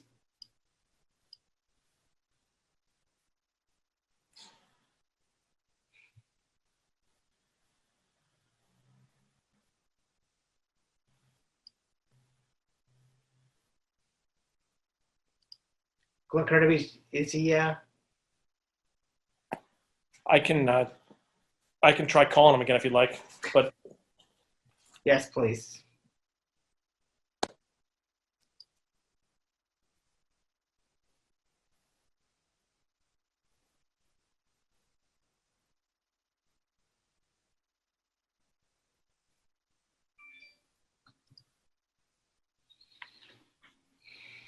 Motion to revert back to the regular order of business, Mr. President. Yeah, the motion of council tonight to revert back to the regular order of business, seconded by Second. Councilor Bears. Clerk Kirby, please call the roll.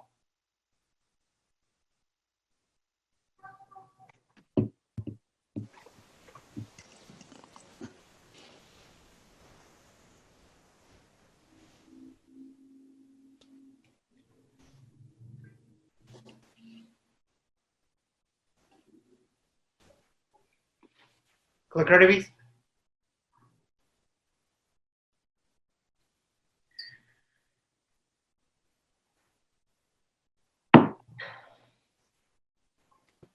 sorry, Mr. President, I was on the phone with Mr. Jankowski. He's still trying to talk. For some reason, he can't answer. So we're gonna revert back to the regular order of business. So you can please call the roll. Okay. That was by Councilor Knight, seconded by Councilor Bears. Councilor Bears. Yes. Vice President Caraviallo. Yes. Councilor Knight. Yes. Councilor Marks. Yes. Councilor Morell. Yes. Councilor Scarpelli. Yes.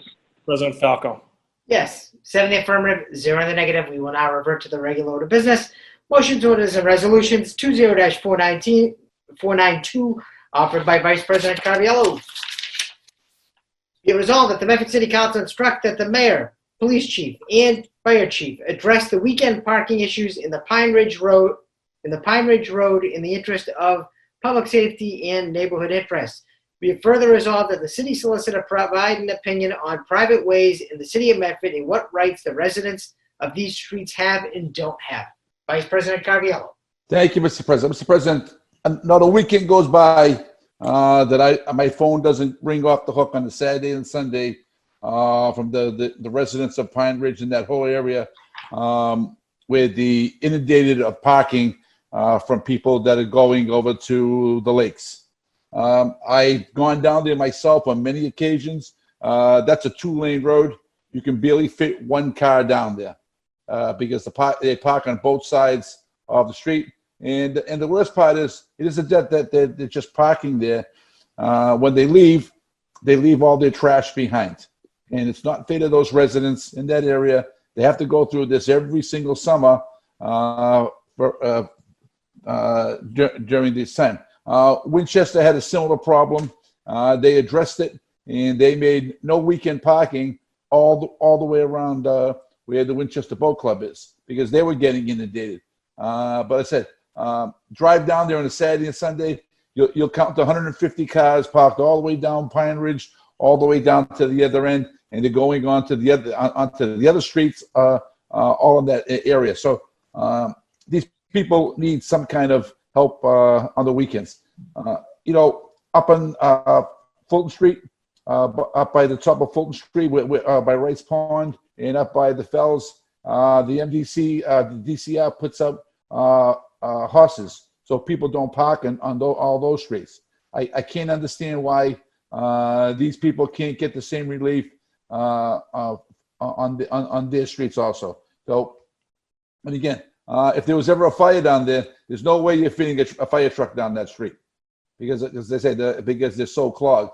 And let's say, plus, the neighborhood is just being overrun. So it's about time that the city step up and help these people out, Mr. President.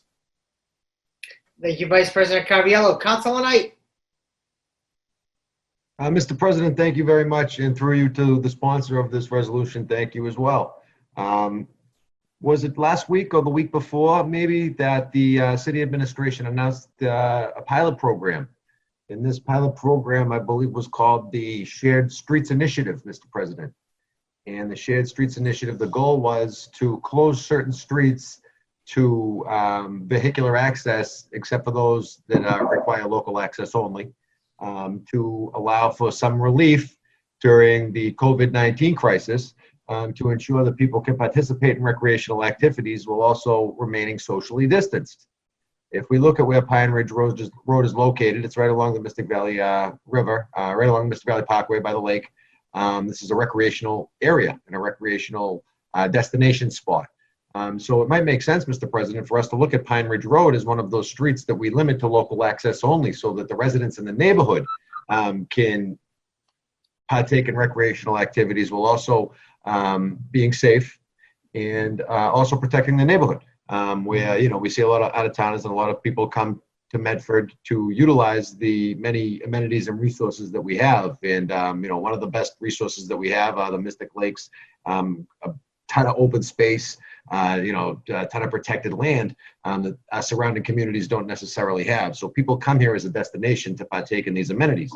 But in the process of that, we are seeing an impact in our neighborhoods. So I think that expanding the Shared Street or piloting the Shared Street program along Pine Ridge Road is something that would be worthy of exploring, Mr. President, and I'd ask the administration to do such in the form of an amendment. Thank you, Councilor Knight. Any other questions or comments from the council? Vice President Caraviallo.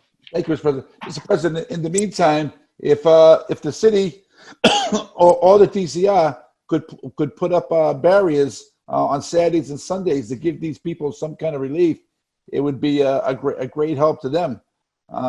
Again, people leave their house on a Sunday or Saturday. They come home. They have nowhere to park. Their driveways are blocked, and they can't get back into their homes. So something has to be done for these people in the short term, at least for right now, Mr. President. Thank you, Vice President Caraviallo. Would you like to add that as an amendment? Yes, I would. Okay, thank you. Clerk Hurbies, if you could please add that as an amendment to the main resolution. I've got an amendment from Vice President Caraviallo and an amendment from Council Marks. Council Knight, I'm sorry, Council Knight. no problem. Let's see. Any other questions or comments from the council? Okay. Any other questions or comments from the general public? Actually, I do have a question. Council Knight, I know Councilor Caraviallo mentions in his paper that Pine Ridge Road could potentially be a private way. It is a private way. It is a private way. I know in the past, the council had requested a paper from City Solicitor, then City Solicitor Rumley, relative to private ways, and I do think that document will be very helpful. So I'd like to point out that the council is, going down the right track and trying to come up with a solution. I think I do believe that the residents of the private way do have the right to implement certain controls, like we've seen in other areas. Momola Way comes to mind. So with that being said, Mr. President, thank you very much. I just wanted to clarify that. So thank you. thank you, Council Knight. Any other questions or comments from the public? Okay, seeing and hearing none. On the motion of Vice President Caraviallo, as amended by Council Knight and as amended by Vice President Caraviallo and seconded by Second. Council Bears. Clerk Hurbies, please call the roll. Council Bears. Yes. Vice President Caraviallo. Yes. Council Knight. Yes. Council Marks. Yes. Council Morell. Yes. Council Scarpelli. Yes. President Falco. Yes, 7 affirmative, 0 in the negative. The motion passes. 20-493, offered by Councilor Morell. Be it resolved that the City of Medford requests that the DCR add an additional crosswalk on Elm Street where it intersects at the entrance for Wright's Pond to increase the safety of pedestrians traveling to and from the pond. Be it further resolved that the City of Medford requests that the DCR repaint the existing crosswalks on Elm Street. Councilor Morell. Thank you, Mr. President. I had a number of residents reach out to me about this. I mean, this harkens back to a conversation we had earlier in the night where you can just insert street name, and I almost saw someone get hit by a car trying to cross here. This is obviously an issue at Wright's Pond where, especially this year, with the permitting being a little bit changed, you might have much more frequent entrances and exits, and people have to travel up or they have to travel down to the farther crosswalks, which they themselves are fading. So after introducing this, I did have City Traffic Engineer Todd Blake reached out and we had a conversation. It's my understanding that the administration is looking at this, as well as Representative Donato, to try to find a solution. I guess there's a few mitigating factors that it's challenging to simply add a crosswalk, and I guess some other things have been held up as a result of the pandemic hitting. So this is something that the administration is working on, but I do move for approval. Thank you. On the motion of Councilor Morell, seconded by Councilor Bears. Okay, thank you. There are a number of comments. So we have Councilor Bears and Councilor Knight. Councilor Bears. I just want to add that I fully support this. I'm a neighbor down the street on Fellsway West, and we need safer crossings on Elm Street. Thank you, Councilor Bears. Councilor Knight. Mr. President, this has been an ongoing problem for, let me see, I think I started working for Charlie Shannon in 1999, and this was a problem then, and it's been an ongoing problem since. And been working with Representative Donato over the last several years and looking at this issue. I think one of the major hurdles that we're facing is the DCR and their engineering division feels as though the gradient and the sight lines at this location by Wright's Pond aren't appropriate for a crosswalk. They don't meet the standards that have been established. So, while it'll create some pedestrian safety for crossing, I guess it creates some other problems relative to traffic flow and safety of stopping and the like. So this is an issue that's been ongoing for a number of years. I thank the councilor for bringing it up, and I also want to recognize the fact that, this is something that Mr. Donato has been working on for quite a bit of time. It's something that needs to be addressed. The DCR has, done a mismatch of enforcement applications up along the Elm Street area, whether it comes to parking along the fog line and the like for homes that don't have driveways, and some other material movements to, keep the pond safer, keep the area around the pond safer, and also address traffic infrastructure needs. But right now we're seeing some changes down at the Highland Ave intersection, Mr. President, along the Fellsway, which is right down the street as well. And I think these traffic improvements should help our case in moving forward. If they can get a traffic study done over in the city of Malden and address some of the concerns that they have over there, right down the street from us in an area that's not abutting one of our most popular recreational centers, then I think it's important that we pursue this. I think Councilor Marks was on the right track when he spoke about a traffic study and the need for a traffic study over in the Glenwood area or Medford, over in Mr. Serino's house and the like. And I don't think we're going to be able to accomplish the goals that we want to accomplish in this area without our own. So I'd like to amend the paper and request that our traffic engineer conduct an independent traffic study or conduct an informal traffic study on behalf of the city of Medford to begin to formalize arguments against the state's rejection that's been well publicized in the past. So with that being said, I offer that in the form of an amendment, Mr. President, and I thank the sponsors for bringing this matter forward. Thank you, Councilor Knight. Vice President Caraviallo. Thank you, Mr. President. Mr. President, I think we all know this is an ongoing problem. The biggest problem is the entrance to Wrights Pond. It's on a blind turn. So to put a crosswalk there would be very dangerous. But what it should have is a light further up, so with a push button. So when people want to cross, the light would stop maybe 10 to 15 yards away. That would stop the cars as the people are crossing.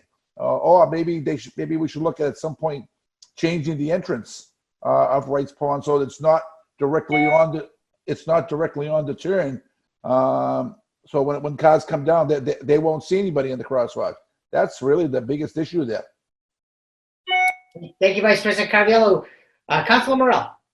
Thank you, Mr. President. Yeah, I just want to add that I thank my fellow councilors for their design ideas, and in talking with the traffic engineer and his areas of expertise, I understand that they're looking at the many ways they can approach this to be in compliance with certain ADA things, the sight line, all of that. They're definitely working on getting creative to make this a much safer crossing, whether the existing crossings, adding this crossing if possible. So I think the ideas are definitely there. And to Councilor Knight's point, it's just making it happen. So thank you. Thank you, Councilor Morell. Any other questions or comments from the council or councilors? Okay. Any other questions or comments from the public? Let's see, we have Marshall. Name and address for the record, please, Marshall. Yeah, Marshall Mutino, 33 Watervale. I run all the streets around the Fells, and this one is by far the scariest crossing. I almost got hit by a car, and for the longest time, I couldn't understand why. I couldn't get cars even to stop for me during rush hour. I would sometimes wave a stick out into the street, please stop. And repainting the crosswalk will not do anything. You cannot see the crosswalk in a car as you approach it. I didn't realize that until I approached it in a car finally, but you just cannot see it. The two signs are small, there's all sorts, it's just not, I think it needs to be reimagined. Furthermore, I think I'm really glad to hear that the traffic engineer is thinking about this comprehensively because there are a number of confusing factors on this road. You have a 25 mile an hour speed limit, then a speed light thing that flashes only when you're above 35, and then a 30 mile per hour speed limit 5 feet ahead of that. And it's a mess right now and really, really dangerous. So I am glad that we're thinking about this. I think we need to go beyond painting, probably beyond another crosswalk, because getting cars to stop is the problem. And then finally, to tie it into some of the other conversations that have been going on tonight, I think if we're looking to limit parking at places of recreation, right, Mystic River and the Fells, those are kind of the two gems of recreation within outdoor recreation in our community. We need to really make sure that if parking is limited, then the neighbors who live in those spaces can easily and safely access those places without a car. I think that really needs to happen. I purchased a car solely so I could safely get to Wrights Pond and the Fells. And it's a mile away. You know, I can get there easily, just not safely with my dog, my partner, all of those things. So I think that's a really important consideration. Thanks. Thank you. Any other questions or comments from the public? Okay. Councilor Morell, I'd like to thank you for bringing this forward. As someone who lives up in this neighborhood, I think any type of public safety improvements that we can make up on Elm Street should be looked at. This is, as the councilors have mentioned, I know since I've been on the city council, I mean, even before that, this has been an issue, but it's something that we need to, make sure that we keep an eye on, and hopefully if we can work with the state. I know Representative Donato has been working on this for a while. Any public safety improvements that we can make in this area will benefit everyone. It can be very dangerous. That driveway going in and out of Wrights Pond is in a really difficult position because it's really a blind spot. But we need to make sure we keep it on the radar. We need to make sure that we really look at every possibility we can to make it safe for everyone to exit and enter that the pond. So thank you for bringing this forward. On the motion of Councilor Morell, seconded by Councilor Bears, as amended by Councilor Knight. Clerk Rennemies, please call the roll. Councilor Bears. Yes. Vice President Caraviello. Yes. Councilor Knight. Yes. Thank you. Councilor Marks. Yes. Councilor Morell. Yes. Councilor Scarpelli. Yes. President Falco. Yes, 7 in the affirmative, 0 in the negative. The motion passes. 20-497, offered by Councilor Bears. Whereas systemic racism is an ongoing public health crisis that necessitates urgent action, and whereas statements of solidarity and support can begin to address the history of racism and discrimination in our community, and whereas residents of Medford have requested that the city take this action now, therefore, be resolved by the Medford City Council that the City of Medford will hang a banner reading Black Lives Matter on the front of Medford City Hall. Councilor Bears. Thank you, Mr. President. I bring this resolution before the council today at the request of hundreds of residents who've asked that we hang a Black Lives Matter banner on Medford City Hall. This moment of uprising and reckoning with our history of white supremacy and racism demands it. As my fellow councilors and the public know, many communities have placed similar banners on schools, town halls, and other city buildings to show solidarity, respect, and support for the movement to address the ongoing structural racism that has been tearing families and communities apart in this country for centuries. We've seen protests and demonstrations for Black lives in our community, thousands of people standing up in person, online, through lawn signs and conversations to say no more, to say that we will not sweep this under the rug or treat this as a side issue when we know we can't move forward as a nation, as a community, or as a human family without permanent transformative change on the issues of structural racism and economic inequity. I expect we will have a robust discussion tonight. I hope it does not include any conspiracy theories that have been being forwarded around about this being some sort of fundraising front for the Democratic Party.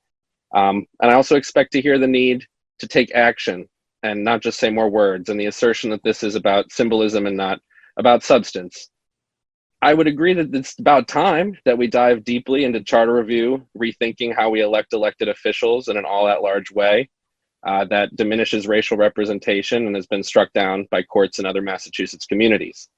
I would agree that it's about time that we transform our city's zoning and really root out the history of racial bias in zoning that permeated the zoning process when zoning was last reviewed in the city decades ago. Action is necessary. These are urgent projects on the path of transformation, and they will take time. But words matter. Words matter. What we say matters. How we convey our support to the community matters. And I hope that by saying these words, we spur ourselves to take on the bigger things that we have to do as well.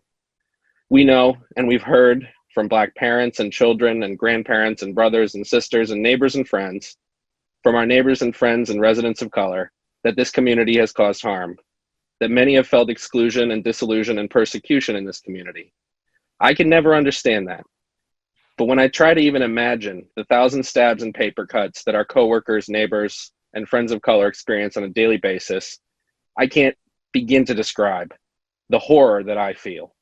And I want every Black parent, every child of color, every person in this community to know and to see when they walk by our city hall, the seat of power in this community, that we stand with them, that we hear them, that we will listen to them, talk to them, and empower them to lead this fight and fight alongside them, undaunted and undeterred. If my best friend experiences racist treatment, which I've seen over and over when we've been together, and then drives by our city hall, I want him to look up and see that we know that his life matters and that we are working to make that truly alive and real for everyone who calls Medford home. I want to look up and know that. Mr. President, that's why I put forward this resolution, why I and many others think this is a necessary and overdue step, and why I ask for my colleagues' support. Thank you. Thank you, Councilor Bears. Let's see, Councilor Morell. Thank you, Mr. President. Yeah, I want to thank Councilor Bears for bringing this forward. I have a few comments on this, if I could just read them off.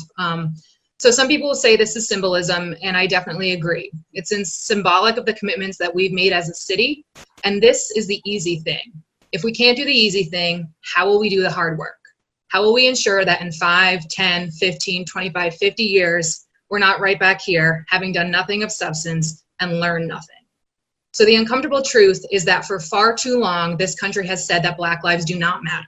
Through disparate health outcomes, through housing discrimination, and unequal rates of school suspension, arrest, and imprisonment. We say they do not matter. We said they do not matter by saying that all men are created equal, but in fact not meaning Black men.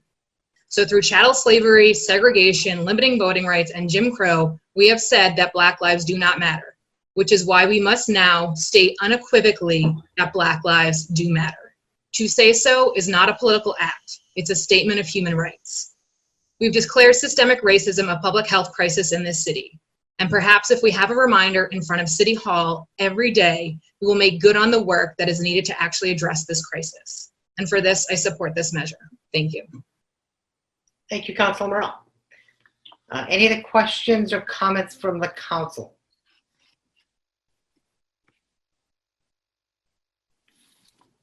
Okay, let's see. So on the motion of Councilor Bears, I know a number of people have their hands up, but on the motion of Councilor Bears, let's have a second.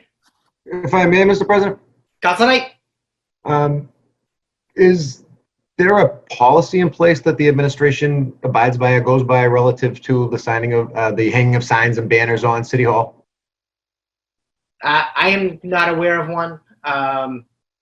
I support, what Councilor Bears is saying. I say, Black lives do matter. I have no problem saying that. But I do have a concern what happens when the next group comes down and says, we want to hang our sign on City Hall too.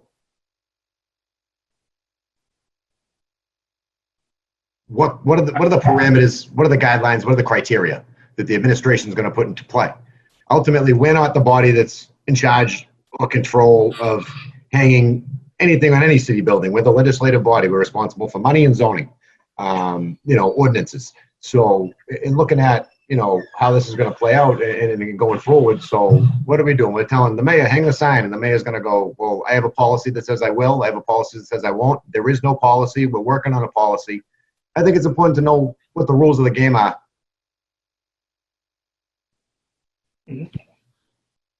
Mr. President? Councilor Marks. Thank you, Mr. President. And I too have a statement tonight that I'd like to read. I first heard the phrase Black Lives Matter back in 2012 when Trayvon Martin was shot to death. After that, Michael Brown, a young African-American, was shot by a police officer in Ferguson, Missouri. Then another African-American, Eric Garner, died after being put in a chokehold by the New York City police officer. These incidences and many others leading up to George Floyd's murder this year have led me to understand how the seeds of slavery, discrimination, and prejudice continue to threaten the ability of Black Americans and others to equally enjoy the freedoms that we profess as a country. So I am proud to join with so many others and state that Black Lives Matter. I do so with the desire that in making this statement, it will facilitate the clear acknowledgement of the destructive effect that discrimination and prejudice has had and continues to have in our country, and my hope will encourage all Americans to work to erase inequality. But as we consider this resolution, I have an important question for the mayor about hanging banners on public buildings such as City Hall. My question is directed at the mayor because she has full authority over this building. My question is this: what standards or procedures does the mayor use in deciding what signs or messages will be placed on City Hall? The reason that I ask this question is because the right to use a government building to display a message is not unlimited. This is especially true if the building is a public forum like City Hall. If the mayor is going to allow City Hall to be used to display various messages, then the First Amendment requires that the city not discriminate among various messages or points of view. Any standard applied by the city must be content neutral. An example would be if a pro-life group wanted to hang a banner on City Hall. The city could not prohibit that, and nor could it prohibit a pro-choice group from also having its banner placed. So you can see that we should receive from the mayor a description of what the standards she applies in hanging banners. Otherwise, we could be at risk of turning City Hall building into a billboard battle zone of conflicting and possibly polarizing messages. In Medford, we have experienced the impact that banners and signs have on our rights. It was just 2 years ago when this council voted to stop using the VFW building on Mystic Ave as a voting location because some voters stated they were less inclined to vote because of a sign displayed on the building. I mention this because City Hall itself is used as a voting location. So before we vote on a resolution, I am simply asking my council colleagues that we request that the mayor give us a full description of the standards or procedures she uses in determining what banners or signs will be allowed to be placed on City Hall. Having the mayor respond is a prudent and reasonable step to take when First Amendment and other rights are involved. So at this point, Mr. President, I would offer a motion to receive and place on file the original resolution of paper 20-497. And I offer a motion requesting that the mayor provide the council with the full description of the standards or procedures the mayor uses in determining what banners or signs will be allowed to be placed on City Hall. Thank you. Thank you, Councilor Marks. Clerk Hurtubise, do you have the, I lost a good chunk of what Councilor Marks said after he moved to receive and place on file. Councilor Marks, would you mind reading that back to the clerk? Not at all. Thank you. So it would be a motion requesting that the mayor provide the council with a full description of the standards or procedures the mayor uses in determining what banners or signs will be allowed to be placed on City Hall. So the first motion was to receive and place on file the original resolution, which was paper 20-497. And then the motion was what I just offered, Mr. Clerk. Okay. Thank you. Okay, thank you, Councilor Marks. We have, let's see, we have Vice President Caraviello, then I believe Councilor Beers after that. Vice President Caraviello. Thank you, Mr. President. Mr. President, I thank Councilor Marks for bringing that forward because it is a good test to see what goes up there and what doesn't. In the past, we've seen community events up there, nonprofit organizations, and things like that. Again, to make this building a billboard for all kinds of things, it would be a travesty. And and some people say that we have too much on there now as it is. So again, I'll second Councilor Marx's motion to receive and place on file until we get a definition from the mayor to what the rules and regulations are to put a sign on City Hall. Thank you, Vice President Cariello. Let's see, we have Councilor Bears and then Councilor Knight. Councilor Bears. Thank you, Mr. President. Yeah, I was actually going to make a similar point that there have been a variety of banners with co-logoed with the city and private organizations. So I'm not sure what the policy is. I'm certainly interested to see what the policy is, just specifically on the First Amendment argument and the idea that the City Hall could become a billboard.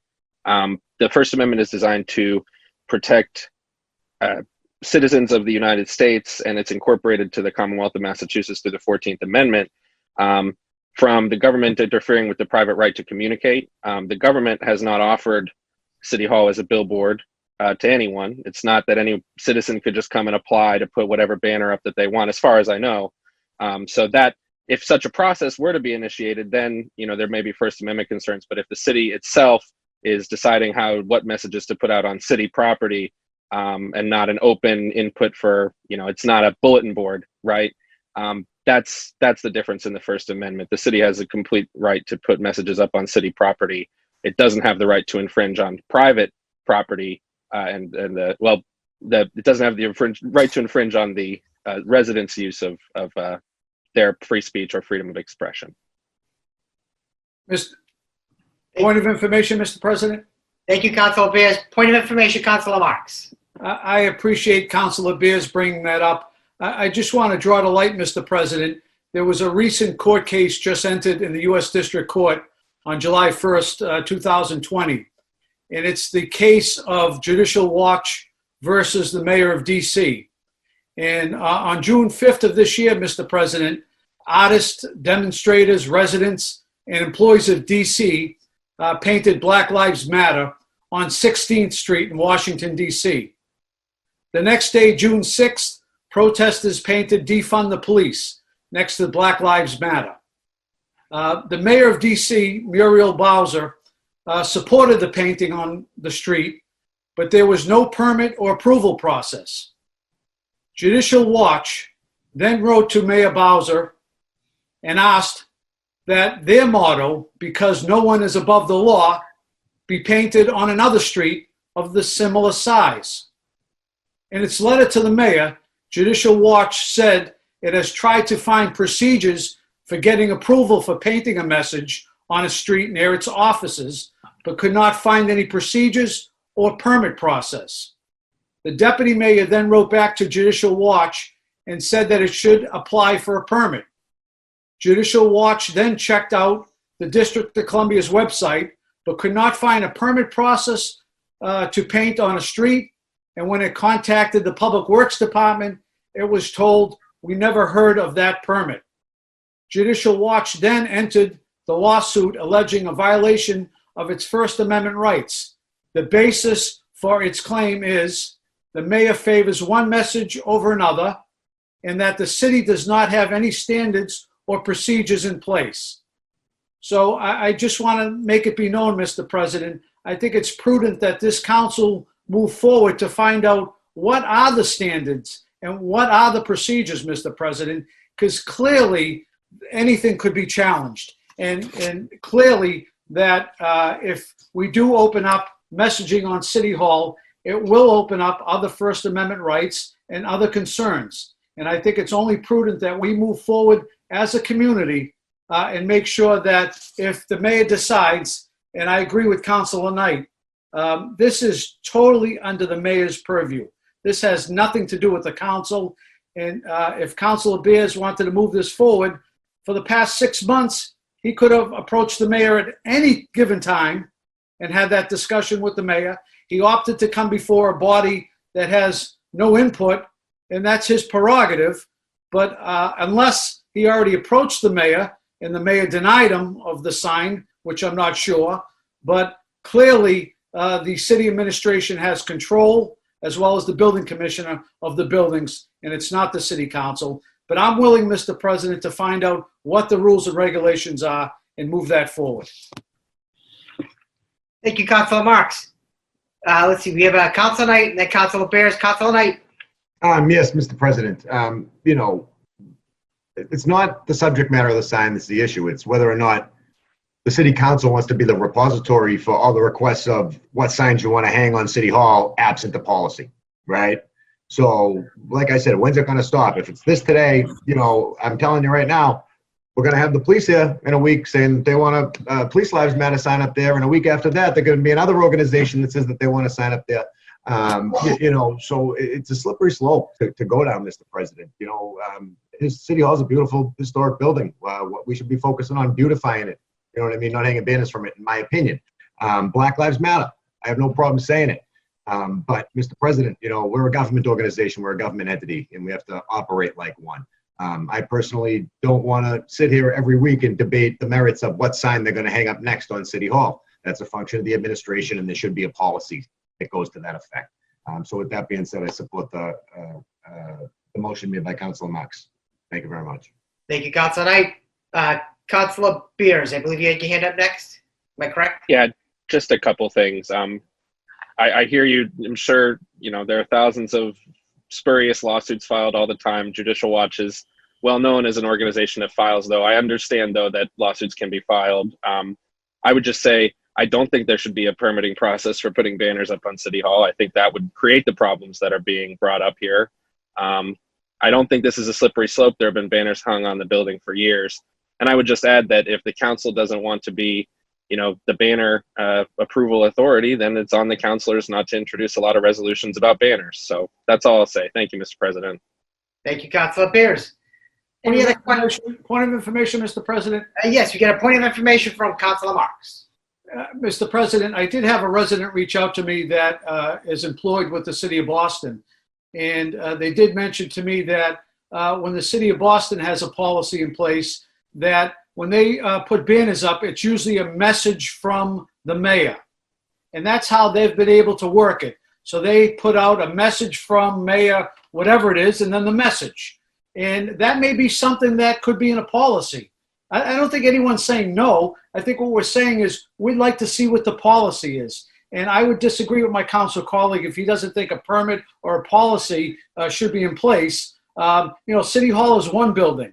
Are we going to do it on the school buildings? Are we going to do it on the police building? Are we going to do it in our fire stations, our library? I mean, we can go through the list of buildings in the city. So I think it is only prudent to, you know, be careful as we move forward, Mr. President. Thank you, Councilor Marks. Councilor Beers. I don't disagree that we should have a policy. I'm just saying that if we created an open permit, then we get into these First Amendment questions, which we're currently not facing. However the mayor would like to approach this, I'm happy with. And personally, I would be fine if we hung a Black Lives Matter banner on every municipal building in the city. Thank you, Councilor Beers. Councilor Vice President Caraviello. Thank you, Mr. President. Mr. President, you know, Council Marks brought up a little bit about it took us 4 years to move out of the VFW because of a sign where people didn't feel comfortable going in there to vote. And this council took the correct action, and we moved out of there because of the sign that was on that building. Now, to put another sign on City Hall, what message is that do we send to people now? That's where my concern, Mr. Clerk, if you want to weigh in on this. I mean, you were here when we battled with the VFW to take the All Lives Matter sign down because people weren't comfortable going in there. So again, that's you know, it goes to the point of who do we offend? I mean, we offend everybody with every sign we put up now. Thank you, Vice President Caraviello. Any other questions or comments from the council? Okay. There are a number of people that have their hands raised, so let's, first one would be, I believe it's Matthew Page Lieberman. Name and address for the record, please. Matthew Page Lieberman, 15 Canal Street. You can hear me? Yes. Okay, very good. I just want to really, I appreciate everybody that has said that they've evolved on this issue over the past few years, especially want to acknowledge, you know, Councilor Beers and Councilor Morell. I'm not a politician. I'm not in elected office, but my policy tends to be, it's better to ask for forgiveness than to look before you leap. Because especially with this council, people could spend months before they set up meetings. Therefore, I think that people should support this. You could do both. You could say, this council, we support that banner. This council would also like more information about what's acceptable in the future. But I do have a question. I just kind of want to understand this resolution. This council is not voting on if the sign goes there, right? Is this council saying we suggest that you put it at City Hall? Can somebody clarify? It would be that we suggest or ask the mayor. There's nothing wrong with that. There's absolutely nothing wrong with that. There's no violation of anything. Point of information, Councilor Knight. That's not what the resolution says. It has a directive language in there. It says will. What's it actually say? And as Be you it put it out, resolved Counselor, that the city of Medford will hang a banner reading Black Lives Matter on the front of Medford City Hall. Okay. And Well, look Zach, at that. would you be willing to amend City that? take this action now. It says also. Is there a possibility to amend that and turn it into a suggestion? I believe that given the fact that, as we've already been told and said, the mayor has control over the building, that functionally the language as existing serves as a suggestion to the mayor. Okay. Well, I guess it's up to interpretation. I don't know. But anyway, I completely support the motion. Thank you so much, Zach and Nicole. Thank you. Point of clarification, Mr. President. Point of clarification, Councilor Knight. So is the sponsor saying that the resolution doesn't mean what it says, or it doesn't say what it means, I guess is the question here. I'm saying that we will do this, and then it would be, the mayor is the one who makes that choice. Well, thank you for the clarification. Okay, thank you. Let's see. We have next up is Kelly Kuna. Kelly, name and address for the record, please.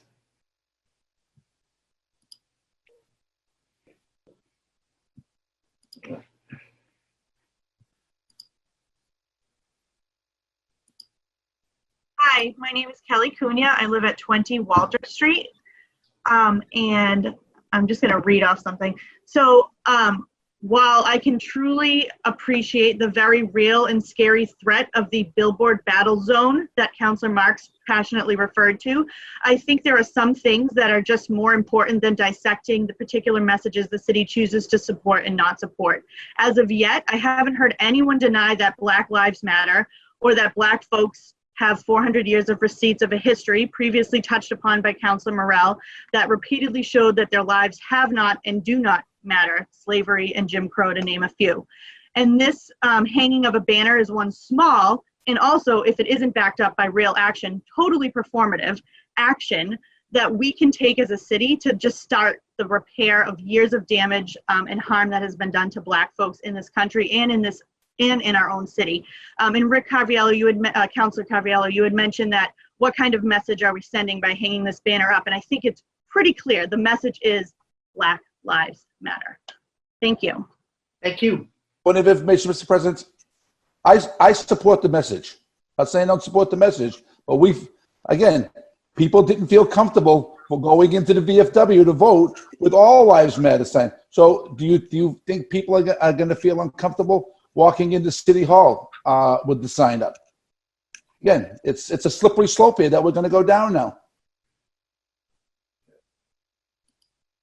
They say it took us 4 years. So I think that the message "All Lives Matter" is a rebuttal to Black Lives Matter, which has been. I mean, I think everyone here has heard the argument of why All Lives Matter is problematic, and I'm not going to spend any more labor trying to explain why All Lives Matter is incredibly racist and problematic. They're two very different things, and I understand what you guys are trying to get at, which is that this is controversial, but the only people it's really controversial to are racists. So I'm cool with racists being offended by a banner on City Hall. I'm cool with it, and I hope everyone here that the city voted for. My daughter is 3, and we walk around the city. Her favorite game. Point of information, Councilor Marks.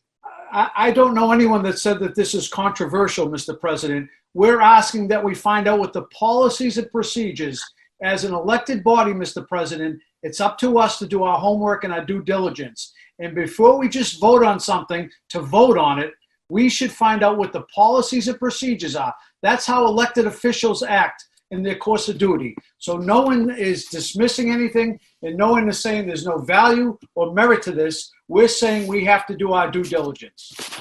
Well, Councilor Caraviallo did just compare All Lives Matter to Black Lives Matter. I was No, responding point of specifically to that. information. Okay, I thank you. I fought diligently to take that sign down up at City Hall for 4 years. Okay, so and then we finally had to move out of there. But I led the charge to take that sign down there with the VFW. Okay, thank you, Vice President Caraviallo. We have enough people that want to speak. Let's see, Marshall, you're up next. Name and address for the record. Marshall Mutno, 33 Waterville Road. Thank you all for discussing this. I think I agree with Mr. Page Lieberman. I think that there is precedent. The council has passed many things that are requesting the mayor to do something. I think there's no harm in doing that. I would love if Dave Rodriguez from the mayor's office could comment on the process. For example, I think it's the high school graduation congrats banner. How did that get up there? I think those types of community uplifting and solidarity banners belong on City Hall.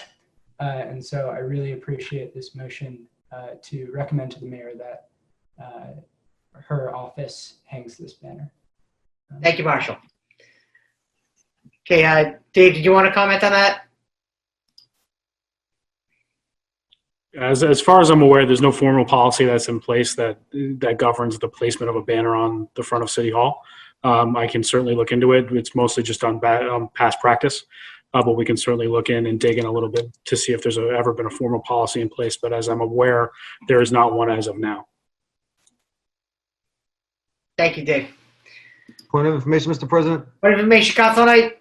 I do believe the informal policy of previous administration was only city-sponsored events, if I'm not mistaken, but that might need to be clarified. But I think that was the ad hoc policy that was adopted by the previous administration. Thank you, Council Knight. Okay, let's see, Joanna, name and address for the record, please. Joanne Quintero Mejia, 35 Early Ave, Medford. Thank you, President Falco, and thank you to all the councilors, actually, because what I hear from all of them, I think, is that they understand that Black Lives Matter. I think it's very important that we support our people of color and the Black people in Medford. And also, I would just like to point out that Councilor Marks spoke of Washington, D.C., and maybe the mayor could reach out to Somerville and Arlington's mayors, because they both have a banner on their city halls that reads Black Lives Matter. And so I'll leave it there. I am for the banner. I would like the banner to be hung. Thank you. Thank you.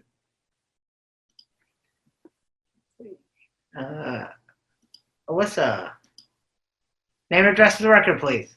Hi, my name is Elisa Lodato. I live at 74 Marion Street in Medford. I want to thank Zach for raising this issue and starting this conversation. I think it's a really important one, and I support hanging the banner. I know some of our adjoining towns do as well. And it doesn't feel like at this time you guys are voting to hang the banner, just to support the hanging of the banner. So I don't see that it's this huge thing that involves like policy and rules. If you support it, then do that. And if you don't, then don't. Vote your conscience and do you.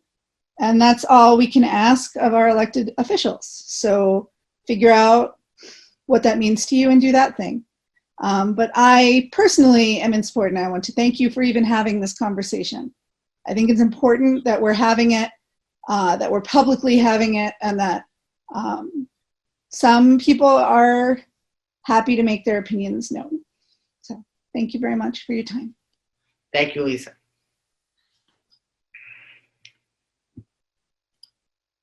Okay, we have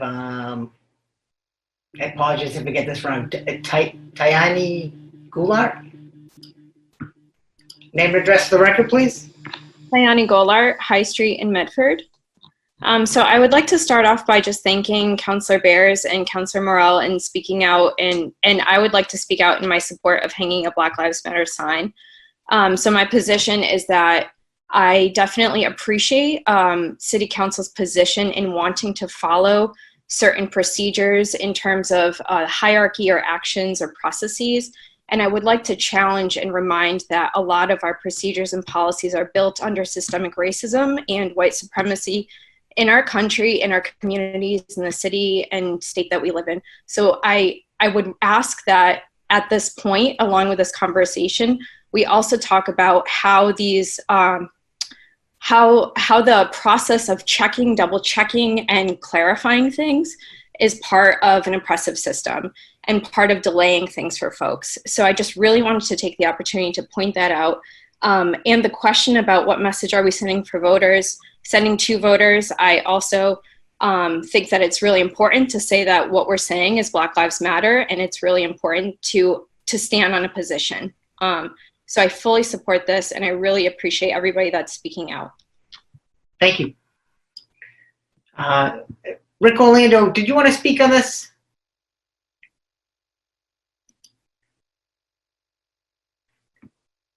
Rick Orlando? Hello, John, Council President, and the other councilors. Thank you for your discussions tonight.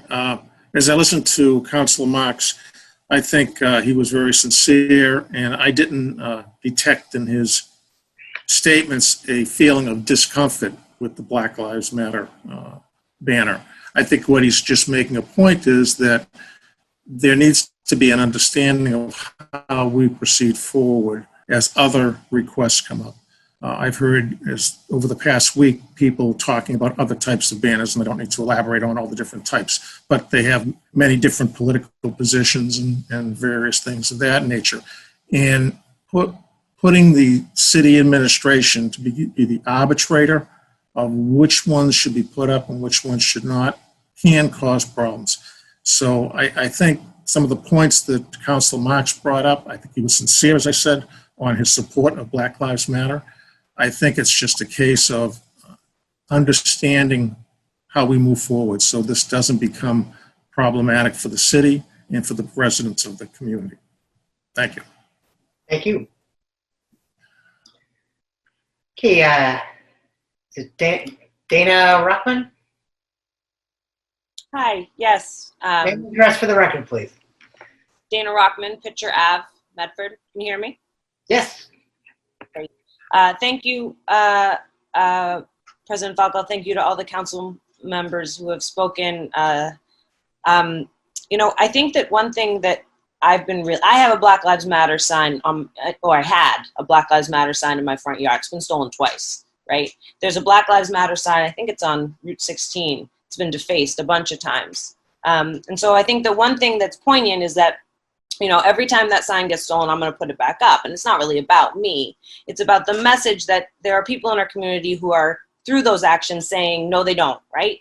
And so I think that as a community, if our mayor, if our building, we say, yeah, they do, right? So it's, and I you know, I think that I hear there's this concern about regulations and other, you know, other organizations that may want to hang signs. Arlington is dealing with that issue. Somerville is dealing with that issue. Fenway Park is dealing with that issue on the side of the Mass Pike. And if they can cope with these things, I'm thinking we could probably figure it out as well. I have faith in us. And lastly, I think I just want to say, you know, I think that right now we're at a critical point. COVID has really shined some huge lights on some of the inequity in our country, and I think that I would ask the council members to think about how they imagine themselves at these critical points in history. How do you imagine you would have reacted to segregation? Which side do you think you would have been on? And I ask you that because I think that that's where we are. And where do you want to be in history? How do you want to be remembered? What side do you want to have voted on? And yes, it's a banner. It's completely symbolic, but in some ways it's saying a lot more. So thank you for your time. Thank you. see, we have Kit Collins. Name and address for the record, please. Hi there. Yeah, my Hi. name is Kit Collins. I live at 42 William Street in South Medford. Thank you to everybody who's spoken so far. Thank you to Councilor Bears for bringing this resolution. I too support the motion to hang a banner reading Black Lives Matter on City Hall. And just to echo some of the sentiments that have already been stated, but just to reinforce them with my voice, I believe that this is not a political statement. It is a statement in support of basic civil rights and the right of every person and every Medford resident to enjoy freedom and safety in their community. I think that when we say Black Lives Matter, we're affirming in some way, the same values that we affirm when we lobby the city council for safer streets. It's an affirmation that we're not okay with the fact that for some people, because of the color of their skin, their life is more difficult, it's more precarious, more dangerous for them. It's an affirmation that we are not okay with that being the case for anybody in the country or any of our neighbors here in Medford. It's an affirmation that we are a city where we want everybody to enjoy freedom, joy, safety, security. And to the point that, I think that there are concerns about this message being controversial, it being provocative, it making certain residents feel uncomfortable. I would say to those people and to anybody who's hearing from their constituents those concerns, if you think that Black Lives Matter means that white lives don't matter or that they matter less, then you can just read up on it. Just Google the movement for Black Lives and read over the website, because that's really not what it means. And anybody who takes that kind of issue from this language is simply misinformed. It's really simple. It's about civil rights. And this is the language of a movement for civil rights. I want to live in a city where we're not afraid to voice our support for that. And then I want us to back it up with real substantive action. But like Nicole said, and a lot of people after her, we got to do the simple language thing first. We got to prove that we can do that. It's simple to do that. We should do it. Let's do it. And then let's get on to the harder, more important stuff. Thanks. Thanks, Kit. Let's see. We have Sherry Foley. Name and address for the record, please.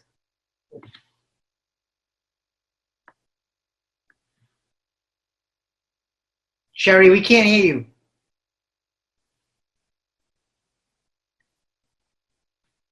We can't hear you. Mr. President, we do have 15 additional items on the agenda as well. Yep. I know. Sherry, what I'm going to do is I'm going to move on to someone else, and I'll come back to you in a minute. We'll try to see if we can get your, see if we can hear you. Let's see. We have Eileen Lerner. Name and address for the record, please. My name is Eileen Lerner, and I live at 9 Adams Circle in Medford. And I just wanted to say that you all began this meeting with the Pledge of Allegiance, in which you say, "with liberty and justice for all." Don't you?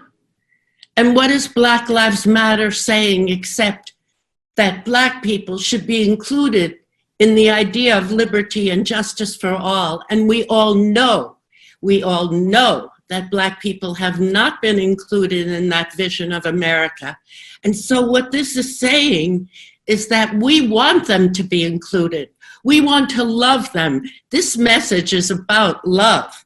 And if people are uncomfortable with this message, if they think it's controversial, well, I don't know what to say to them. I think they have a lot of work to do to educate themselves, because what they should be uncomfortable with is the horrible treatment that Black people have been getting since this country became the United States of America.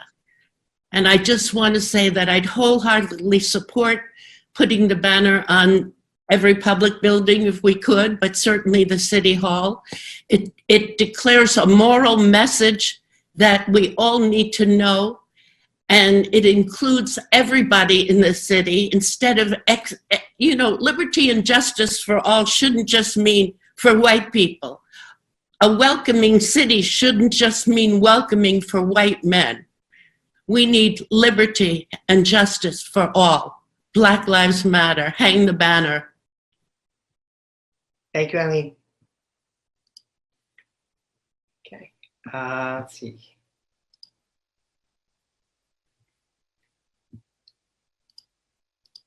Anthony D'Antonio, name and address for the record, please. Anthony D'Antonio, Hicks Avenue, directly across the street from the Columbus School. I simply request that you reject the hanging of not just this, but any and all political banners and/or flags on Medford City Hall.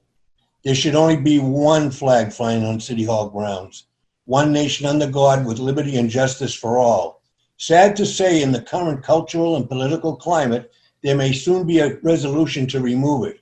I would hope to hear a counter resolution declaring a prohibition of any and all political banners on City Hall. And Black Lives Matter is a political movement. Dr. King never demonized the most egregious segregationalists, nor did he condemn all white people and demand fealty at any cost. He did not espouse destruction of the country. He sought to uplift it in the face of physical assault, threats, incarceration, and the deaths of civil rights volunteers. He endured and prevailed in uniting Americans of every race to join his civil rights movement, all done peacefully, unlike what is going on today. At the very least, the resolution should be tabled until citizens are allowed to voice their opinions in person at a meeting. City Hall should be the landmark for all of Medford citizens without favoritism shown to one group over another. Please leave that building unadorned.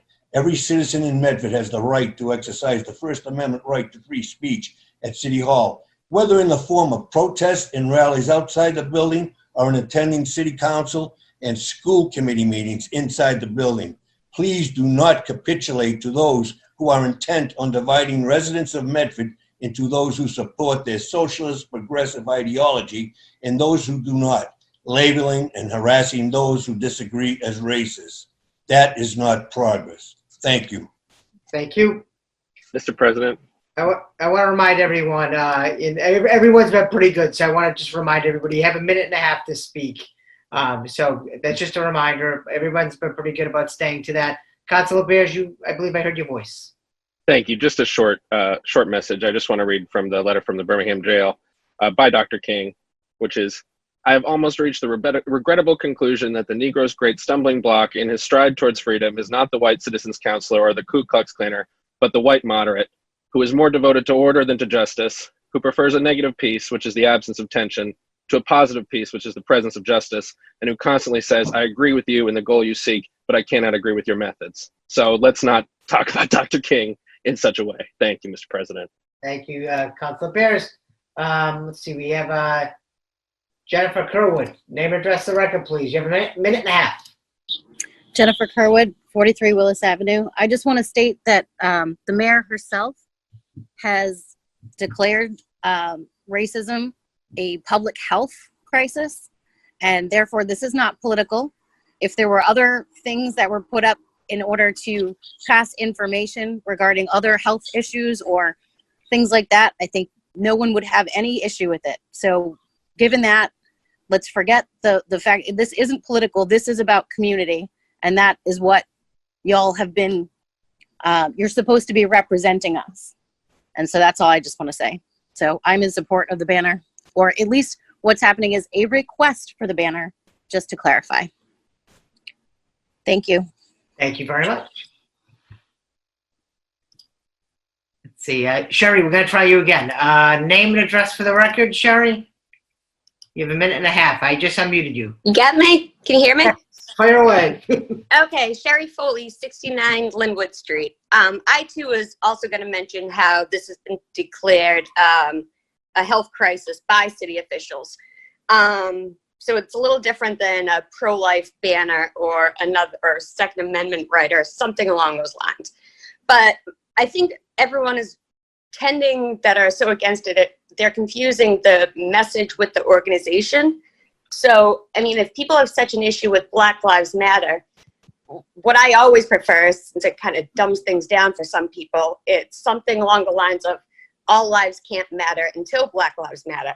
I mean, something needs to be said instead of saying the right thing and then moving along with the same course of action. I mean, that's just the reality of the world we're living in. So that's all I have to say about that. Thank you. Thank you. Let's see here. We have Rebecca Schmeling.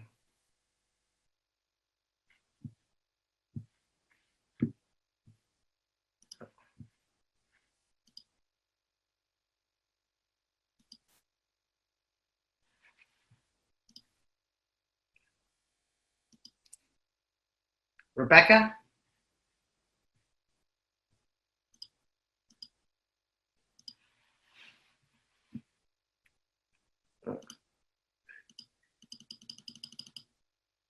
I lost Rebecca. So, Rebecca, if you could raise your hand again, I'm sorry.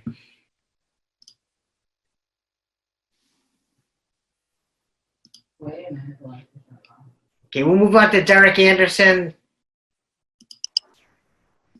Hello? I just found her and unmuted her. There you go. Okay, Rebecca, we'll go with Rebecca Schmeling, and then we'll go to Derek Anderson. Rebecca Schmeling, you're on. You have a minute and a half. Thanks. Rebecca Schmeling, I live on Salem Street in Medford. I just want to kind of address the idea of a slippery slope that's been brought up. I think that if you go back in history, you could have made that argument for a lot of things. I mean, when our country was founded, saying that women should vote was pretty slippery, slopey, and controversial. And as we move forward, Martin Luther King also said the arc of justice bends up. And so, I'd like to think that we're adding to what we don't consider to be controversial. And, if you want to go down the slippery slope of putting other banners up of people who have been oppressed for hundreds of thousands of years, like you want to put Native American rights on City Hall, I'm happy to go down that slippery slope with you. I just think that, you can't make the argument that it's a slippery slope, because if you have an actual grievance like Black people in this country do, it's not the same as if you just have a political idea. I study politics in college. The politics is personal. So you want to talk about how Black Lives Matter is politics. Everything is politics. Politics affects everything we do. Everything the mayor does is political. So putting a sign supporting the Black people in our community is not going to make anything more political than it already is. And I think I have a couple more seconds. One more thing. We're talking a lot about how people didn't elect, the mayor and the councilors to be political or controversial. We elect people to do things, not to not do things. And so, this is a way to actually do something. So thank you for your time. Thank you very much. Let's see.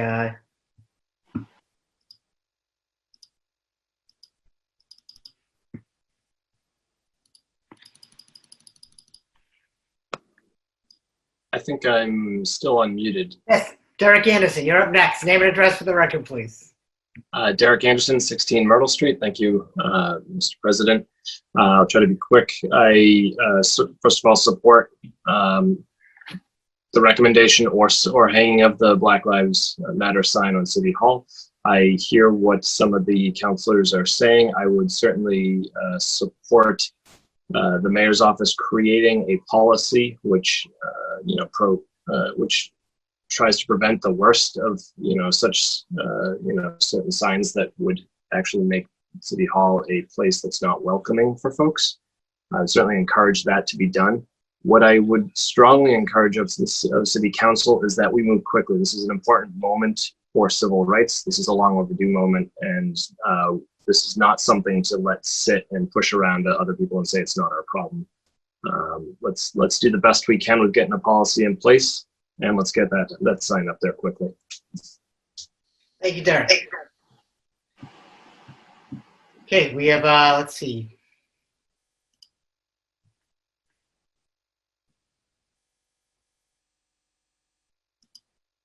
MC, name and address for the record.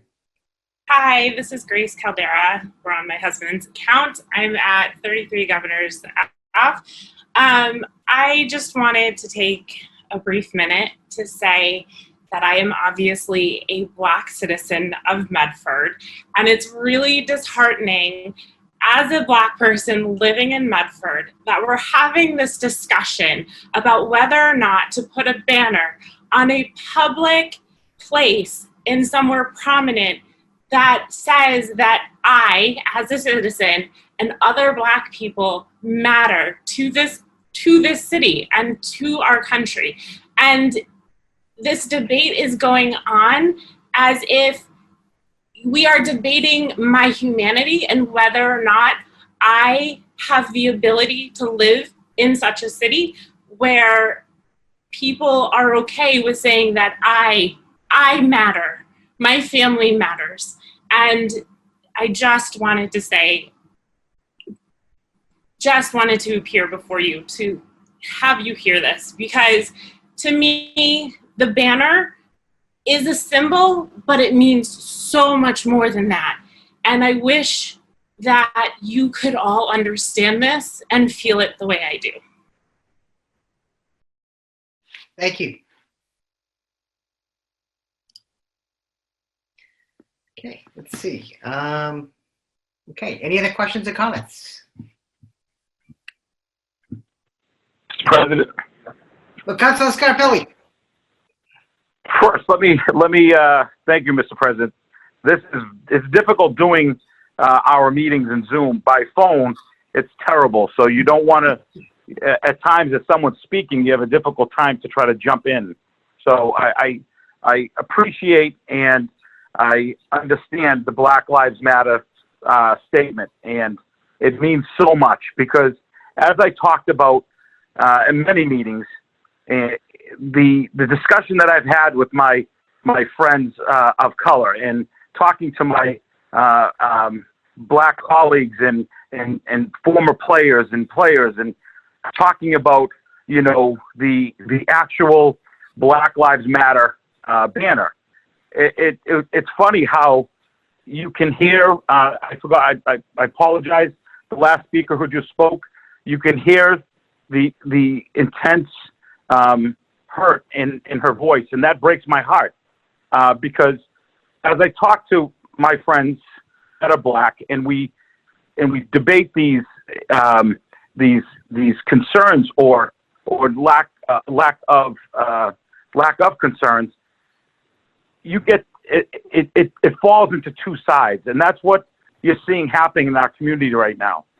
You have people like the young lady who just spoke, where you know how dumb are we when it's affecting people in our community? How could we not want to support the Black Lives Matter sign? But at the same time, to bring in the politics of this, you do have organizations and my friends of color that have told me they felt that they're using this statement as a political movement. Whether it's Medford, whether it isn't in Medford, as I talk to them, there is a divide.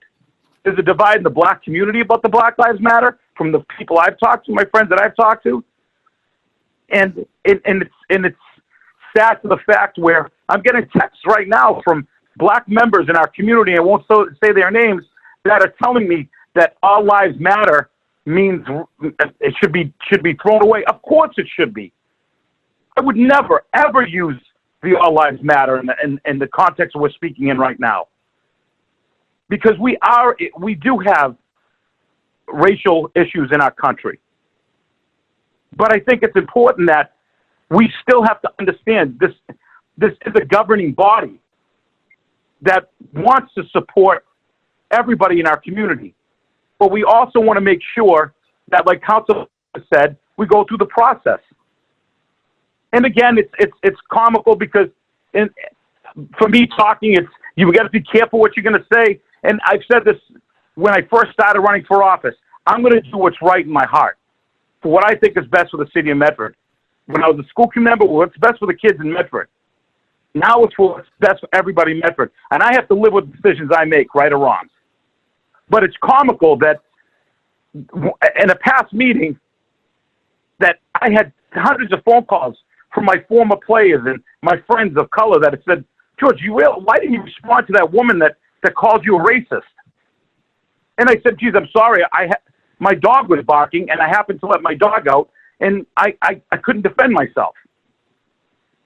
And I find myself sitting back saying, to use my background and what I've done for people, white, Black, yellow, green, what I've done for people, I would never use as a platform. But when it affects your family and it affects your kids, and they're being talked about or brought out for something somebody says, the people that don't know each other, it starts dividing this community. And this is the point that I'm trying to make is Very simple. Black lives do matter. And as I stand with my friends of color, they know George Scott Pelley knows that. As a city councilor, I know that I want to follow the process that Councilor Marks has put forth. But again, Medford needs to start to heal. And we need to start to bring Medford back together again. There's a reason why everybody moved to Medford. Medford is a great community. We love Medford, all of us. All of us. Whether you're fighting for your own social causes, or whether you've lived here for 30, 35 years, it doesn't matter. We have to find a common ground to bring Medford back together, because I've heard so many people, the disappointment in our elderly and in our people that have just moved to the city, to say that, why are we so divided? We need to come together. So we need it from the leadership. Now the mayor will follow this process, and then we will follow this process.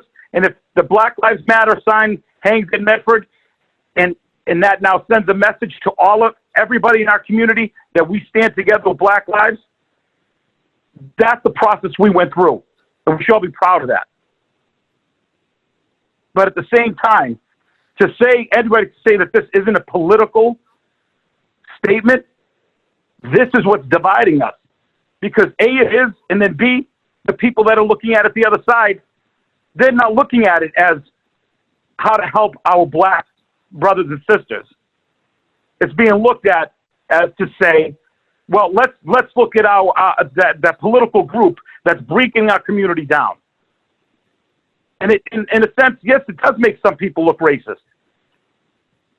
And I don't think that's the intent. Unfortunately, I'm not naive. Racism does exist. But I tell you, when I talk to my friends of color, and I talk to them and how sad it is that when they tell me that their kids are afraid to go to school because of one reason or another, or our white kids are afraid to go to school because they're put on a list that they've used a racial slur.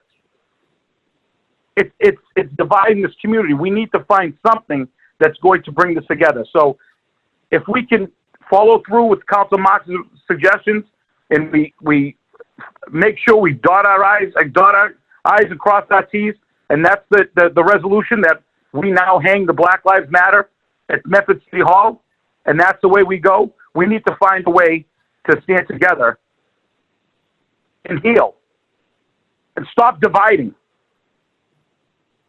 So, believe me, I work in the community that first put that banner out, and I'm telling you, whatever you want to think, whether you're white or black, I heard from every single color that came to talk to me that looked at that as a platform instead of what's really intended for. And it divided people in that community, both black and white. And black people were for it, and black people were against it. So this is bigger. This is made up bigger than it really is, and it has, and it shouldn't. So all I beg to everybody in our community is let this take its course, and then let's find a way to all come together and heal. Because when we voted on announcing racism a public health emergency, I voted no on that. And I got feedback because I'm racist. But here we are months later. And like I said, nothing has been done. As a community, we've done nothing to bring people together. I've asked for our black leaders in our community. I've asked for our black leaders in our schools to find a way that we can meet together. With social distancing, with the COVID, we could use that excuses to a blue in the face. But we need to meet together with the police chief, the superintendent of schools, the mayor, the city council, the school committee, everybody that makes these decisions, so we all understand how we need to heal. And I know one council said, "Shame on you! You want people of color to teach us what's wrong?" Yes, we need to. Because our color of skin does not match theirs. And we've never lived what they're living through. So I apologize if I'm overly winded, Mr. President, but I thought I needed that had to be said, so thank you. Thank you, Councilor Scarpelli. Councilor Morell. Thank you, Mr. President. I just want to reiterate my point that this is not a political statement. This is about human rights. The Office of Special Counsel found that Black Lives Matter is not a political statement. And to say that it is a political statement is something that you're able to do when your life, your lived experience, your day in, day out is not impacted. And it's a privilege to be able to say, hey, that's political. Whereas for everyone else, for the people affected, it's a human right. So thank you. Thank you. And again, Mr. President, I'm going to say, if I can interject, and I appreciate Councilor Morell for saying that, but it's easy to say what you just said, but the truth of the matter is, it is a political statement. Unfortunately, it is. We can all say it's not, but unfortunately it is. On both sides. So we need to find a way to get through this and start healing from that. We have to acknowledge this stuff and move forward. Thank you. Thank you, Councilor Scarpelli. So let's see, we have Councilor Bears. Very quickly, this is not in any way an attempt to divide the city. I think what's dividing the city is decades, if not centuries, of unaddressed discrimination. This is an attempt to heal. I can't say it any better than Grace about how important this is to so many people that we do this. So let's do it. This is the action we can take. Thank you, Mr. President. Thank you, Councilor Bears. Diane Sullivan, name and address for the record, please.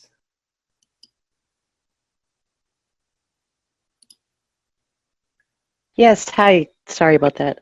Thank you, President Falco. Diane Sullivan, Jerome Street, West Medford.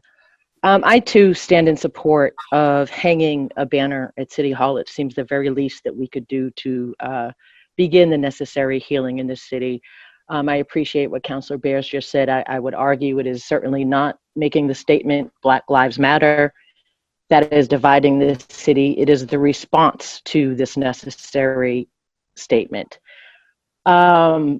There's so much more that I could say. You know, my son just graduated from high school. He was honored with a banner along with the entire class of 2020. The statement Black Lives Matter is just as important to him. You know, Councilor Scarpelli, through you, President Falco, my own daughter had to have the conversation with her grandmother about why the statement Black Lives Matter is important and is not, in fact, a political statement as a young Black woman dealing with racism in her life. And I would really encourage you all, leaders in this city, to really start this healing by starting with education. I would love to see more community forums dealing with this issue, but we have to be meaningful in this. So I'm going to end it there. I know it's been a long night for everybody. We need to get this banner up. It is a start. It is not divisive. It is miseducation, misinformation that is dividing this city. And so again, I thank the counselors who are supporting this and all of the members in the community who have stood up in support of this. Thank you so much. Thank you, Diane. Okay, okay, so Matthew, you have a minute and a half. This is your second time, so minute and a half. I just wanted to change to something I said previously. I was suggesting that both of these resolutions or both of these things were voted upon. But now that it's completely clear, it's absolutely clear that this is just a recommendation to the mayor's office. This is in no shape or form a violation of a separation of powers. There's no reason that I could possibly see why this particular council needs any kind of clarification. Because this council's not going to take any further action. It's just a recommendation. So that's about it. Thank you. Thank you. Kelly Kuna, name and address for the record. President, point of information. Oh, 1 minute. Point of information. I believe that was Council Knight. I do believe it will be pertinent if we allowed everybody who hasn't had an opportunity to speak once to speak before we allow people to speak twice on the same issue. We're now at 11:30 and we still have 15 items left on our agenda to go through, one of which is a financial paper. And I believe Kelly's the only hand up, so I think she is the last one to go. Hi, and I'll be really quick. Kelly Cunha, 20 Walter Street yet again. Councilor Scarpelli, I just wanted to recommend these books. Your comment, well, I could feel your passion, and I'm trying to come at this from a really you were really centering yourself. You kept repeatedly talking about you being called a racist. And there's just a lot of education that I feel needs to be done. And I have these 2 really great books. So you want to talk about race and how to be an anti-racist. There's actually a Medford book club on this right now. I can't recommend these books enough. They're amazing. And I'm not trying to sound condescending. I truly am not. I have learned so much from this. And I just think that as someone who's in your position and who has the ability to make change in this city, having some information about how some of the things that you say could actually be harmful, like talking about green people. There's not green people. That's actually not a thing. And just kind of educating yourself about like the things that you say and how you're centering yourself as a white man would be really helpful to just kind of get some education. I'm happy to lend them to you. And I'm genuinely asking that maybe some education would be helpful. Thank you. Thank you. Mr. President, if I can. Councilor Scarpelli. This is what I'm talking about, Mr. President. A figure of speech has turned into something that I now have to read about racism. I've worked 35 years helping kids of color, of the Latino race, Asian individuals. I've helped hundreds, if not thousands of kids. I've sat in their living rooms. They've sat in my living rooms. They've cried to me for issues of race. They've come to me for guidance. I've gone to them for guidance. When we talk about race, I don't look at a book and read a book about race. I sit with my brothers and sisters that I coached and taught for 35 years. So when I say the people that called me racist are the ignorant people that don't know George Scarpelli. Just because this counselor wears his heart on his sleeve and will say what needs to be said does not make me weak because I'm a white privileged man. It makes me understand what we need to do to move forward. And that is what I've learned by talking to my friends of color. That they've sat at my dinner table and had dinner with my kids. So my son and daughter walk into a room, they don't see a color. And thank God for that. Because we've always had an open door policy in the Scarpelli house that everybody was welcome. I never looked at a kid because of the color of their skin. So maybe I have to educate people on who I am as a person. I don't need a book. I'll read it just to enlighten me a little, but to understand when I deal with racism, I deal with racism standing across from the boys and girls, the men and women that I've helped in my life. That's who George Scarpelli is.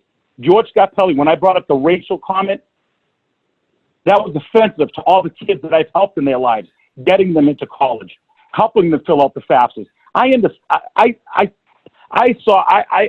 envisioned, I've sat through systemic racism for 35 years as a high school soccer coach, trying to help kids get into college universities. So these are the concerns I have with people in the community right now that have tagged people like George Scarpelli and others as racist when you don't know who they are as people. So yes, we need to grow. We need to help. We need to make movement because there are racial issues in this country, in this community. But please, let's find a way to come together and not divide. So thank you. Thank you, Councilor Scarpelli. Jessica Zubart, you have name and address for the record. You have 1.5 minutes. Hi, I won't take 1.5 minutes. Jessica Zubart, 79 Governors Ave. And I actually didn't intend to speak until Councilor Scarpelli's comments just now. And I just want to piggyback off of what Kelly said, because I think you're missing the point. And the point is, this is not about you, actually. This is not about you and anything anyone has said about you. This is about the simple fact that we have said that Black Lives Matter.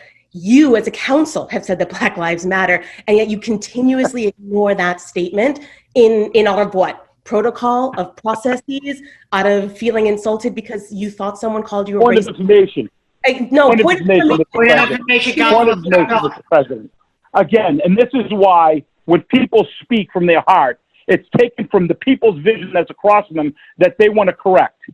When I say this, I've never in my life used about me. What I'm telling you, the education that I've gotten about racism Am I doesn't come allowed from a to share book, point of information doesn't come as from well? anybody else, but the people that I work with every day. So I don't question who I am as a person, and I'm not trying to defend myself or protect myself. I'm trying to enlighten the people that don't know George Scarpelli to let them know that I've gone out and I've listened to people and I understand what they want. Okay, thank you, Councilor Scarpelli. Jessica, I think I just want to thank Councilor Scarpelli for proving my point. There's nothing else to say because I think we can just kind of continue this conversation, but it just keeps coming back to that. So I appreciate you making my point better than I ever could. Thank you, Jessica. Let's see, we have Matt. Name and address for the record, Matt. Hey y'all, Matt, 76 Boston Ave. I actually wanted to raise a point of order at the way that Scarpelli is using a point of information to attempt to interrupt the constituent, which actually violates Robert's Rules of Order, which is controlling for this body. Points of information are actually meant to be posed as questions to the chair, and then the chair will— Point of order, Mr. President. Point of order, Councilor Knight. The chair is the parliamentarian. The chair runs the meeting. None of the members have objected to the way that the point of information was handled. As such, I believe that this is an operational issue, no more, no less. And quite frankly, at this late hour, and based upon the direction that this conversation is going, and veered far off course from whether or not we should hang signs on City Hall, and is now really turned into something I think a little bit more than that. I think it might be prudent for us to take a deep breath maybe and refocus where we are and move on with a vote. Matt, would you like to speak about the sign? I would like to speak about the sign in that I think that the ways in which points of order and points of information are used to interrupt speakers actually plays into what previous constituents mentioned about the sign, which is that the ways in which we use rules to put rules in front of progress is part of the system that is oppressive to Black people in this city. So thank you. I'll let it rest there. Thank you, Matt. Let's see.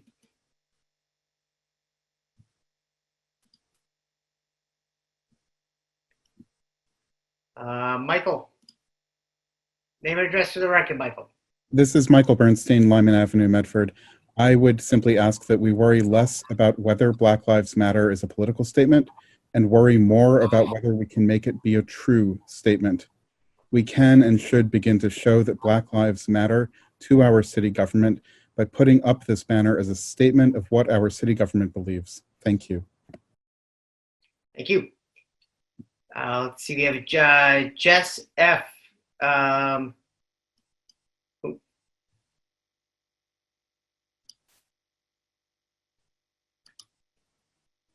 Jess. Hi, this is Jess Farrell from Martin Street, Medford. I just wanted to voice my support for the banner, and everybody has already made a lot of great reasons why, so I won't take up any more time, but I just wanted to voice my support. Thank you. Thank you.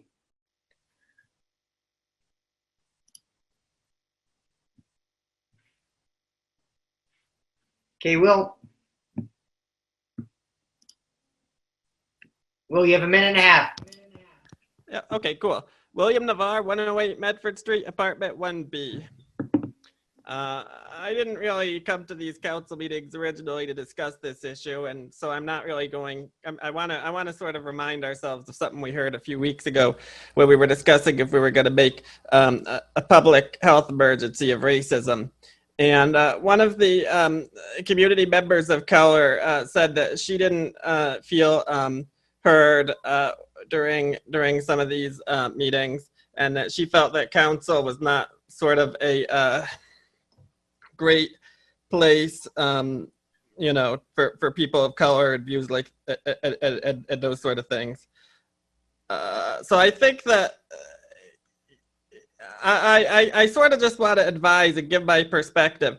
that I don't think that voters who are excited about Black Lives Matter are going to be trying to look into the hearts and the works and the resumes of counselors to figure out if they're racist. I think they're going to think about whether or not they feel that the counselors are doing a good job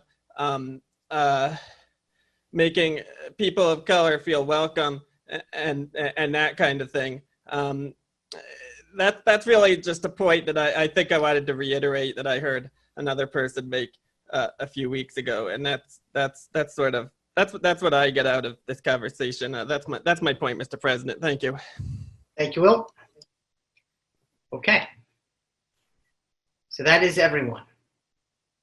So thank everyone for weighing in and giving their thoughts and opinions and asking questions. Do the councilors have any further questions before we call the roll on these resolutions? Mr. President, I just have a question around clarity. I think there's the original motion just moving for approval for the original paper, and then there's Councilor Marx's, which is to receive and place on file. Are those separate, or as I understand, there's two motions out there? Those are two separate resolutions, two separate motions. You are correct. Okay, thank you. The first being offered by Councilor Beers. The second resolution was offered by Councilor Marx. Thank you. Okay. Any other questions from the council? Call the roll. Okay.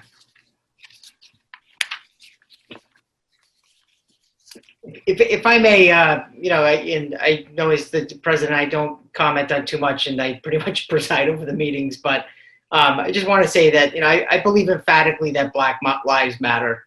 However, I do have some serious concerns about the council's authority to approve or disapprove putting a flag or banner on City Hall property. There are no guidelines in place regarding which flags or banners are permitted. And I do believe that this needs to be established. Outside City Hall is a pride flag that went up. I don't think it went up with the council vote, but I wholeheartedly support that flag too. And I personally understand its significance to the LGBTQ community as a father of a gay child. But what happens next week if a petition is made to fly a straight pride flag? Because yes, they do really exist. I don't believe it's within the council's purviews to choose which flags are raised without pre-existing guidelines. The city council has no jurisdiction whatsoever over City Hall. We have no jurisdiction, absolutely none. As a city council, we don't even have control over the thermostat in city council chambers, and that's a serious statement. So we have no control over the building. But I just wanted to, just issue that small statement. But we do have a number of resolutions before us. The first one was offered by Councilor Beers. And I'll read it again. Whereas systemic racism is an ongoing public health crisis that necessitates urgent action, and whereas statements of solidarity and support can begin to address the history of racism and discrimination in our community, and whereas residents of Medford have requested that the city take this action now, therefore, be it resolved that by the Medford City Council that the City of Medford will hang a banner reading Black Lives Matter on the front of City Hall. That was offered by Councilor Beers. Does that resolution have a second? Second. Second by Councilor Morell. Mr. President, Councilor Marx. if I'm not mistaken, my motion, Mr. President, was offered first and it was seconded first. So I'm not sure why you would take up that first, Mr. President. I would challenge the ruling of the chair. Mr. President, I moved approval and got a second from Councilor Morell at the beginning of this discussion, the first person to speak. You might have been the first person to speak. I don't remember a motion.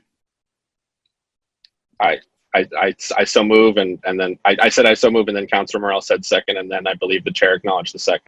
Point of order, Mr. President. Point of order, Councilor Knight. I do believe the city clerk is the recording secretary for the body. I'm sure the city clerk has recorded the notes accurately, as he does every meeting. Maybe we shall refer to the city clerk as to what order these operations were made in. I will defer to the city clerk.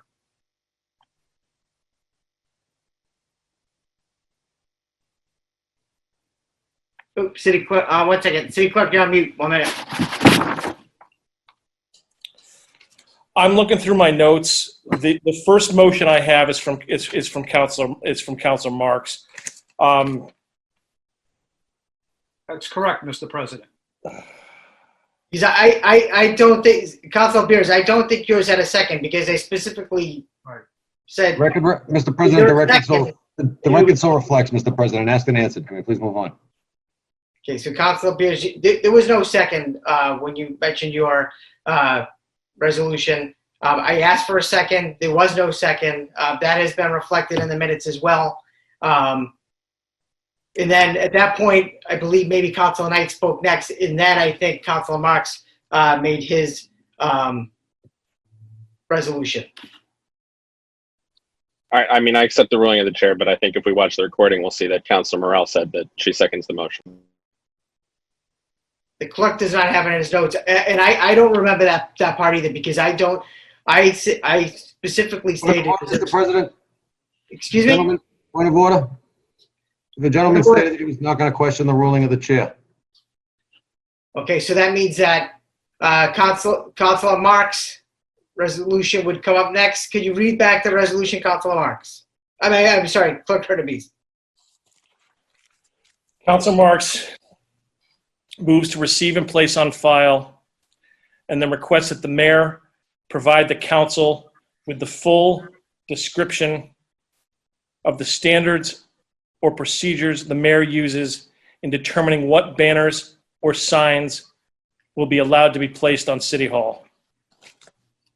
If I could just clarify the first motion, Mr. Clerk also mentioned paper 20-497, which was Councilor Beer's original resolution.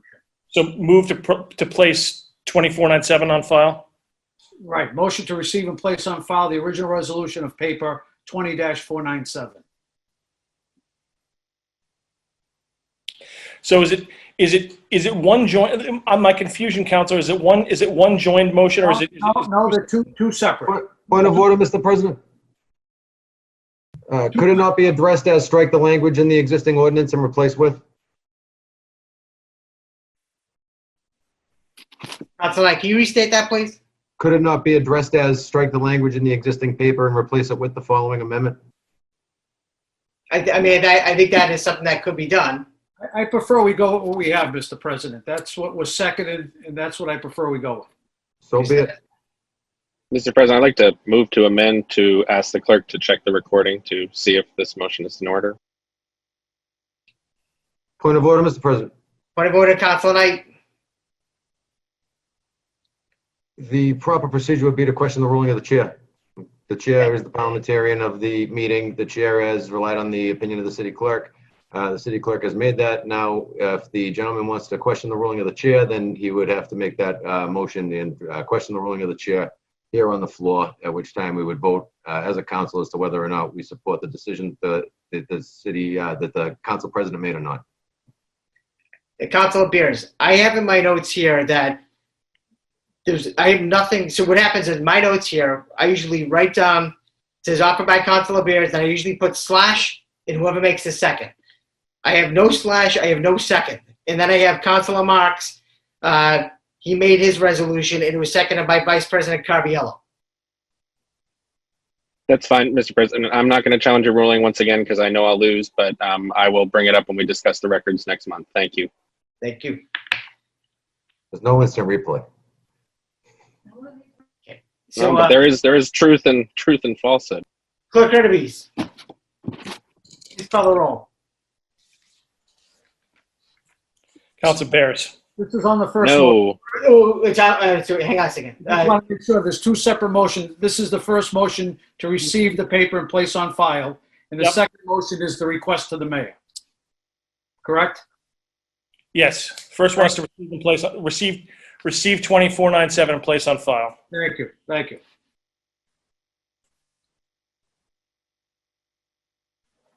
Councilor Bears. No. Vice President Carviello. Yes. Councilor Knight. Yes. Councilor Marks. Yes. Councilor Morrell. No. Councilor Scarpelli. Yeah. President Falco. Yes, 5 in the affirmative, 2 in the negative, the motion passes. Motion to take, a motion to suspend the rules to take communications from the mayor, Mr. President. No, we still have the second part of this. Oh, I'm sorry. I thought that was a joint vote. There's a part 2 to this.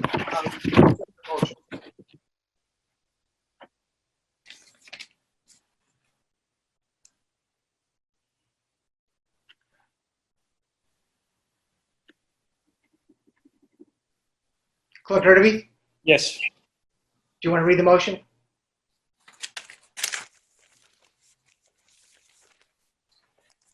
Yes. After the motion to receive and place on, to receive 2497 and place on file, Councilor Marks moved to request that the mayor provide the council with the full description of standards or procedures the mayor uses in determining what banners or signs will be allowed to be placed on City Hall. On that motion, Clerk Hurtubise, please call the roll. Is there a second on that? There was a second. It's Vice President Caraviello. Could you reread the motion, Mr. Clerk? Sure.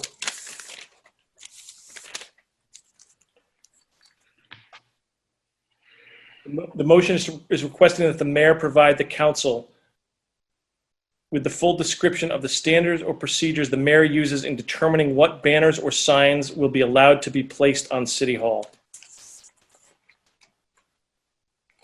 On that motion.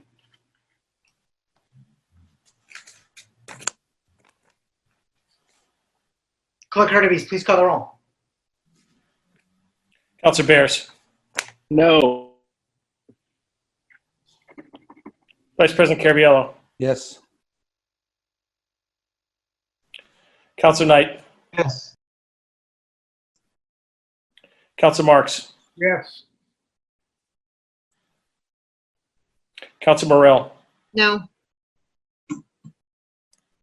Councilor Scarpelli. Yes. President Falco. Yes, 5 in the affirmative, 2 in the negative. The motion passes.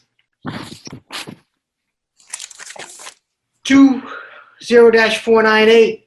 Offered by Councilor Bears, be resolved by the Medford City Council that the mayor and health director provide an update on the reopening plan proposed by Tufts University, collaboration between the university and health officials, and how the Medford community will be kept safe, with hundreds of out-of-state students returned to the city for from COVID-19 hotspots. Councilor Bears. Thank you, Mr. President. As we're aware, we're in the midst of a global pandemic.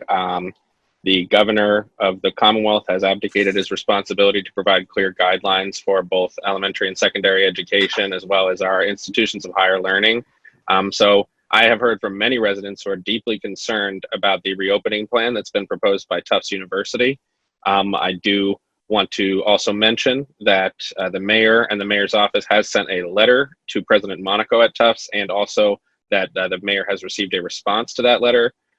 So there has been some communication. I would like to ask either if Chief of Staff Rodriguez has anything quickly now or in a written update that we get information on exactly how the mayor and the health director were consulted by the university. Was there an approval process that the city had to approve the reopening plan or not? What did that consultation look like? And then I think the big unanswered question, which is what happens if there is an outbreak, or what happens if this doesn't go the way that Tufts is expecting it to go? I spoke with Rocco DeRico. He mentioned that he kind of outlined similarly to the response that was sent to the mayor, what their plan is. I felt slightly better, but I would just say again that the uncertainty is so great that bringing this many people back seems potentially unwise to me. So that's the intent of this resolution. Okay, we have, let's see, Move approval. Dave, I'm not sure if you wanted to comment on that. Dave Rodriguez, Chief of Staff. Just very, very, very briefly, the mayor is deeply concerned about Tufts' reopening plan, and she's expressed that since the plan was announced to us. We've been in constant communication with Tufts throughout the pandemic. Myself, Marianne O'Connor, Jackie from our office, we're always talking to Tufts because Tufts doesn't work. Tufts doesn't exist in a vacuum. It's interlaced throughout the community. We know this. These students are coming back by the thousands. They're going to be in our neighborhoods. They're going to be all over the place. The mayor is deeply concerned about how this is going to affect a lot of folks in not just the surrounding neighborhoods directly adjacent to Tufts, but also throughout the community. What I will say is that the mayor pushed to have a community meeting on this so that Tufts can speak for themselves. I'm not going to be Tufts spokesperson today about what their plans are. I will say that the Tufts is having a community meeting on August 4th at 5 p.m. Online through Zoom. So when we push to have that pushed out as much as it possibly can towards the residents, and then if you're on the Tufts email list, you should already know about that. But we're also going to push out that community meeting through the mayor's office so folks can know about it. So there are concerns about these students coming. A lot of the students that have off-campus housing are already a lot of them never left. So that's a little bit encouraging that they are here. But the mayor, because of these hotspots, because of these outbreaks that are happening and pretty much everywhere else but New England, New York, New Jersey, what does that look like for Medford? And she's very concerned about that. To answer the question of whether there's approval process, there wasn't. The Tufts is following the state guidelines for higher ed institutions. The city does not have any approval process in place. We're not empowered to approve or deny these plans outside of what's already given to us through the Board of Health. But we don't. Those guidelines are pretty set and clear through the Board of Higher Ed and through the governor's office. Thank you. Vice President Caraviello, you had your hand up. I did, Mr. President, but I was just going to mention that I know there was a meeting scheduled for August 4th at 5 o'clock. So, and Mr. Rodriguez already mentioned that. So that's it for me. That's good. Perfect. Thank you. Any other questions from the council? Second, Councilor Knight's move to approve. Okay. Any questions from the public regarding this resolution? Okay. Seeing and hearing none. On the motion of Councilor Beer, seconded by Councilor Knight. Mr. President, we have Laurel Ruma. Oh, I'm sorry. Missed that. Thank you. Laurel Ruma, 149 Berget Avenue. So, sure, there's a public meeting on Tuesday the 4th at 5:30, just to correct you, Counselor. And all of Somerville and all of Medford are invited to attend this Zoom meeting. Kids start arriving on campus. Well, they're already here, as we know. There's about a dozen in the Berget Ave neighborhood who walk down the street to check out the newcomers, access to the gym, not wearing masks, going about their day. The rest of the kids start coming, mid-August? So 10 days after this public meeting in which the city has no control over what happens next, then something's going to happen. It's ridiculous. And I understand everyone's flying by the seat of their pants because no one really understands what's happening. But we're allowing 6,000 kids back on campus, and there has been very little to zero communication from Tufts about what this means for residents.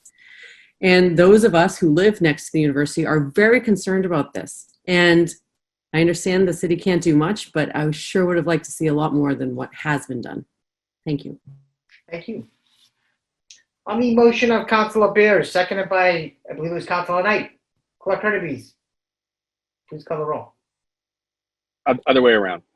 Oh, I'm sorry. Was it the motion? Isn't it your resolution, Councilor Beer? Let's just get rid of Councilor Knight. Councilor Knight moved to approve when I seconded. Oh, okay. On the motion of Councilor Knight, seconded by Councilor Bears. Clerk Hurtubise, please call the roll. Councilor Bears. Yes. Vice President Caraviello. Yes. Councilor Knight. Yes. Councilor Marks. Yes. Councilor Morell. Yes. Councilor Scarpelli. Yes. President Falco. Yes, 7 in the affirmative, 0 in the negative. The motion passes. Motion to suspend the rules to take communications from the mayor, Mr. President. We have Pam Kelly from the Council on Aging that's been with us for a very long time this evening, and I think she wants to go to bed so she can get down there tomorrow. On the motion of Councilor Knight to suspend the rules, seconded by Second. Vice President Caraviello. Clerk Hurtubise, please call the roll. Councilor Bears. Yes. Vice President Caraviello. Yes. Councilor Knight. Yes. Councilor Marks. Yes. Councilor Morell. Yes. Councilor Scarpelli. Yes. President Falco. Yes, 7 in the affirmative, 0 in the negative. The motion passes. Communications from the mayor, 20-494, June 23rd, 2020, to the Honorable President and members of the Medford City Council, City Hall, Medford, Massachusetts, 02155. Dear Mr. President and City Motion to Council. waive the reading and have a brief synopsis by a representative of the administration, Mr. President. Pam, let's see. Or actually, is Pam giving this presentation? Let me find Pam. She may have gotten off the call. She had texted like a couple of minutes ago saying she was going to have to get off the call. I don't know if the council got her in time. I don't see her, but I could. She's not listed as a participant. She's not. Okay. Okay. Is there a motion to table this or? I think it's pretty self-explanatory, Mr. President. Mr. President, I move for Okay, do you want to approval. speak to it? Yeah, I can speak very briefly. It's just a gift. It's just a gift account. Gifts will come in, and this is a necessary financial mechanism for us to be able to expend gift funds that are accepted by the city for this purpose. Okay. Thank you, Approval. Dave. Any questions from the council? Move approval. Any questions from the public? Okay, on the motion of Council Knight, seconded by Vice President Caraviallo, Clerk Hurtubise, please call the roll. Council Bears. Yes. Vice President Caraviallo. Yes. Council Knight. Yes. Council Marks. Yes. Council Morell. Yes. Council Scarpelli. Yes. President Falco. Yes, 7 in the affirmative, 0 in the negative, the motion passes. Let's see. Is there a motion to revert back? No. Okay. You have another paper. 20-495. To the Honorable President and members of the Medford City Council, City Hall, Medford, Massachusetts, 02155. Dear Mr. President and City Councilors, I respectfully request and recommend that your honorable body approve the following on recommendation of the Community Preservation Committee, requesting the appropriation of $3,083.50 from the CPA General Reserve to City of Medford Bocce Courts Project. The project will be tracked in the Community Preservation Fund by category, General Reserve and Open Space Recreation. Sincerely, Brianna Longo, Kern, Mayor. Sounds self-explanatory. Dave, I'm not sure if you want to speak to this or if any council. Oh, Council Knight. Yes, Mr. President, this paper has been something that's been a long time in the works. I do believe in 2018, a resolution was filed that I sponsored requesting that we expand recreational opportunities in the community, especially passive recreational opportunities at public parks and playgrounds and other open space. And one of those recommendations that was made was bocce courts. And through the leadership of Mayor Burke at the time, we were able to start a bocce court project, and this funding right here is going to allow us to complete that project, or portions thereof. So with that being said, Mr. President, I move for approval of the paper. This is something that's been long in the works for a number of years, and it's something that I wholeheartedly support. Thank you, Council Knight. On the motion of Council Knight. Second, Mr. President. Second by Vice President Caraviallo, Clerk Hurtubise, please call the roll. Council Bears. Yes. Vice President Caraviallo. Yes. Council Knight. Yes. Council Marks. Yes. Council Morell. Yes. Council Scarpelli. Yes. President Falco. Yes, 7 in the affirmative, 0 in the negative, the motion passes. 20-496, July 22nd, 2020, to President John Falco and honorable members of the Medford City Council, Mayor Brianna Longo Kern, regarding licensing of food trucks. Dear President Falco and members of the Medford City Council, I respectfully request that City Council approve the following list of food trucks for events that are scheduled for the coming months. Due to the COVID-19 pandemic and the city's temporary policies limiting events and gatherings, the attached application includes some unique considerations which have been viewed and approved by my office as well as the Board of Health. Medford Streets, location and dates TBD by resident request, seeking up to 5 locations between August and October, requesting 1 lunch/dinner and 1 dessert truck per location and date. Thank you for your consideration, Mayor Brianna Longo Kern. Councilor Knight. President. Mr. President. Councilor Scarpelli. you? If I can, I know that we're asking for permission for certain events that haven't been scheduled yet, or? Yeah, the location and dates are to be determined. That our Board of Health and the mayor has already approved. You know, why don't we do this? Why don't we, Dave, can you clarify, please? Dave- Clarify this. Yeah, Jackie Peaks is on the call as well. She's been running point on this particular program in this project. So if she can be unmuted, she can explain exactly what the Sure. plan is and will be.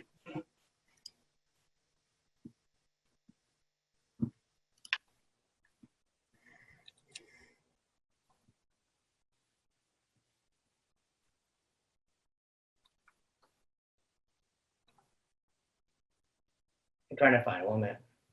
I got her. You got it? 7. Her microphone's dumping out. If you give her 2 minutes, she can call in real quick. Okay.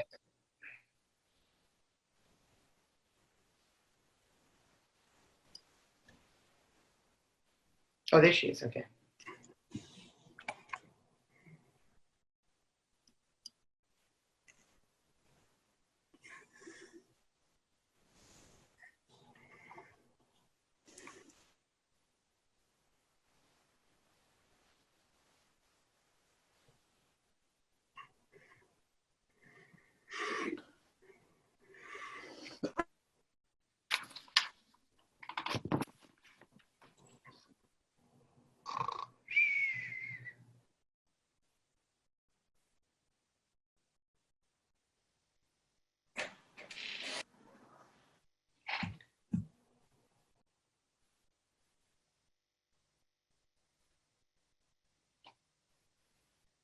Dave, is she having? Oh, wait a second. It's me.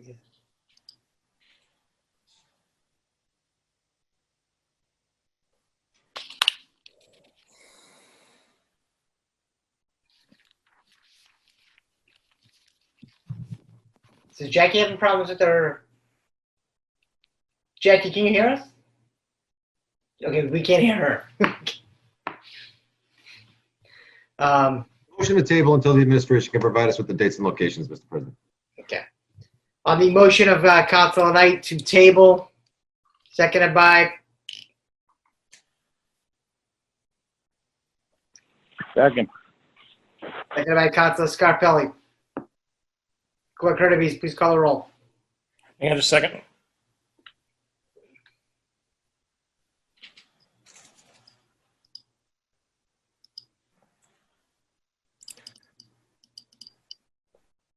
Councilor Bears. Yes. Vice President Caraviello. Yes. Councilor Knight. Yes. Councilor Marks. Yes. Councilor Morell. Yes. Councilor Scarpelli. Yes. President Falco. Yes, 7 in the affirmative, 0 in the negative. The motion is tabled. 19-481, July 23rd, 2022, Brianna Lungo Kern, Mayor, from Kimberly M. Scanlon, Acting City Solicitor, regarding Council Paper 19-481. Dear Mayor Lungo Kern, on June 9, 2020, the Medford City Council requested that the proposed brewery ordinance have the following amendments made thereto. After consultation with the Building Commissioner, Paul Moki, I have drafted the amendments. I respectfully request that this paper is sent to the Medford City Council. Respectfully submitted, Kimberly M. Scanlon. In ordinance amending Article 1, Chapter 94 of the revised ordinances of the City of Medford. Be it ordained by the City Council of the City of Medford that Article 1, Chapter 94 of the revised ordinance of the City of Medford, as most recently amended, is hereby further amended by the addition of 2 new definitions in Section 94-2 and adding an additional line called brewery to the principal uses set forth in the table of use regulations in Section 94-148. The following 2 definitions are hereby added to Section 94-2 entitled Definitions. Brewery means an establishment primarily engaged in the production and distribution of beer, ale, and other malt beverages, which may include accessory uses such as tours of the brewery, retail sales, and or on-site consumption of the products, for example, a tap room or tasting room. The facility shall hold the appropriate Commonwealth of Massachusetts brewery license as well as any required pouring license approved by the local licensing authority. This facility may host marketing events, special events, and brewery tours. The facility may only sell beverages produced by and commercial goods branded by the brewery. Tasting room, tap room means a room attached to a brewery that allows patrons to sample or consume beer, ale, or other malt beverages that are produced on-site in accordance with General Law, Chapter 138. Barrel means a container, usually cylindrical in nature, used for the storage of a malt beverage with a capacity of not more than 31 gallons. A line number 35B entitled Brewery is hereby added to the principal uses set forth in the table of use regulations in section 94-148 as follows. Table of use regulations in off-street parking and loading requirements. Let's see, so use brewery. Says communications from city officers and employees. Actually, yeah, so I'm sorry. So it's not allowed in SF1, SF2, GR apartment 1, apartment 2, apartment 3. C1, yes, for breweries operating with 7 barrels or under. SPA, for breweries operating with more than 7 barrels. C2, it's allowable. I, industrial, it is allowable. O, yes. MUZ, yes. Parking 350. Mr. President, before we start, I just need to say something. Councilor Bears. Thank you. At the previous meeting on this ordinance, I had recused myself as I was awaiting guidance from the State Ethics Commission on whether I could participate in these discussions due to an investment that I had in the Medford Brewing Company. I received guidance from the State Ethics Commission, which included that if I and my parents were both to divest our relatively small investments in the Medford Brewing Company, and then I were to file a disclosure with the clerk's office, that I would be able to participate in these discussions. We have divested from our investments, and I have filed said disclosure with the clerk, so I will be participating going forward. Thank you, Mr. President. Thank you, Councilor Bears. So we have Councilor Morell, then Councilor Knight. Councilor Morell. Thank you, Mr. President. I'd like to offer an amendment to this ordinance. We've had a number of residents reach out. It seems that we're really remiss in not including a definition for brew pub in these additional definitions. I do have suggested language for that when the clerk is ready. Clerk Hurtubise? I'm ready. All right, now I have to find, okay. No, I have to find it on my screen. Sorry. Okay. A brew pub is an establishment that provides full on-site meal service and is also licensed to brew beer on the premises. A brew pub. Can you email me the amendment when you're done reading it as well? Yep. I can work it into the records that way when I do the records tomorrow. Okay. And I'll also try to copy it down. okay. And a brew pub shall sell 25% or more of its beer on site. And last, a brew pub shall be categorized as a restaurant and not as a brewery for the purposes of zoning. There's a number of other cities and towns, sorry, and then that's the end of that. There's a number of other cities and towns that have this same definition. It varies a little bit, but it's the same intent, and I think it's something we definitely need to add to this ordinance.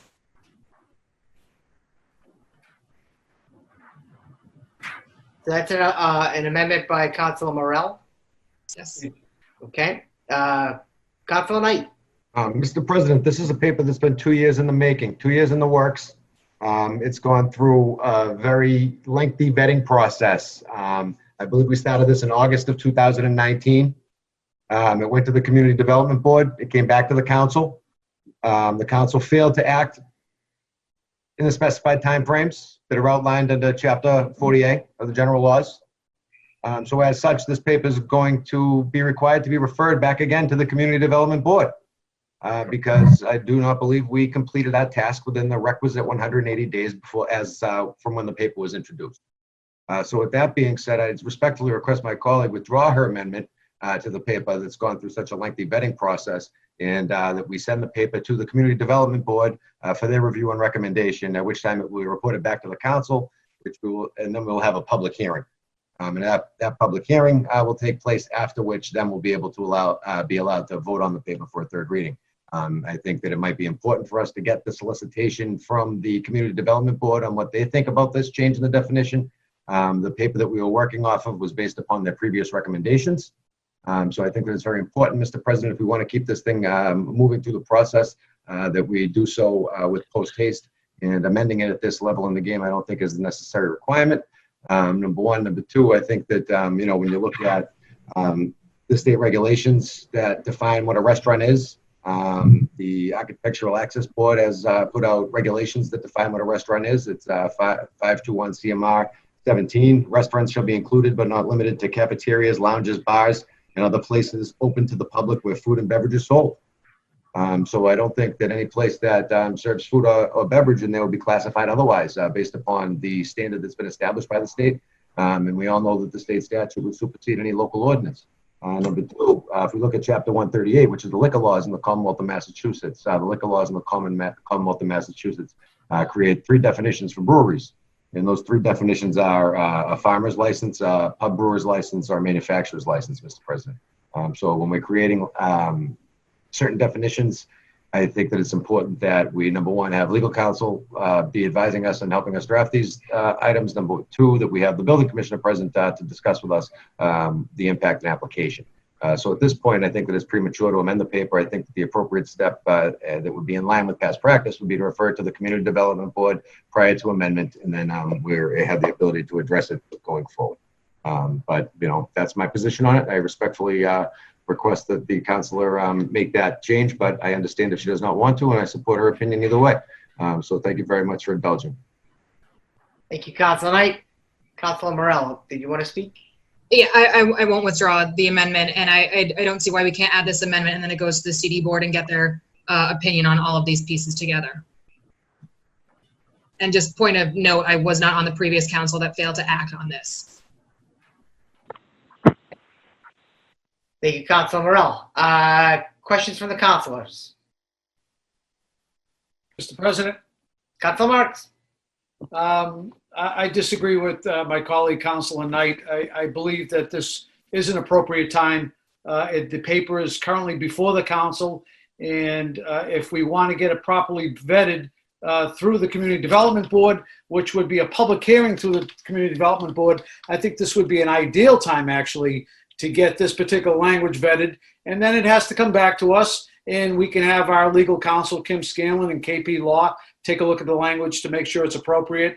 I'm under the impression that the city of Boston has a similar language, if not exact language, that mirrors this. And I believe it spells out a concern that we have for clarification that a brew pub would be listed as a restaurant, and that's based on the sale of 25% or more of its beer on site.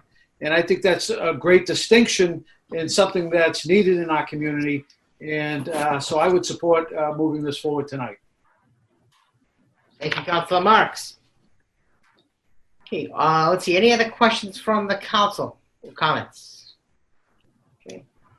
Any comments from the public? Max, name and address for the record, please. So my name is Max Heinig, Arden Road, Medford, Mass. Can you hear me all right? Yes. Okay, great.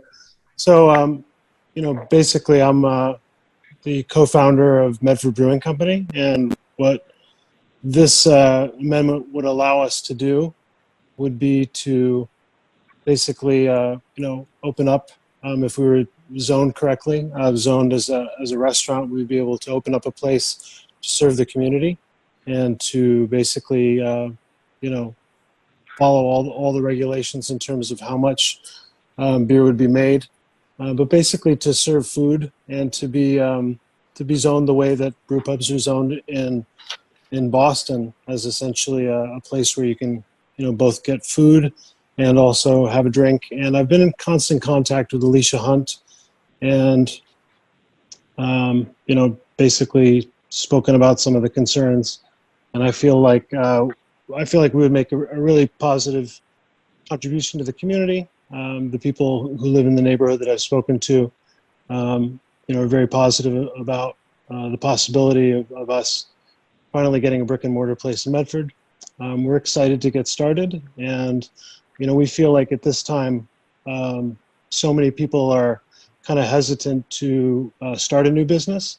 We feel like we'd like to give it a shot, and having the support of the council and the support of the city, and letting us sort of get going, as opposed to kind of continuing to drag our feet over the definition I think we can all agree upon, which is that a brew pub has food and drink, and is not just a brewery. We're talking about a really small location that wouldn't be making a monstrous amount of beer or be open very late. I think most people in Medford would agree that it would be, an idea that whose time has come. And I really appreciate you talking to me about it tonight, talking to all of us about it tonight, and I appreciate the support so far. So thanks. Thank you, Max. Let's see, we have a number of people that want to speak. So we have, Laurel Ruma, name and address for the record, please. Laurel Ruma, 149 Burgett Avenue. As someone who helped the Licensing Commission start the proper language for this 2 years ago, and with you, Councilor Knight, we've been wanting this for a very long time. And this, however, it would be nice to actually get this going and moving and to the next phase, because we have been so held up time and time again trying to get this particular resolution passed. So I am siding tonight with Councilor Marks and saying we should really just push this through. Thank you, Laurel. Question, Mr. President. So if we classify breweries as restaurants or brew pubs as restaurants, then they'd fall outside the brewery ordinance, because they'd fall into the restaurant ordinance, which looks like it's use number 56 on a table of use chart.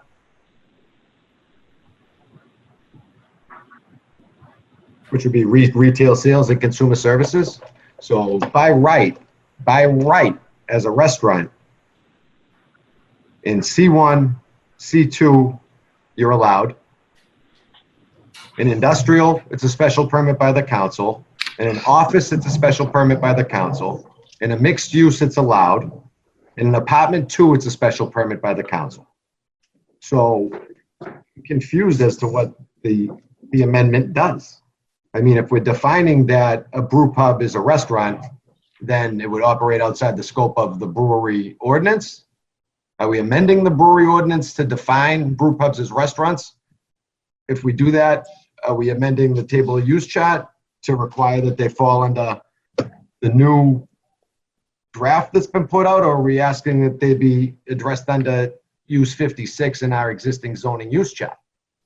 What is it exactly that we're amending here to allow for this to happen? And, if in fact we do amend the ordinance and change this definition, are we allowing brew pubs in areas that we've already vetted prior that would require a special permit or require certain restrictions on brewing? In the C1, for example, there's restrictions on barrels and the number of barrels you can brew without a special permit and by right. But if we look at the use chart for restaurants, there is no restriction. So I'm confused by the amendment, probably because I haven't been able to see it in writing and to see what exactly it does mechanically or operationally. So I'm not comfortable supporting it this evening, Mr. President. And I was the sponsor of bringing the brewery, or the first paper I filed at the beginning of this term was to give CP out of the brewery ordinance and bring it back to life. The other one I filed was for food trucks. 2 things that should have been done long ago, Mr. President. But I mean, I think that if we're going to do it, we got to do it right. And we've gone through a process here that's taken almost a year, 11 months, and we've made great progress. And I am very uncomfortable voting on this at this late night with these amendments. I'm just not comfortable doing it because of the questions that I just raised. Legal counsel has to vet the language to make sure we're not doing anything contrary to law. If we are, we got to go back to the drawing board. If we are, we're put in a worse position, Mr. President. So I'd ask that the amendments be introduced after maybe they're referred to legal counsel, and then we can introduce them or attach them at a later date. Point of information, Mr. President. Point of information, Councilor Marks.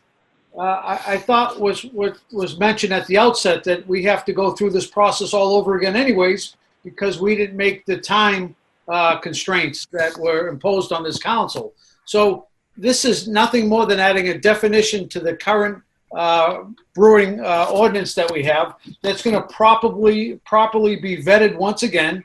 And if anything, Mr. President, this is merely stating that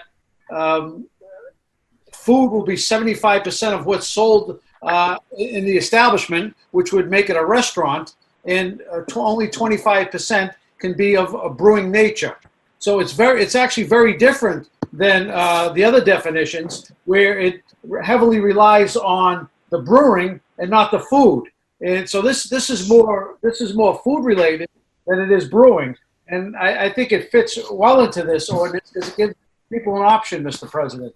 So I think it will properly be vetted out as we go along. So I will support it tonight, knowing that we still have many meetings in front of us, Mr. President, to go forward with this.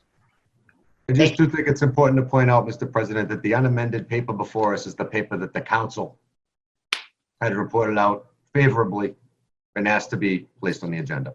The legislative process allows for amendments to be made, but the paper that's before us is the paper that the council voted on. The amendments weren't adopted through the committee of the whole process or the proper vetting process that's been established previously. It's for those reasons that I will be, and the uncertainty as to how this amendment will impact the zoning use chart and the application of the special permit process. For those reasons, I'll be voting against it this evening.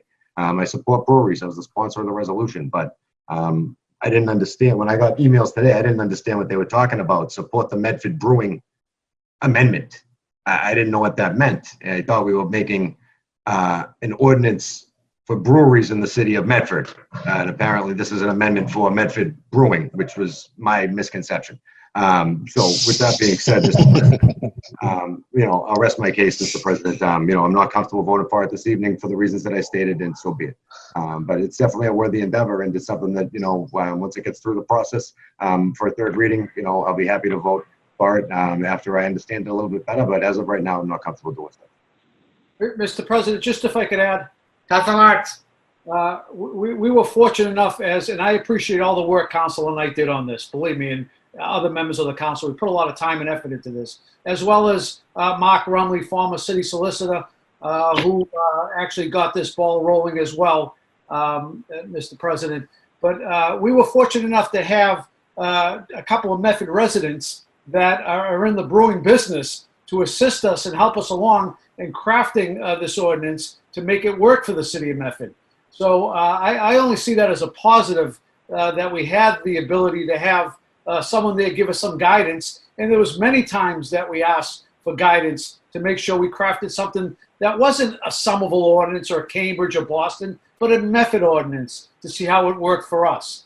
And so I continue to look for advice and assistance and any other assistance I can get from the people that have the expertise, because I'm not a brewing expert. I don't know the number of barrels. I don't know anything than what I have to do my homework and research. And from what I see with this, Mr. President, it will be properly vetted. We're not asking that this be voted on tonight and then become an ordinance, ordained ordinance, in the next several weeks. We're saying that this has to go through the entire process again. Unfortunately, we have to do it. We have to go through the entire process and have another public hearing and so forth, even though much of the language has been vetted out. So I hear what Councilor Knight's saying, but I think we should at least give this the opportunity to be added and then properly vetted. No more than a procedural difference, Mr. President. That's all. Thank you, Councilor Marks. Thank you, Councilor Knight. Vice President Cavallaro would like to speak. I know there's some residents that want to speak as well, and we'll make sure we get to you, but we have Vice President Cavallaro. Thank you, Mr. President. Mr. President, I support this move here. I don't understand it. So if we're calling it a brew pub, it's a brewery that serves food. Am I correct? Right.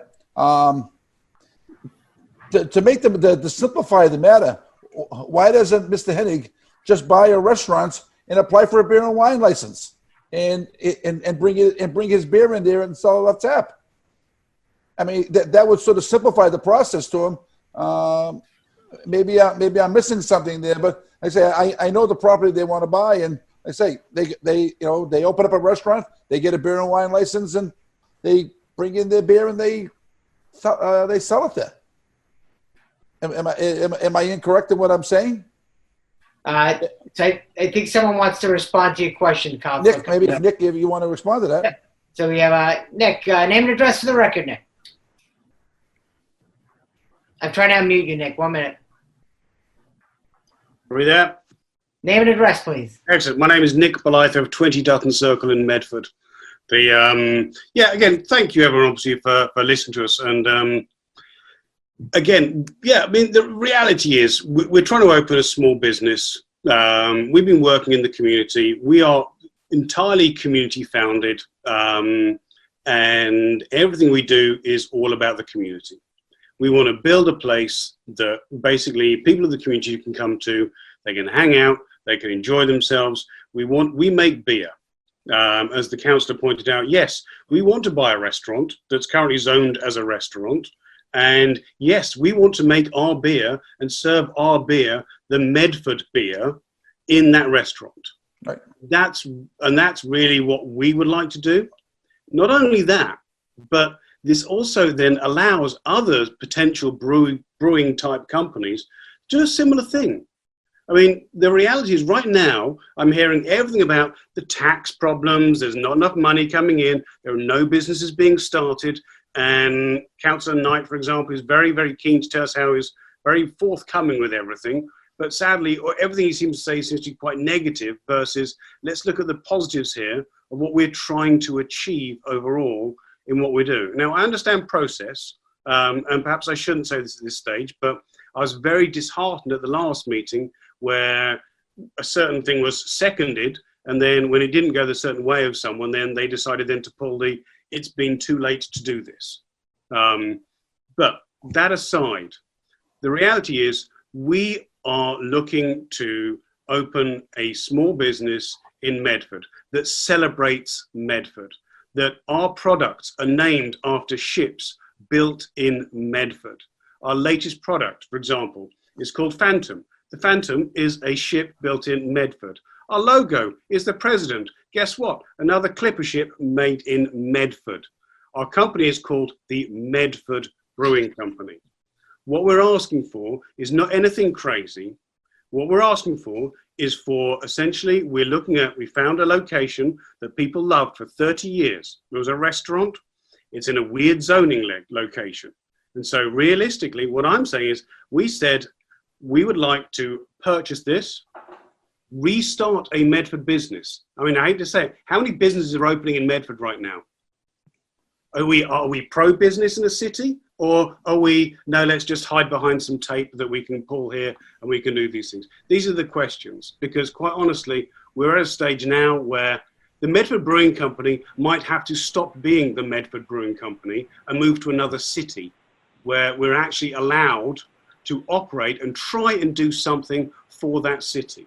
That's not Nick, what I want to do. That's not what we should be doing. But quite honestly, we had an ordinance that was in front of you guys before that was just dropped and ignored and forgotten. And then the card pulled, you missed your date. That wasn't our fault. We nudged you guys. We pushed things with you guys. We asked, we sent information, and we got nothing back. What we're trying to do... Nick, if I may, okay, there are a lot of things that went into that. And it's not full blame on the council because we had numerous meetings on this, and it was basically stated that one of the big things was the Chamber of Commerce was going to come in and wanted to weigh in on it. And what happened was they postponed their meeting, which was supposed to be in November, and I think it was after the fact. So it wasn't fully on the council. That was not fully on the council. But I just want to straighten that out. President, I'm not looking for people saying why it wasn't anyone's fault or anything else. I'm not saying it is. I mean, I'll be honest with you. When we look at what was put forward, truthfully, when we actually really look at it, there were a lot of parts in that which actually were quite negative and quite restrictive for a brewing type of company. All we're looking for is to say, you look in a dictionary, a brew pub is looked upon as a restaurant that also sells beer made on site. Nick, Mike, what does the state law say? Nick, Vice President Caraviallo has the floor. Nick, Sorry. Nick, I'm sorry to interrupt. Nick, my question is, why can't you buy the restaurant that you want? I know I'm familiar with the restaurant you want to buy, and sell your beer there, but maybe process it off site, and it will kind of simplify the process for you. I know you want to brew it there, but does that not work for you? No, absolutely not, because Okay, this is the. I'm just trying to think outside for you. There isn't really. I mean, I'm sorry. What is thinking outside the box is to say, let's look in a dictionary. And right now, a brew pub is registered, basically, is put in the dictionary as a restaurant that also sells beer made on site. And that's what we're looking for these things to be recognized as. That's what we're overall looking for. Because I said, we want to make beer, small batch products that we can help, for the city. People want this. We've got supporters who've asked for us to be doing this. We're trying to build a business, increase the tax base, put some money into the city, attract more people to this city, and that's what we're trying to do. So I'm not opposed to what you're trying to do. I get what you're trying to do. I understand. I just thought that, if you continue to do it outside, this would just speed up the process a lot easier for you, and you could be up and going a lot quicker. So you'll be fine with me. Well, no, I'm sorry, but I hear in some ways of what you're saying, but I cannot open a Medford Brewing Company location where I cannot make my beer on site. That's okay. That's fine. I was just trying to, So again, we just trying to simplify the process for you. We want to build a new business in Medford. We want to help. We know all the problems with the funding and all these different things with schools, with no money, with all these things. We want to create jobs in Medford. And we Mr. President, this isn't a licensure hearing. I'm sorry? This isn't a hearing on your licensure. This is a hearing on the ordinance that's before us. We understand what you're trying to accomplish. Absolutely, yes. I'm not asking about my brewing license. I'm saying to have an open mind and look and say, we are looking to open the Medford Brewing Company as a brew pub in the city of Medford. And that's all we're asking. And I'm saying that. There's no more I'm going to say on the matter. I'll let other people speak. Can I ask the question? What in the existing ordinance prevents you from doing that? I'm sorry? What in the existing ordinance prevents you from doing that absent an amendment? We found a location that financially makes sense for our business so it can thrive. No, what I'm saying is what in the existing ordinance prevents you from from opening a brew pub? I mean, I think that there's three type of brewery license that you can get, right? A farmer brewer, a pub brewer, a manufacturer brewer, right? Those are the three types of manufacturing, three types of brewery license that you can receive, and those are all defined by state law, right? Yes. And a restaurant is also defined by state law, right? Mm-hmm. So underneath the existing ordinance, what is it that you're not able to achieve? Is what's the district zoned at now that your potential location is in? Is it non-conforming use, or is it something like that? That's why you're looking for this amendment, or is it that's what I'm trying to figure out. So right now, sorry, perhaps Mr. Began, Sean Began, should speak because he's more intelligent than I am, and it's probably safe. Much more intelligent than I am as well, Nick. Not you. You know what I mean? He's good. I know Sean for a number of years. He's great. Sean Began, name and address for the record, please. Thank you, Mr. President. Sean Began, 0 Governors Ave, Medford. So, as many of you know, I'm an attorney. Nick and I've known Nick and I've known Max through our kids for a number of years, but I've just recently kind of been introduced to them in this idea of their brewery after the last city council meeting that took place, I believe, back in May or June on this issue. And what never sat right with me about the existing ordinance that we have here is that it never took into account the type of place that Nick and Max actually want to open, which is, in my mind, a restaurant, a place where you can go and get food and get a meal and get a drink. And it's not a brewery in the purest sense of the word. It certainly doesn't fit into the first definition of brewery, which would be basically a manufacturing plant where then you're distributing beer out of there to retailers or wholesalers from your brewery. It really doesn't fit into a tasting room because it's more than a tasting room. Again, it's a restaurant. You're going to go there, you're going to sit down, you're going to have a full meal. So a brew pub, what we're trying to do is clarify that a brew pub where there will also be some beer brewed there, but with limitations on the way that they can sell that beer, and the limitation is set forth in the proposed amendment, differentiating it from either a brewery or a tasting room. And what we're trying to do is get some clarification such that a brew pub will have the rights of a restaurant and not the rights of a brewery. In this definition of brewery that's before you, it says that the facility may only sell beverages produced by, branded by the brewery. Well, that's not necessarily true for a restaurant. Yes, they will be brewing beer, but they're going to have all the other rights that may be coexistent with having a restaurant in the city of Medford. So that's the reason for the amendment, and that's the need for the clarification. And I think if we stop getting hung up on this issue of, is this a brewery like Anheuser-Busch? No, this is a restaurant that is going to brew small amounts of beer to primarily be serving to patrons. And that's how it should be classified, as a restaurant in that case. If someone else wants to come to Medford and create a brewery in its purest sense of the form, then they can come under this ordinance and apply for a brewery and be subject to those same restrictions. So that's the point of the amendment. That's why we need the clarification. And that's why I thought that it was very fortuitous, actually, that this ordinance had not gone to the Community Development Board, and that we were able to catch up with it before that happened, such that the Community Development Board will now have this amendment to also consider. So that's one of the reasons I advised Nick and Max to make this amendment via one of the city councilors in the city of Medford, and to propose it and to support it. That's why we're here.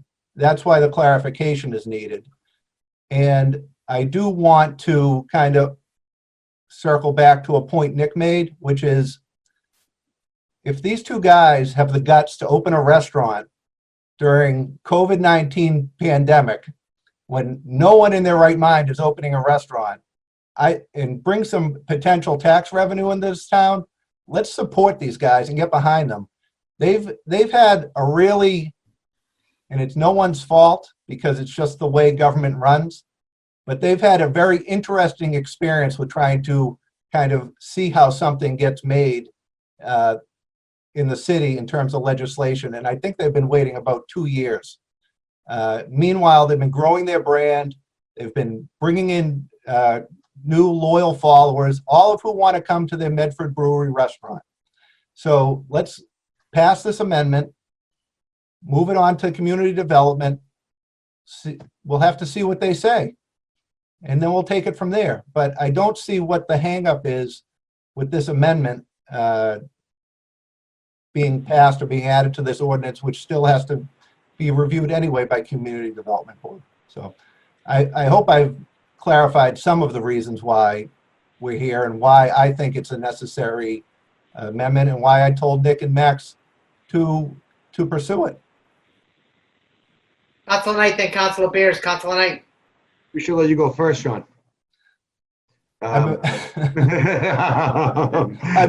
He's much better than I am. I had to wait till it was Wednesday when it was my turn. Now it's Wednesday. It's all right. You're overtime on the clock.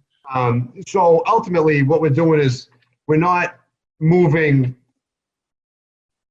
this out of the brewery ordinance. What we're doing is putting a definition into the brewery ordinance that would allow them to also sell bottles of vodka that they don't make on site if they get the proper license for it. Budweiser, Bud Light products if they want to serve those products, because those are products that are provided by a distributor and not manufactured on site. It would have them treated as a restaurant, plain and simple. But so- Whatever a restaurant can do, a brew pub can do, because it's essentially a restaurant.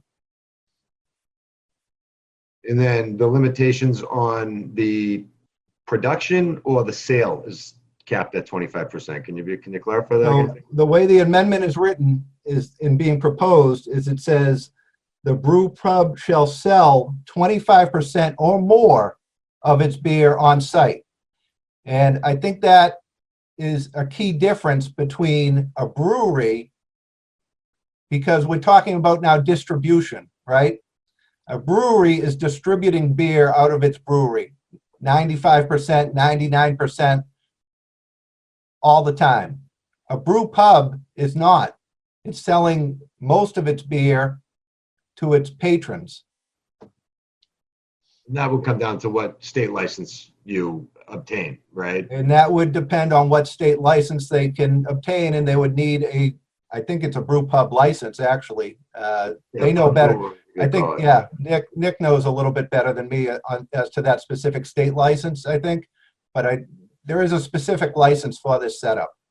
Yeah, so we would have to have we would apply through the federal for the ABCC and the TTB for a brew pub license, and to operate legally in Medford and Massachusetts, we'd then have to have a full liquor license. So we'd have to go through the liquor license process versus the pouring license, etc., because of the designation. And I do understand that in the licensing process, like you said, you have to go through at the federal level, the ATB, the Alcohol, Tobacco, Firearms Bureau, and at the state level, the Alcoholic Beverage Control Commission. So there is, some levels of bureaucracy here because, the stuff can blow up and everything else. And, it's not easy to make. Okay, I understand this a little bit better now. I still would like legal review. So, this evening I probably will not support it. However, in the future, once I get my clarifications from council and I feel comfortable, I will. So thank you very much for allowing me at this late hour to take up more time than we needed to. Thank you. Thank you, Council. Right, Council Bears. Just want to say thank you to Councilor Morell for proposing the amendment, and I strongly support it. I think this is exactly what Medford needs at this moment, and we shouldn't be standing in the way. Thank you, Mr. President. Thank you, Councilor Bears. Councilor Morell. Thank you, Mr. President. I just want to add briefly, obviously there's been a lot of talk about Medford Brewing, but I know so much, or at least a portion of the back and forth about the brewery ordinance was related to food. So I think this is also something that really addresses that and establishing that restaurant type. So thank you. Thank you, Councilor Morell. Any other questions from the council? Vice President Caraviello. Thank you, Mr. President. I for one, I'm happy that they're going to be serving food in there. That addresses a big concern of mine. So again, I applaud them for listening and adding food to their menu, to their repertoire, and I support what they're doing. President. Councilor Scarpelli. And thank you, Mr. President. And I know Nick and I were going back and forth, and I had great conversations with Mr. Moki and the clarification, especially this evening. I think that it is time to move forward and pass this on to the next step so we can get this process to fruition. So it's something I know that Medford Brewing Company has been waiting for, and I think that the truth of the matter is it is time, and it would seem to be prohibitive if we didn't try to find our ways to make sure that we take care of the organizations that stuck with us through thick and thin. So, I wish them the best of luck as we keep moving forward with the state licenses they need, but I'm willing to move forward with this evening. So thank you. Thank you, Councilor Scarpelli. Any other questions from the council? Okay. Let's see. We have a comment from Derek Anderson. He's got his hand up. Derek, name and address for the record, please. 16 Myrtle Street, Medford. Derek Anderson.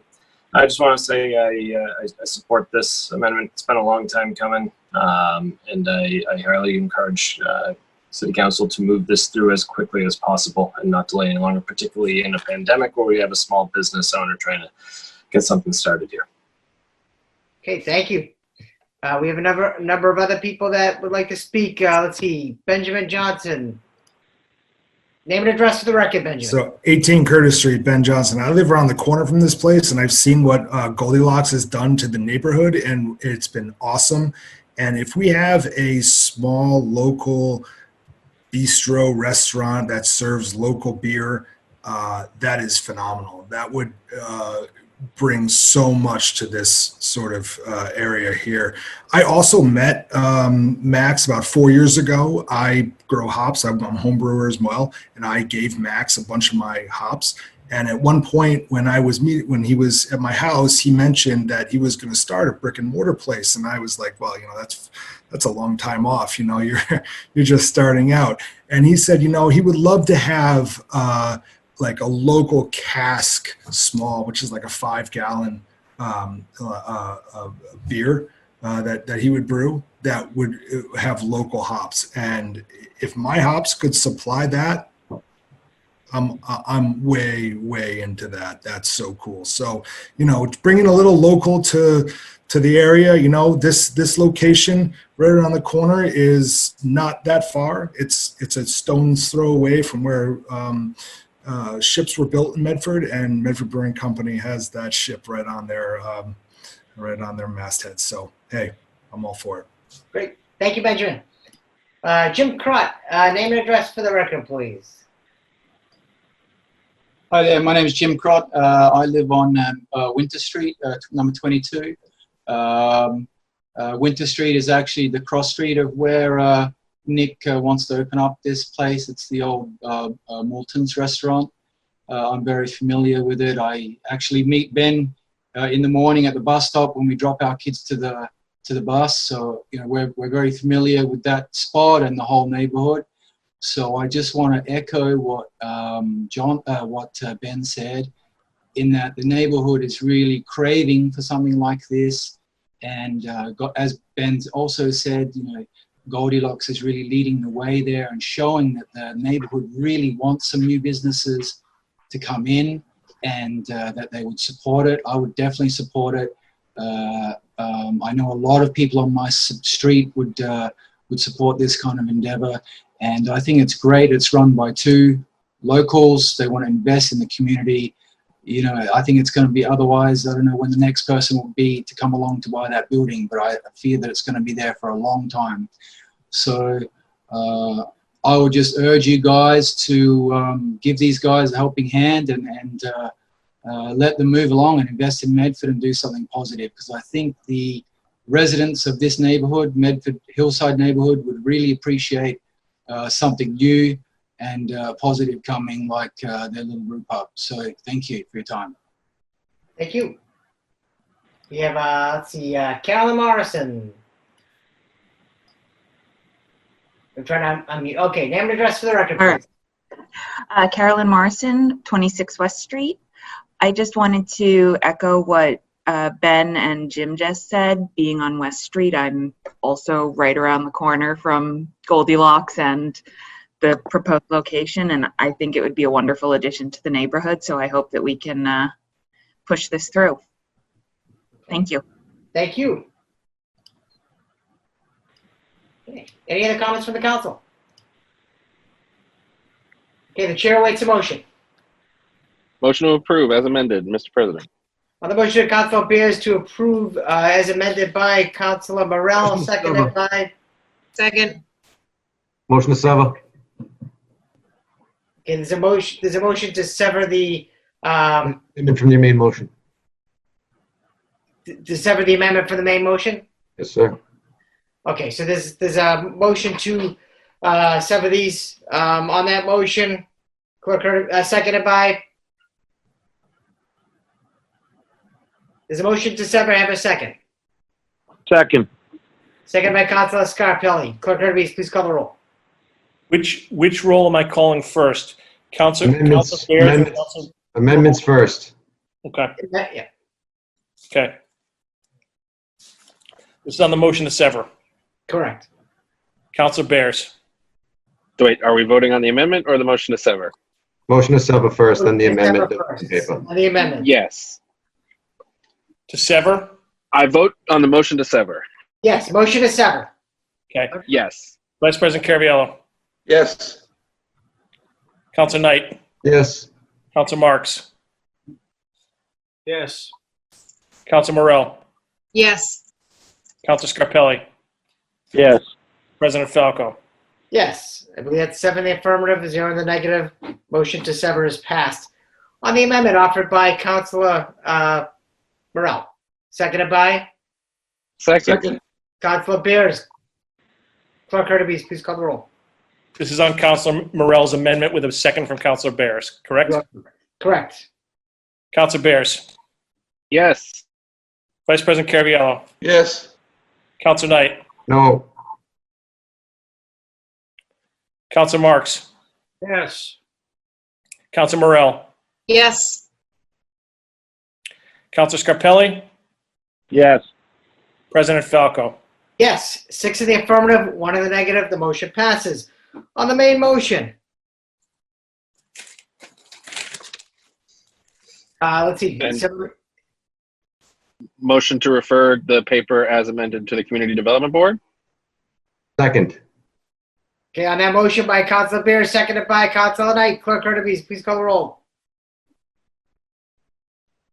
Counselor Bears, Yes. Vice President Caraviallo, Yes.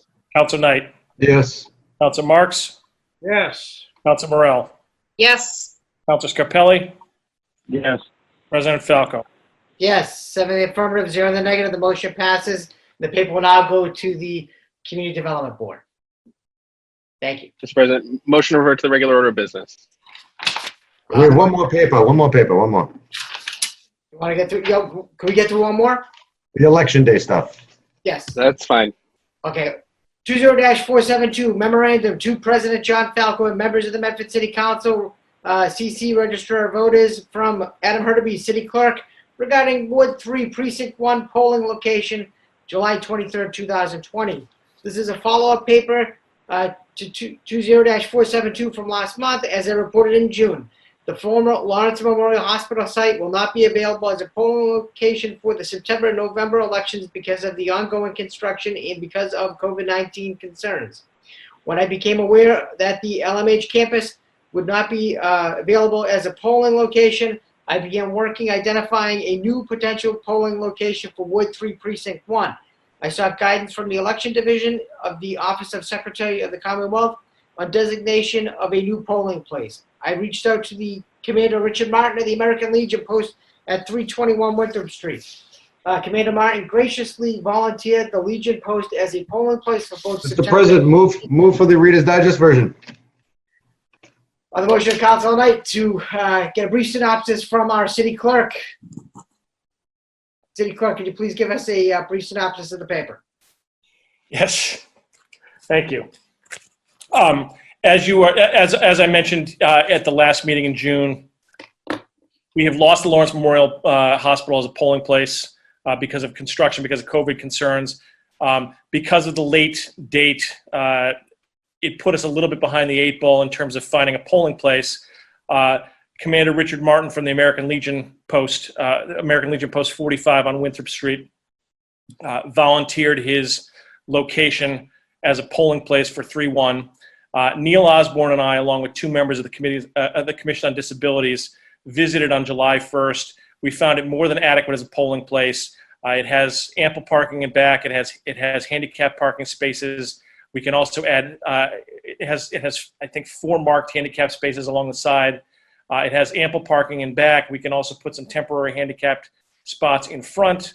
It meets all access requirements for wheelchairs and wheeled mobility devices. And the 4 of us unanimously concluded that there would be an excellent polling place.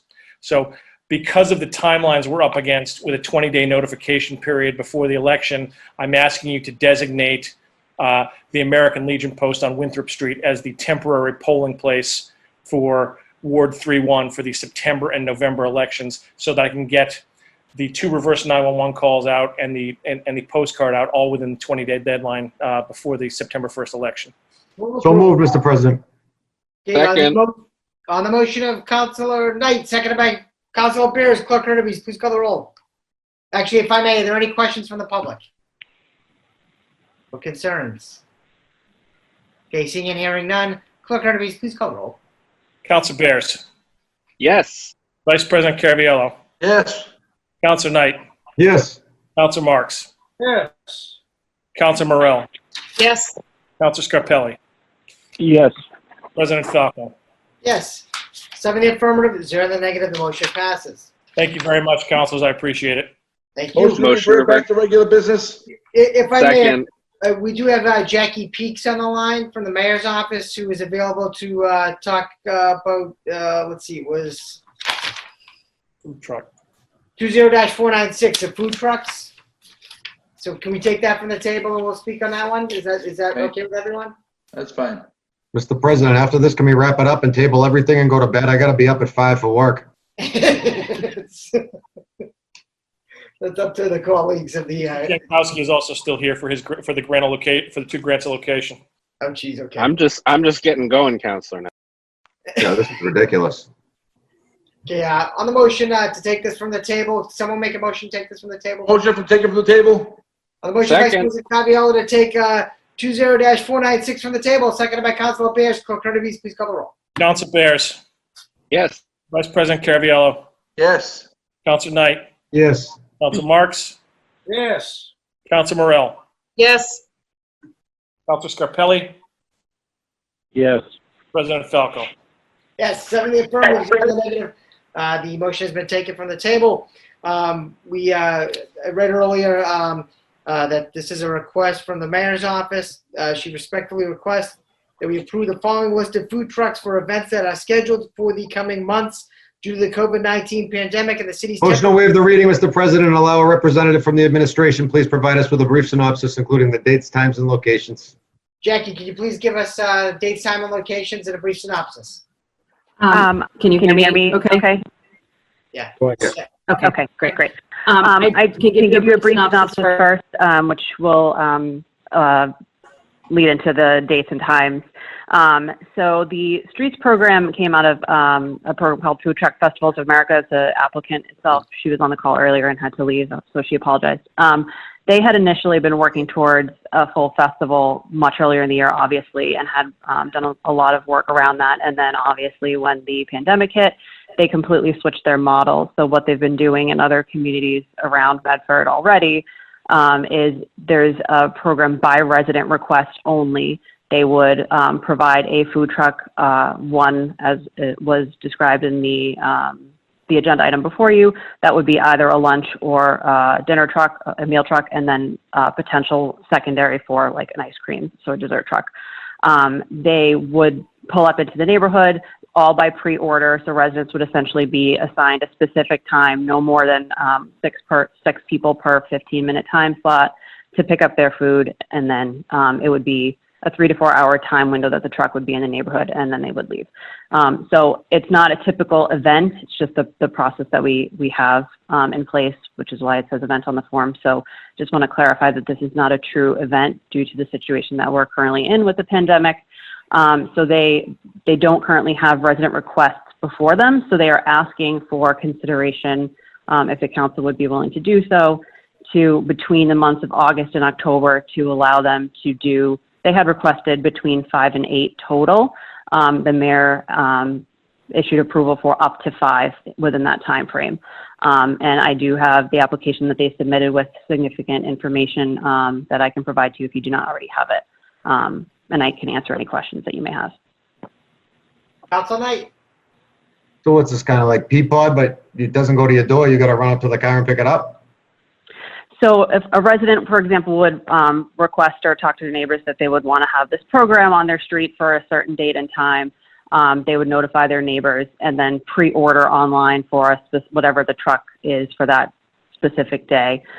So essentially, yes, something like a Peapod, but with, meals that you would typically, walk up to, like, in downtown Boston, for example, and just order there. That won't be allowed. You'll have to pre-order so they can adhere to social distancing guidelines and make sure that people aren't assembling in one spot. So it's pretty much, it's like Grubhub that cooks it in the car on the way to your house? Sure, the way to describe it, yeah. I think that's, again, this is based on what her application is. So I'm just doing my best to answer on behalf of the applicant. Okay, yeah, I get it. And, so say that the truck is coming to a neighborhood. Does the truck stop and stay there?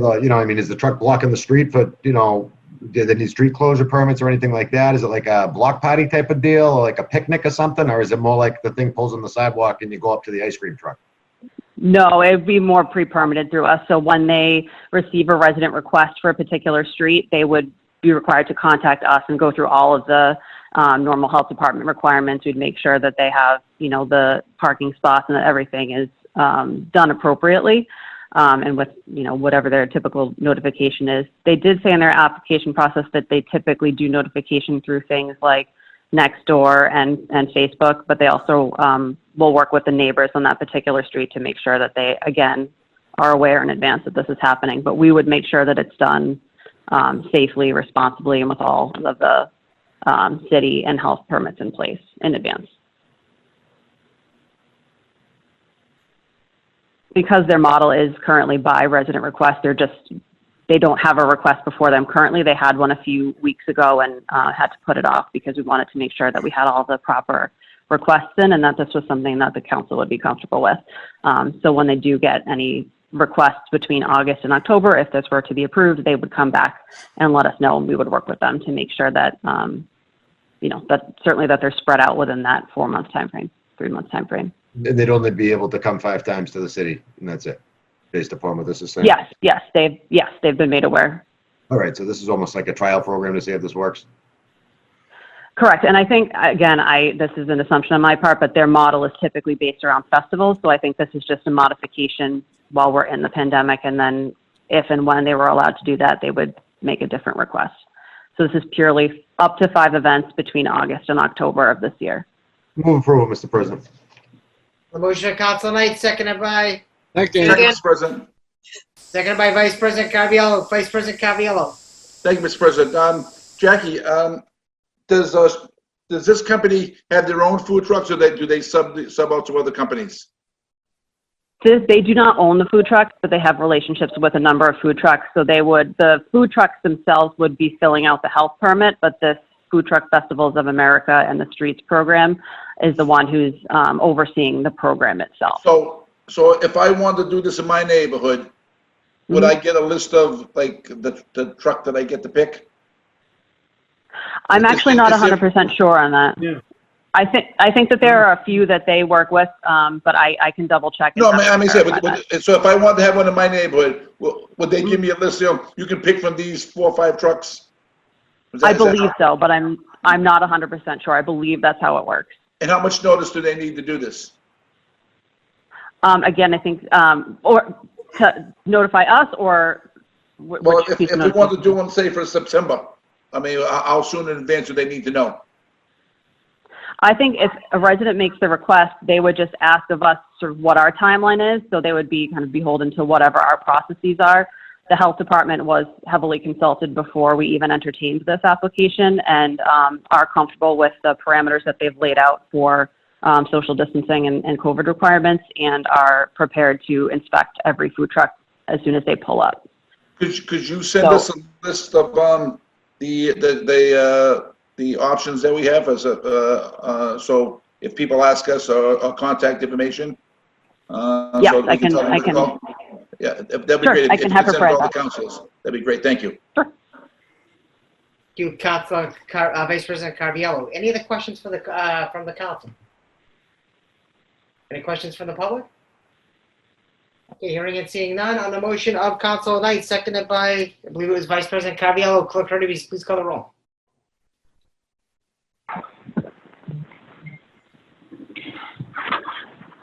Councilor Bears. Yes. Vice President Caraviallo. Yes. Councilor Knight. Yes.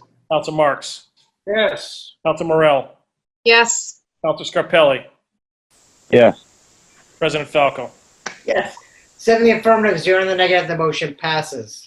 Mr. President, can we take National Grid rental locations, please? Because after that, I'm going to be excusing myself. Yes. So, President, I guess we've lost the feed too. Been told. Lost the what? The feed for the television. Oh, it's gone too long? I guess the quarters ran out. Okay, well, We didn't pay the bill. on the motion of Council Knight, seconded by Vice President Cavallaro to revert to the regular order of business, Clerk Hurtubise, please call the roll. The motion was to take the National Grid permits, Mr. President, the grants of location. Oh, okay, I'm sorry. So we're gonna take those from the table. Okay, on the motion of Council Knight to take the National Grid permits from the table, seconded by Councilor Morell. Clerk Hurtubise, please call the roll. Council Bears. Yes. Vice President Caraviallo. Yes. Council Knight. Yes. Council Marks. Yes. Council Morell. Yes. Council Scarpelli. Yes. President Falco. Yes, 7 in the affirmative, 0 in the negative. The motion passes. Let's see, this would be 20-479 and 20-480, if I'm correct.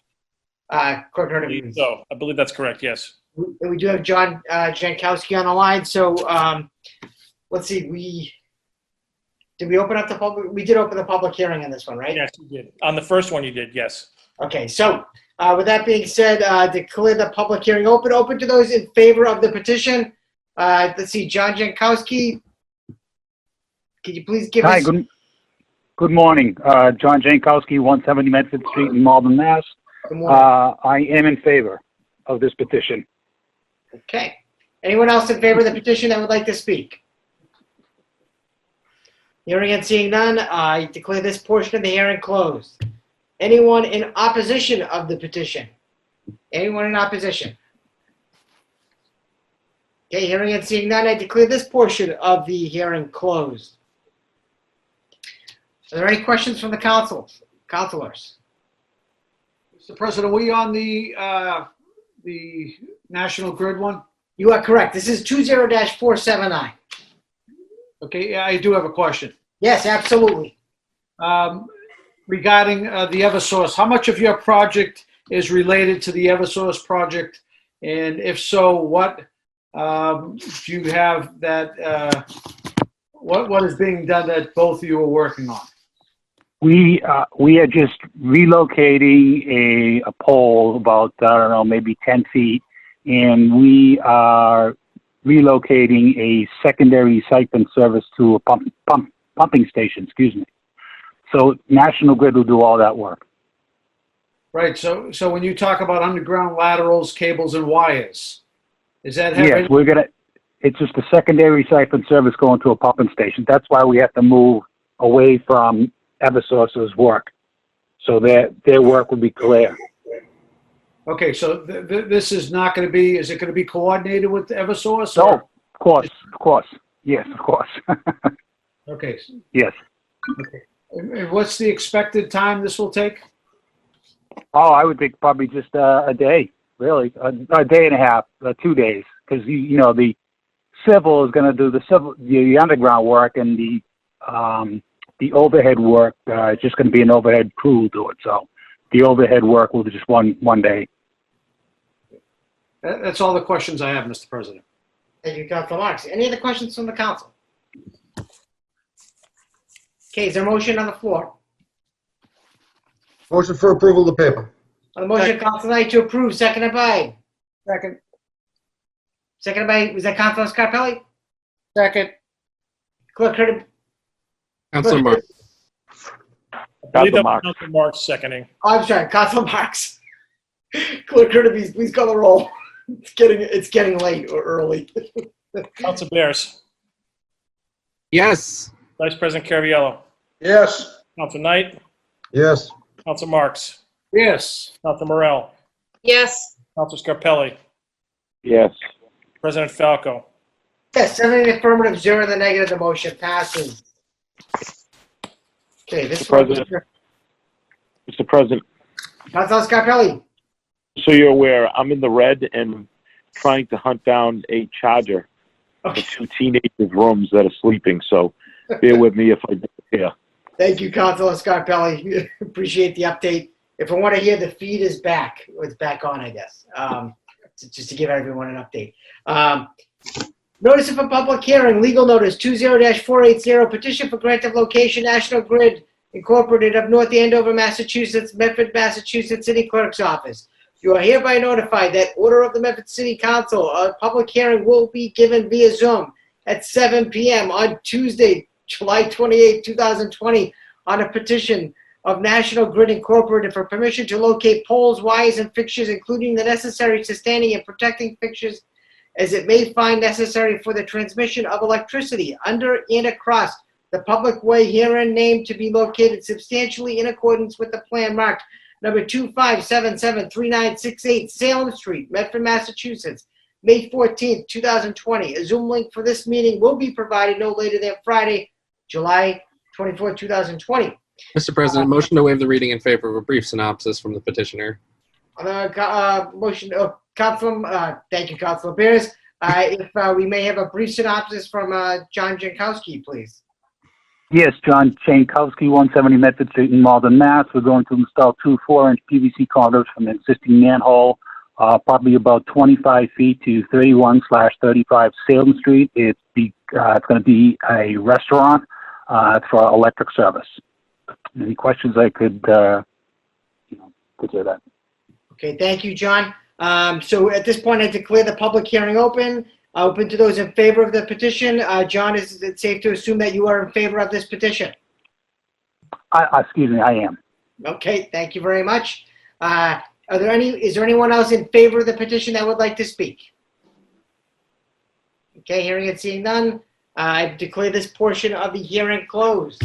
Anyone in opposition of the petition? Anyone in opposition to the petition that would like to speak? Okay, hearing and seeing none, I declare this portion of the hearing closed. Are there any questions from the council? Councilor Knight. Going forward, Mr. President, as a practice, I feel as though it might be appropriate for us to not hold public hearings at 1 o'clock in the morning. I would agree. And I think that, when looking at the way that things have been going and the length of our meetings as of recent due to this wonderful technological advancement that we're using here to promote transparent government, that, we might have to adopt a rule of some sort or amend our rules, Mr. President, to keep these meetings to be within a reasonable time frame. I think all the studies that we've ever read will show that meetings aren't productive if they last more than 2 hours. And we're going on about 6 now, and it's 1:30 in the morning. So with that being said, Mr. President, I have no problem with the paper. I'll move for approval this evening. But, it does raise concern that we're having a public hearing at 1 o'clock in the morning that was advertised for 7 o'clock in the evening yesterday. Thank you, Councilor Knight. I hear where you're coming from. This was a long meeting. This is our first meeting in a while, so I think there was a backlog of grant of locations, and there were other issues that. No explanation necessary, Mr. President. I was there. I'm just saying, as a practice going forward, I think that this might be not the best of them. I understand. Okay, let's see. So on the motion of Councilor Knight to approve, seconded by. Second. Seconded by Councilor Vice President Carviallo. Clerk Hurtubise, please call the roll. He was drinking water. He couldn't have seconded it. Oh, he did. Was it He's a someone else? ventriloquist. Yeah, he definitely didn't second it. Okay. Call it me. I said it too. Councilor Beers, seconded by Councilor Beers. Clerk Hurtubise, please call the roll. All right. So Councilor Knight moved for approval, seconded by Councilor Bears. Yes. Councilor Bears. Absolutely. Vice President Carviallo. Yes. Councilor Knight. Yes. Councilor Marks. Yes. Councilor Morell. Yes. Councilor Scarpelli. Yes. President Falco. Yes, 7 in the affirmative, 0 in the negative. The motion passes. Thank you, John Jankowski, for joining us tonight. Motion to revert to the Thank you, regular sir. order of business. On the motion Thank you so of much. Councilor Beers, seconded by Vice President Carviallo to revert to the regular order of business. Clerk Hurtubise, please call the roll. Hold on just a second. That was Councilor Bears moving to revert with Vice President Carviallo second. Yes. Councilor Bears. Yes. Vice President Carviallo. Yes. Councilor Knight. Yes. Councilor Marks. Yes. Councilor Morell. Yes. Councilor Scarpelli. Yes. President Falco. Yes, 7 in the affirmative, 0 in the negative.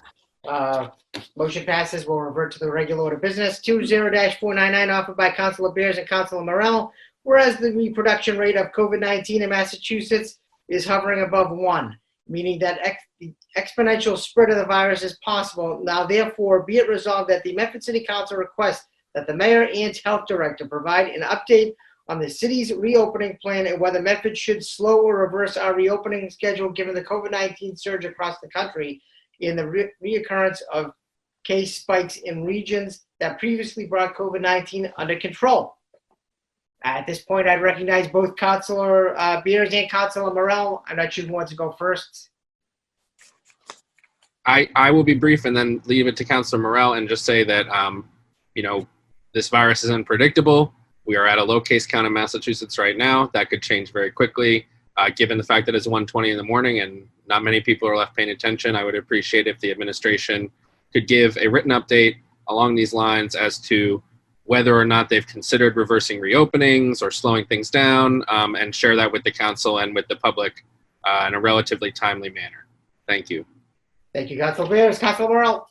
Thank you, Mr. President. Yeah, I'll also be brief. I just want to add that as of yesterday, our 7-day average of new positive cases in the state of Massachusetts was the highest it's been in a month and a half, which is just to say, I mean, the numbers are still lower than many other states, but this is just to say this is very much an ongoing situation that we have to be nimble with.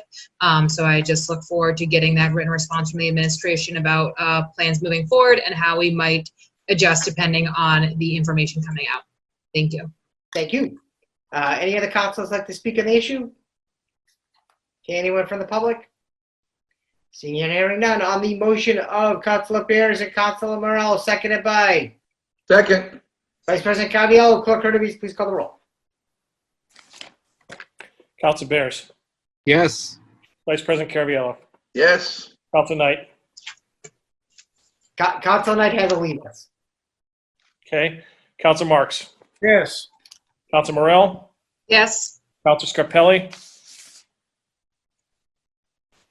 We may have lost Councilor Scarpelli as well. Yeah, I'm not sure if his line might be dead. I know he's looking for a charger. I think Councilor Knight had I think one of his kids woke up, so I think he was going to attend to that. So. Okay. So I believe that is 5 in the 502. 5 in the affirmative, 0 in the negative, 2 absent. The motion passes 20-500. Offered by Councilor Beers. Be it resolved that the Medford City Council, that the appropriate city staff be invited to attend a committee of the whole meeting to discuss the review of the city website mentioned by the mayor during the fiscal year 21 budget negotiations. Councilor Beers. Thank you, Mr. President. Pretty self-explanatory. A city website review was mentioned. I'd like it to be discussed with the council. It's also along the lines of a couple of resolutions that the council passed that I proposed, I think, at our June 30th meeting regarding council communications and subcommittees. So whether those could be back-to-back or in one meeting, whatever is preferable, I just think the topics are interrelated and something we should be taking a look at. Thank you. Okay, thank you, Councilor Beers. Any other comments from the council? Questions? Any from the public? Okay, here I gave Jackie Peaks the rest of the night off, otherwise she'd be here to talk about it. So. Thank you, Chief of Staff Rodriguez. On the motion of Councilor Beers, seconded by? Second. Vice President Caraviallo, Clerk Hurtubise, please call the roll. Councilor Bears. Yes. Vice President Caraviallo. Yes. Councilor Knight, who I believe is absent. Councilor Marks. Yes. Councilor Morell. Yes. Councilor Scarpelli. I'm hanging in there, yes. President Falco. Yes, 6 in the affirmative, 0 in the negative, 1 absent. The motion passes. Got everything? I think so. There's committee of the whole reports and there's records. There's public participation. There's participation as well, yes. Okay, so we got committee reports, 20-460, that was June 27th. That was the fiscal year 21 budget meeting, and we met with the, we had a long day that day. We met with the police chief, fire chief, Department of Public Works, engineering, highway, cemetery, parks, forestry, water and sewer, library, council on aging, energy and environment, community development, finance, auditing, treasury and debt assessing. We went over their budgets, asked a lot of great questions. It was a long day. What we doing? Motion to approve. On the motion of Councilor Vice President Second. Capito to approve, seconded by Councilor Bears. Clerk Kirby, please call the roll. Council Bears. Yes. Vice President Caraviallo. Yes. Council Knight. Council Marks. Yes. Council Morell. Yes. Council Scarpelli. Think we lost him. President Falco. Yes. 5 in the affirmative, 0 in the negative, 2 absent. The motion passes. Okay, 20-460, June 29, 2020. That was also the fiscal year 21 budget meeting where we met with the Law Department, Electrical Building, Chevalier Theater, Information Technology, PEG, Executive, Clerk. Move approval, Mr. President. Second. Motion of Councilor Marks to approve, seconded by Councilor Bears. Clerk Kirby, please call the roll. Council Bears. Yes. Vice President Caraviallo. Yes. Council Knight. Council Marks. Yes. Council Morell. Yes. Council Scarpelli. President Falco. Yes, 5 in the affirmative, 0 in the negative, 2 absent. Motion passes. 20-460, Committee of the Whole report.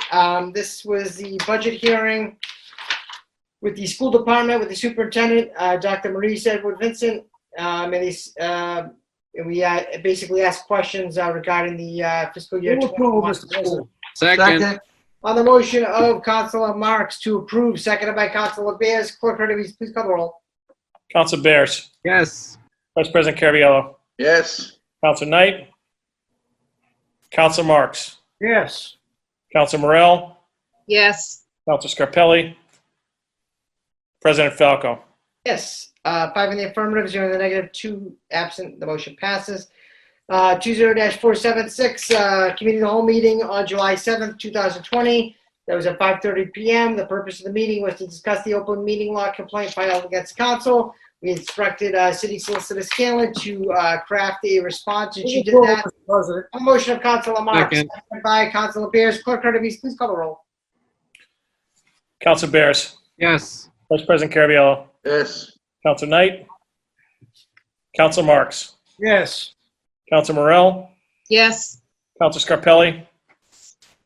President Falco. Yes, 5 in the affirmative, 0 in the negative, 2 absent. The motion passes. Let's see, at this point, we have public participation. We have Matthew Page Lieberman, 15 Canal Street, number 15, Medford, Mass.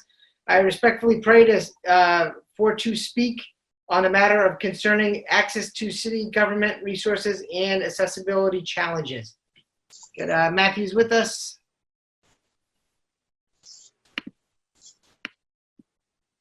Matthew.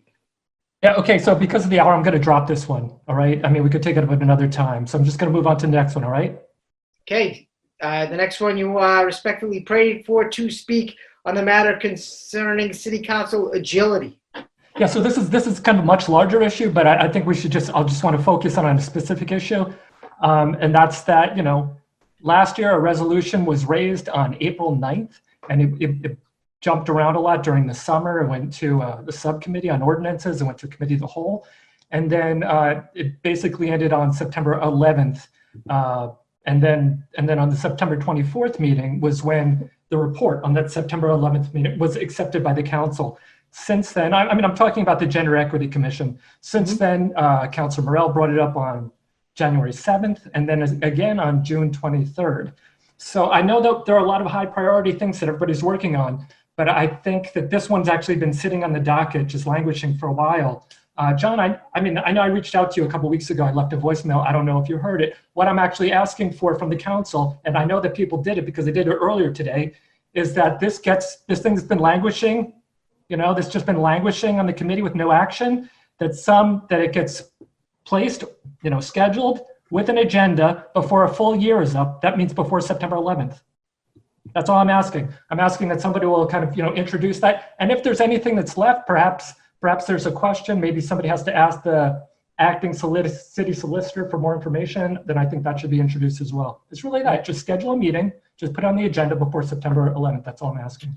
And I appreciate you bringing it up. We have had many, I would say, competing priorities this year. And I'll be honest with you. I'm looking at I have my calendar here that I always keep with me. And it's not that this council has not been meeting. I mean, here we are. This is our 25th meeting of the year. We are 25th regular meeting of the year. We have had, I can tell you right now, last night we had our 28th committee of the whole meeting. So we're averaging basically 2 meetings a week, which, you know. Two meetings a week? Yeah, so we're working, and we're working hard, and there's a lot of. I understand, but I mean, nothing's been happening since September 11th. If I may finish, please, okay?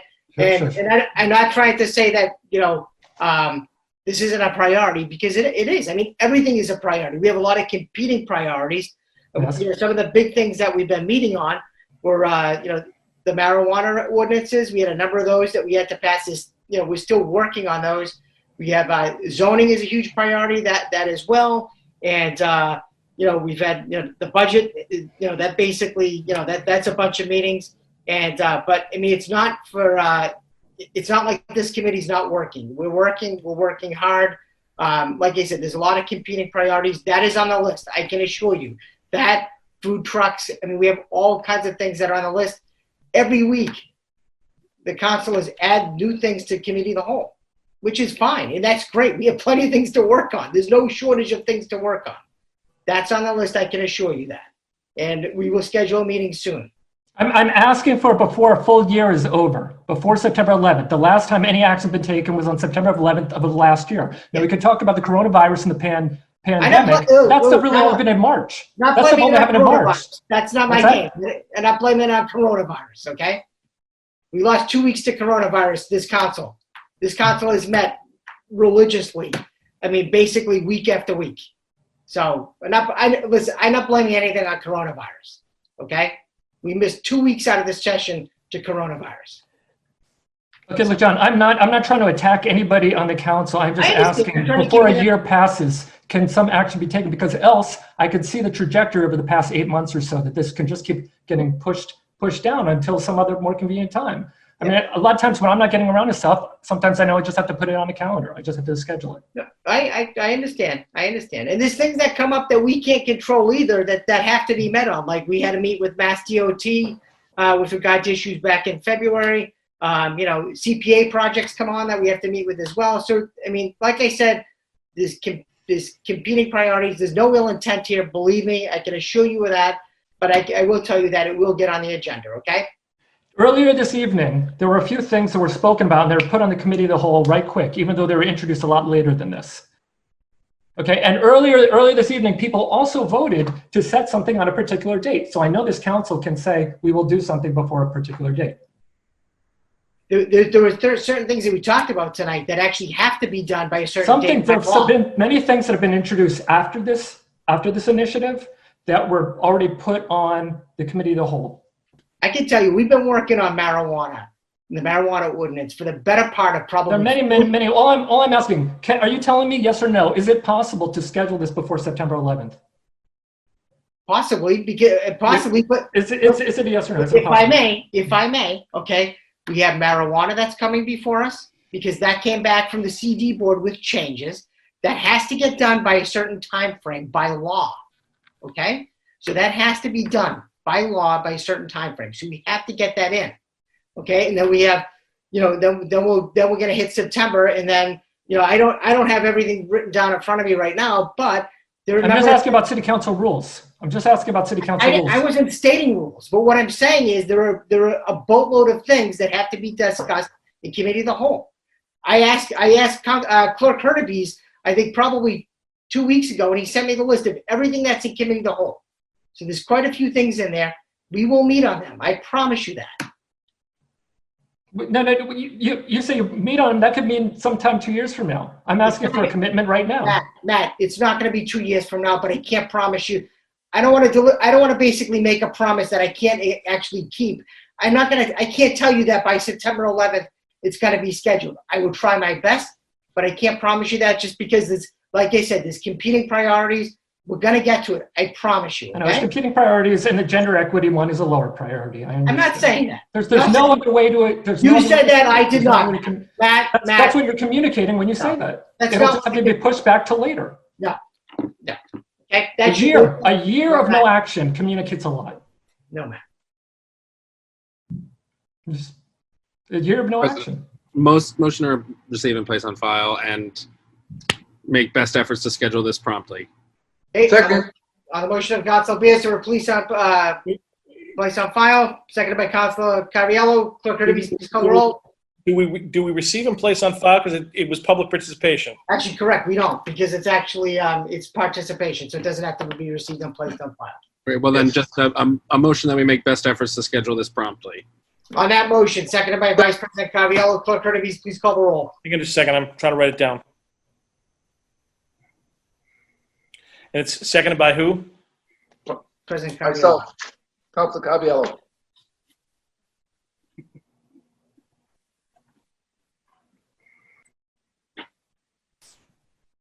Schedule a meeting on gender equity.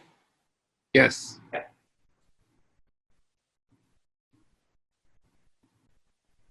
As quickly as possible. Is that correct? Correct. Yes.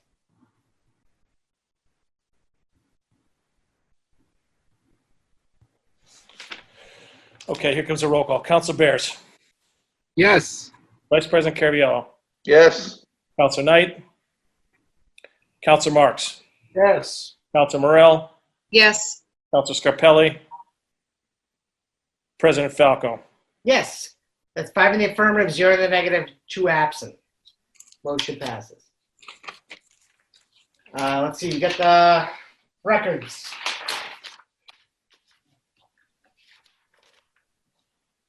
Records of the meeting of June 30th were passed to Councilor Bears. Councilor Bears, how did you find those records? I found the record sufficient and precise, Mr. President, and I move approval. Thank you, Second. Councilor Bears. And the motion of Councilor Bears, seconded by Vice President Cariello. Clerk Kirby, please call the roll. Council Bears. Yes. Vice President Caraviallo. Yes. Council Knight. Council Marks. Yes. Council Morell. Yes. Council Scarpelli. President Falco. Yes. 5 in the affirmative, 0 in the negative, 2 absent. The motion passes. Motion to adjourn. On the motion of Vice President Second. Cariello to adjourn the meeting, seconded by Councilor Bears. Clerk Kirby, please call the roll. Council Bears. Yes. Vice President Caraviallo. Yes. Council Knight. Council Marks. Yes. Council Morell. Yes. Council Scarpelli. President Falco. Yes. 5 in the affirmative, 0 in the negative, 2 absent. The meeting is adjourned. Have a good morning. Good morning. Thank